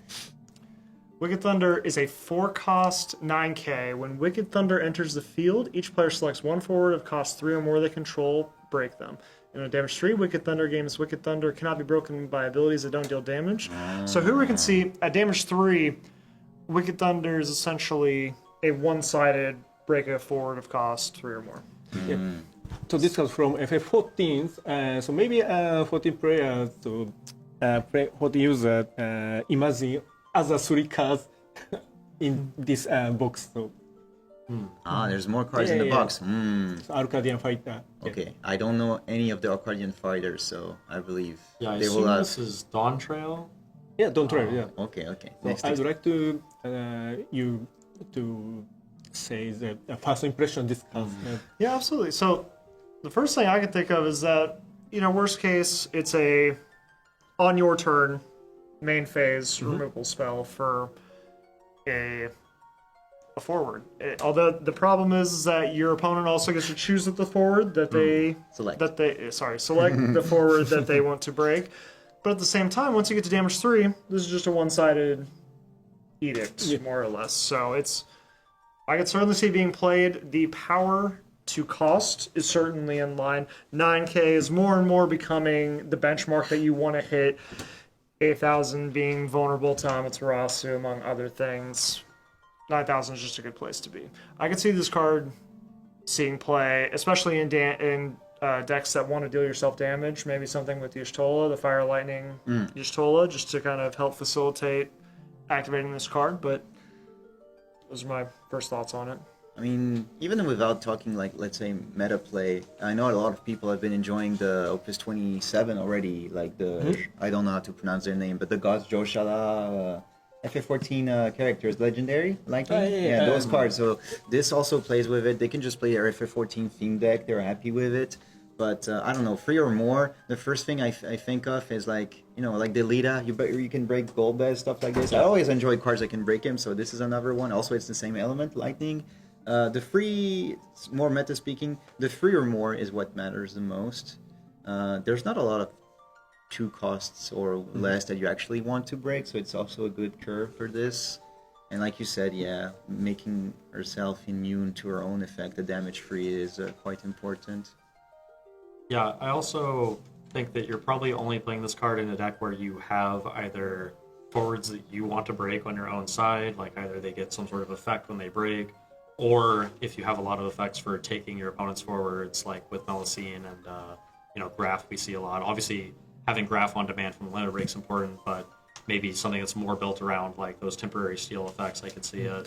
And we could also see some cards in the future, maybe like a limit break card that can steal a card, and then this card becomes much, much better. Yeah. And there's a lot of room for design. They've already showed that they're willing to make cards like that, and I thought of Melusine the second you started talking about it, but that is a fantastic addition to the deck because this is a much better solution than a Graph. Saves your limit break.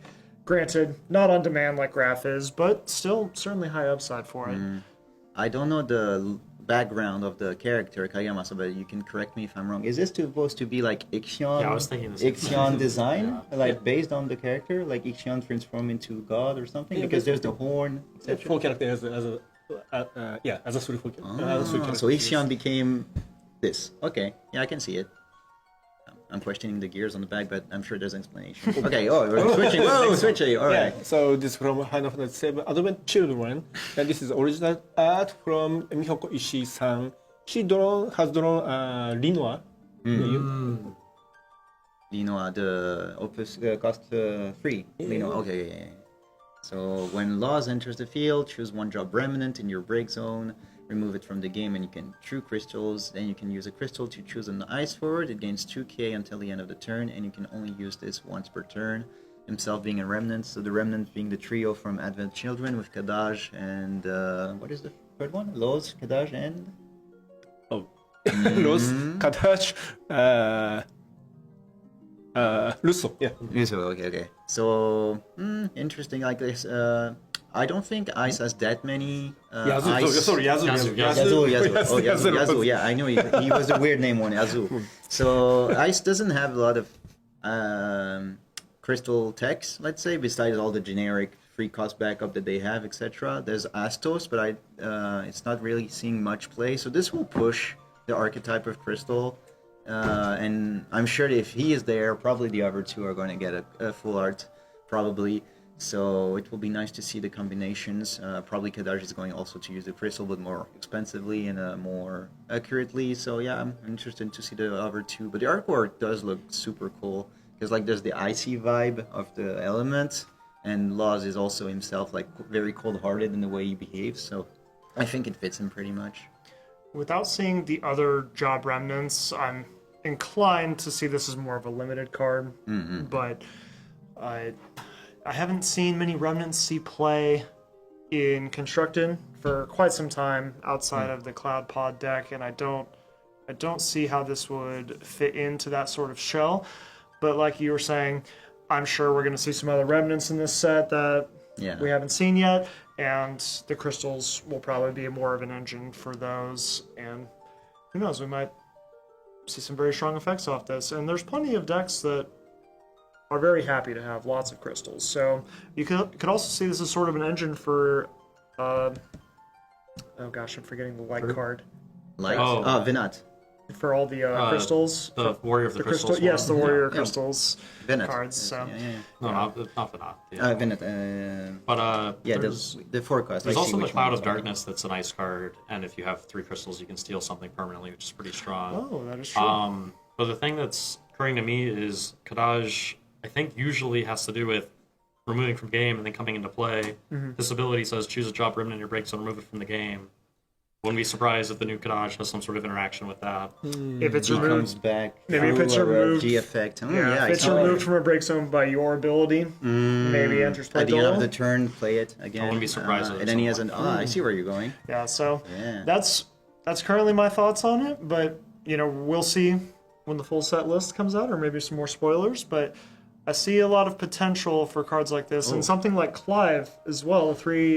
The three CP Clive can remove it as well, so we might be seeing some more Ice Fire synergies. I just realized something. He's cost 3, so obviously he fits into a Wall 7 deck. Yeah, you could. If you're going for the crystal theme with Yeah, bards yeah, and yeah. things like And then that. the Bards becomes easier to do. Although so, it yeah. is a little bit risky in the sense that you need to have the remnant Of course. already. So. But if there's like a lot of good 3-drop remnants, maybe. Yeah. But the plus 2,000 power for something like a Gilgamesh, very relevant. Yeah, it's true. All right, so I think we're going for the last one. Okay, next is Golbez.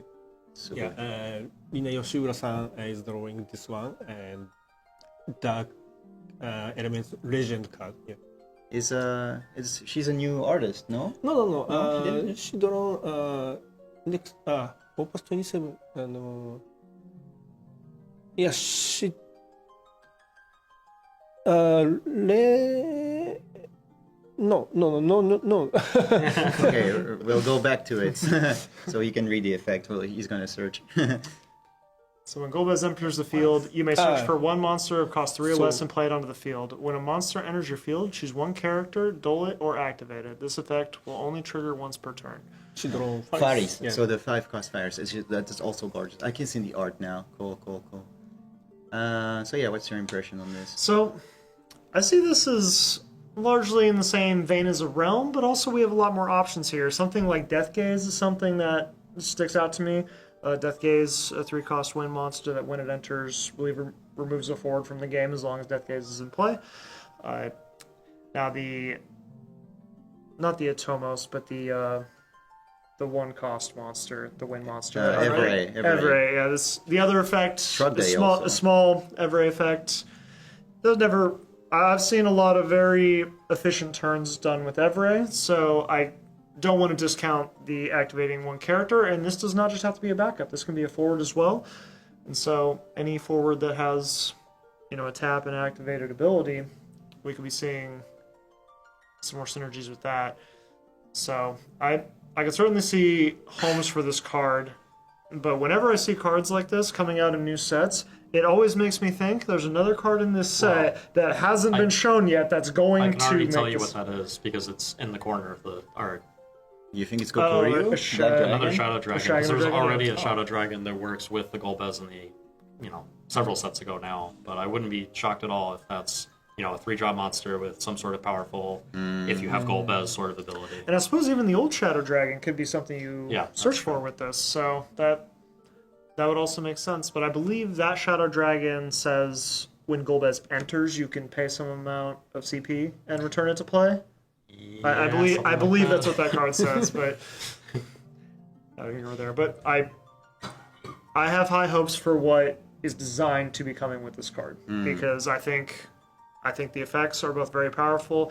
Any card that can search for another card and put it directly into play, I think always somewhere will have some sort of viability. One thing that's nice about FFTCG is a lot of times, like common or uncommon, there are cards that are like, and obviously this is a legend, but I just mean in general, there are cards where it might not be that powerful. Maybe this will be powerful because we don't have context yet. But regardless, if I open this as a full art in a pack, I'm not going to be upset. That's No. for sure. Yeah. Very distinct art and... So yeah, for me, I'm gonna give the biased and the non-biased opinion. Biased, obviously, Golbez is my favorite character. This is a gorgeous art. So I can see why he's playing a monster and then you can choose to activate. It makes sense because I always play as the Golbez Magic Pot thing, and this could play Magic Pot which is the only monster in the game that enters Doll, and you can activate it. yeah. And then you can just switch the Golbez for another one if you wanted to, but this is usually what you want to do with the 6 cost, the Opus 1. So obviously, name restriction, you cannot do that, so good.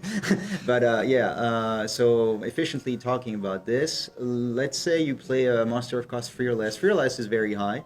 I wouldn't be surprised we see some very shady, let's say, shady monster that was never played that does a very good on-entry effect, and then you get to reactivate one, and then you can do other things behind.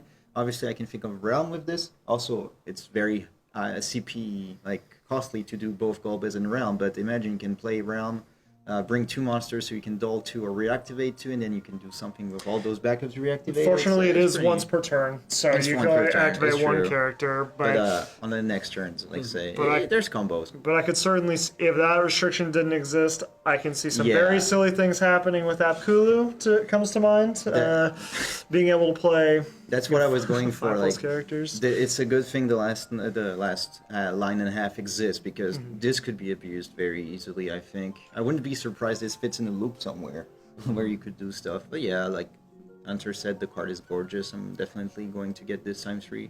Yeah, I'm very much looking forward to what's supposed to be coming with this, because especially since it's dark, it can fit into any deck.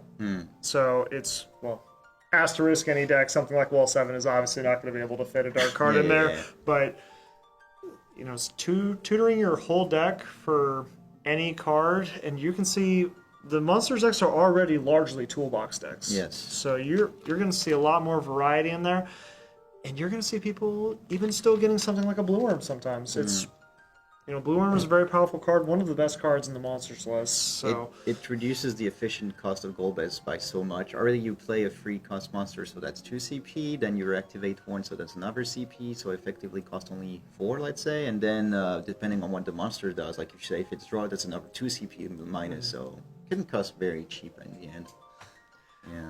Yeah. very much looking forward to it. We'll see what the rest of the cards bring, and I'm also looking forward to seeing the light counterpart, because in my experience, there's usually some kind of adjacency between the light and the dark cards. So I'm very curious to see what the.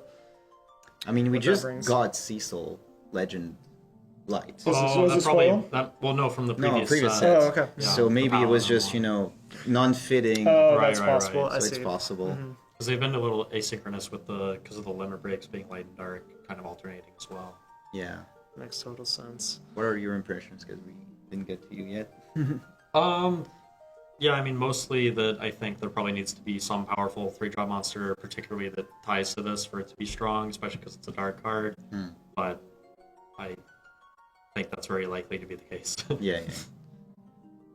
Especially, I really like the Shadow Dragon that goes with the older Golbez as well. The CP cost makes it a little bit hard to use, but the idea I very much enjoy, and especially with Limit Break Golbez existing, if they phrase it in such a way that the Limit Break Golbez can bring it back, we could be seeing a monster that's really sticky and hard to deal with, but it's hard to speculate when we don't have the full set, list. Of Yes. course. All right. So unfortunately, by that time, I didn't think. Did we get the standings? Not yet. No, So I guess not we're yet. not finished. Oh. Is there anything else we can talk about? Do you have anything else to add? Not specifically to this, but like. Okay, so tomorrow, more 3 cards we can introduce. Yeah, so please check it. Yeah. The monster cost 3. There he is. Yeah. Maybe. So 3 more cards tomorrow. That's something to look Yeah, it's the forward. monster, Kadaj, and Okay, we got it. The whole Okay. pair. Only have to wait another 24 hours roughly for the conclusion. Oh, I know. The hope, but no hope. No hope. A bit less actually. Like tomorrow, I believe starts a bit earlier too. Sure. And So, the yeah. Yep, I maybe. imagine the tournament will take roughly the same amount of time, because after we will then have to go to the losers bracket or the lower bracket, however Best you of want to phrase 3. it. Yes. Obviously, more commentary this time. So Yes. yeah. Is there any matches that you saw on the floor that were super interesting to you? We saw a couple that we liked a lot. Yeah, this last round was an Yeah, so- incredible match. So normally head judge cannot see the across match, so unfortunately you didn't get the I can't. chance. Yeah, I couldn't. Okay. So All right. Oh, Well, we do okay. have standings, so we're going to be getting those in here in just a few minutes. just need to print them and they're gonna come. So I think we're going to go grab those real quick, and we'll be right back.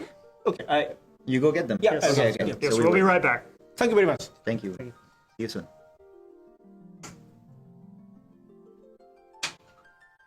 Oh, goal. All right. here we go. Oh, sorry. Oh, wow. They're sorry. getting in real time. They're right here. Oh. Wow. Okay. Top So 8. Oh, Daniel made top 8. Shonin lost. That's very unfortunate. So no EXO, but that's good. He's dodging the curse. Daniel G was standing with an opponent match win percentage of 70% going into this round. Not a real surprise that he was the X3 that wound up making the cut. We have Shonin, Connor J, Air, Petitian, Sid, Jeremy C, Mark X. That was our pair up from last round. So really making the miracle run for Mark today. And Daniel squeaking in there at the 8th spot. And there we see the rest of our X3s on the right side there for our top 16. But I'm trying to do like the zone region per. There's Yeah. 4 Japanese. That's for sure. Like 1, 2, I believe- 3. I No, believe- there's 3 Japanese. Sorry, 3 Japanese. I believe, No, 4, Mark, 4, 4. I believe Mark is from North America. So Air, Petian, and Shido, and AA for Japan. Well, AA is top 16. This is only top 8 for day 2. Oh, my bad. So that's why it's like it's Yes, top this 16, is for so- additional prizing Yes. is the top 16. Ah, okay. So the left. Wasn't it top 16 last year? No. Oh, it was top It's 8 the already. same structure as last year. Yeah. Alright, Top so- 8, but top 16 got additional prize. Okay, so Shido, Petian, and Air being free from Japan are the ones tying with Europe. 3 representatives. Connor is from Australia or US? I'm not sure who Connor is. I don't know who Connor is. I think Connor is from the Australia, so that means there's 2 Australians because Daniel is 100%. Yes. I This is know a hybrid Australian. Australian. But Yeah. Yeah, I believe Mark and Alexander were the only 2 Americans still in contention, or from North Americans still in contention. So Marcus. oh, Marcus. yeah, okay, Mark yeah. X. Yeah, sorry. No, Mark X is European. Marcus he's Spanish. is. Oh, is he Spanish? American. Oh, okay. Yeah. I'm sorry. Someone. There's a lot of people with similar names. I'm sorry. Yeah, that's probably the Marcus. That's 16. Yes, that's probably why I got confused. Is because when I was saying Mark X to the player, they were saying Marcus, and I thought we were talking about the same thing. Xavier being the 9th place. He was one of the XOs Oh, on no. round 5. Yeah. So That's rough. wait, what if he was? Yeah, if he was X. No, I he think was he's- XO I in believe 5. he started 4-0, maybe even 5-0. He was So- 5-0 and lost all Yeah. the sequence. Oh, Yeah, that's really oh shame. goodness, that is a brutal tournament where Yeah, you know especially you just coming ninth need. specifically Yeah.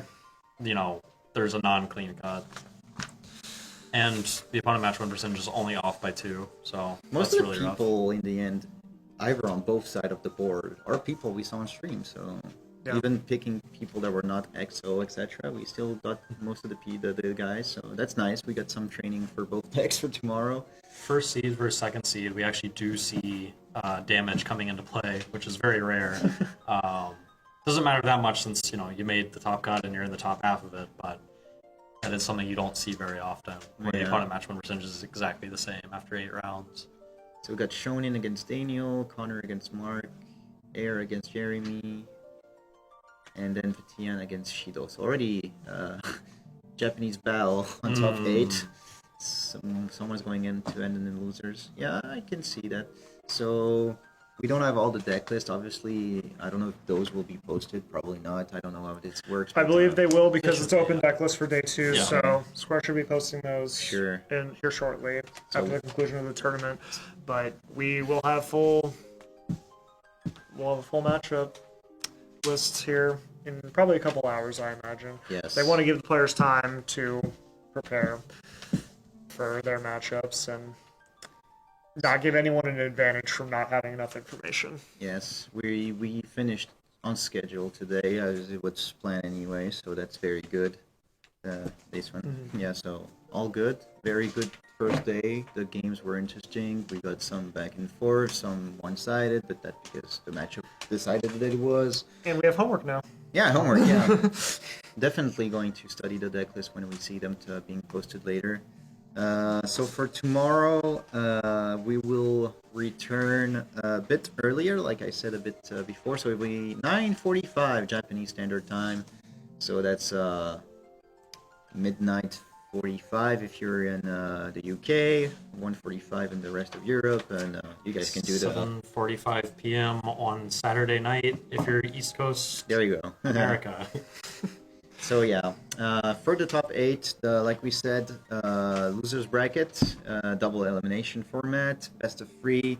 You get to choose if you start with A or B. So a bit different shift of the games for And from today. I think we'll talk about the format tomorrow Yes. on stream, just so that everyone is well aware of what the differences are in both your strategy and changes. also the differences in the structure of the tournament It as changes well. a lot. Because it certainly does, and even if only one of your decks has been performing particularly well, which is not generally the case at Worlds, but sometimes it is. For example, Petit went 4-0 with Cadets. 4-0 and 2-2 with Last year I Cadets, so- started 2-2 and 4-0 with Chaos, so sometimes one of your decks can really carry you the distance, and so we can see the... There's a pattern there because Jérémy C, a French player, he went with Mono Fire, which is his favorite deck in deck A, and went 2-2 with it. And then he just 4-0 with Mono Ice. Mono. So like definitely was the Mono Ice. he was not expecting it because like I'm not comfortable, and then in the end things happen, like you said. So Yeah, absolutely. it's Worlds. And there is some benefit to being extremely proficient on one deck can sometimes be rewarding if you can make it this far and just get an acceptable result with your... So going through it, yeah. It's a bit Your other like deck. the one we saw early on Yeah, stream. sure. It's very nice. Like you said, Seymour does stuff. Expect to see more Seymour tomorrow, and obviously us as well. So we're going to say goodbye for today. Thank you very much for watching. Tomorrow at 9:45 Japanese Standard Time for the top 8. So see you then. Thank you very much. Goodbye, everyone. Thank you. Thank you. Okay.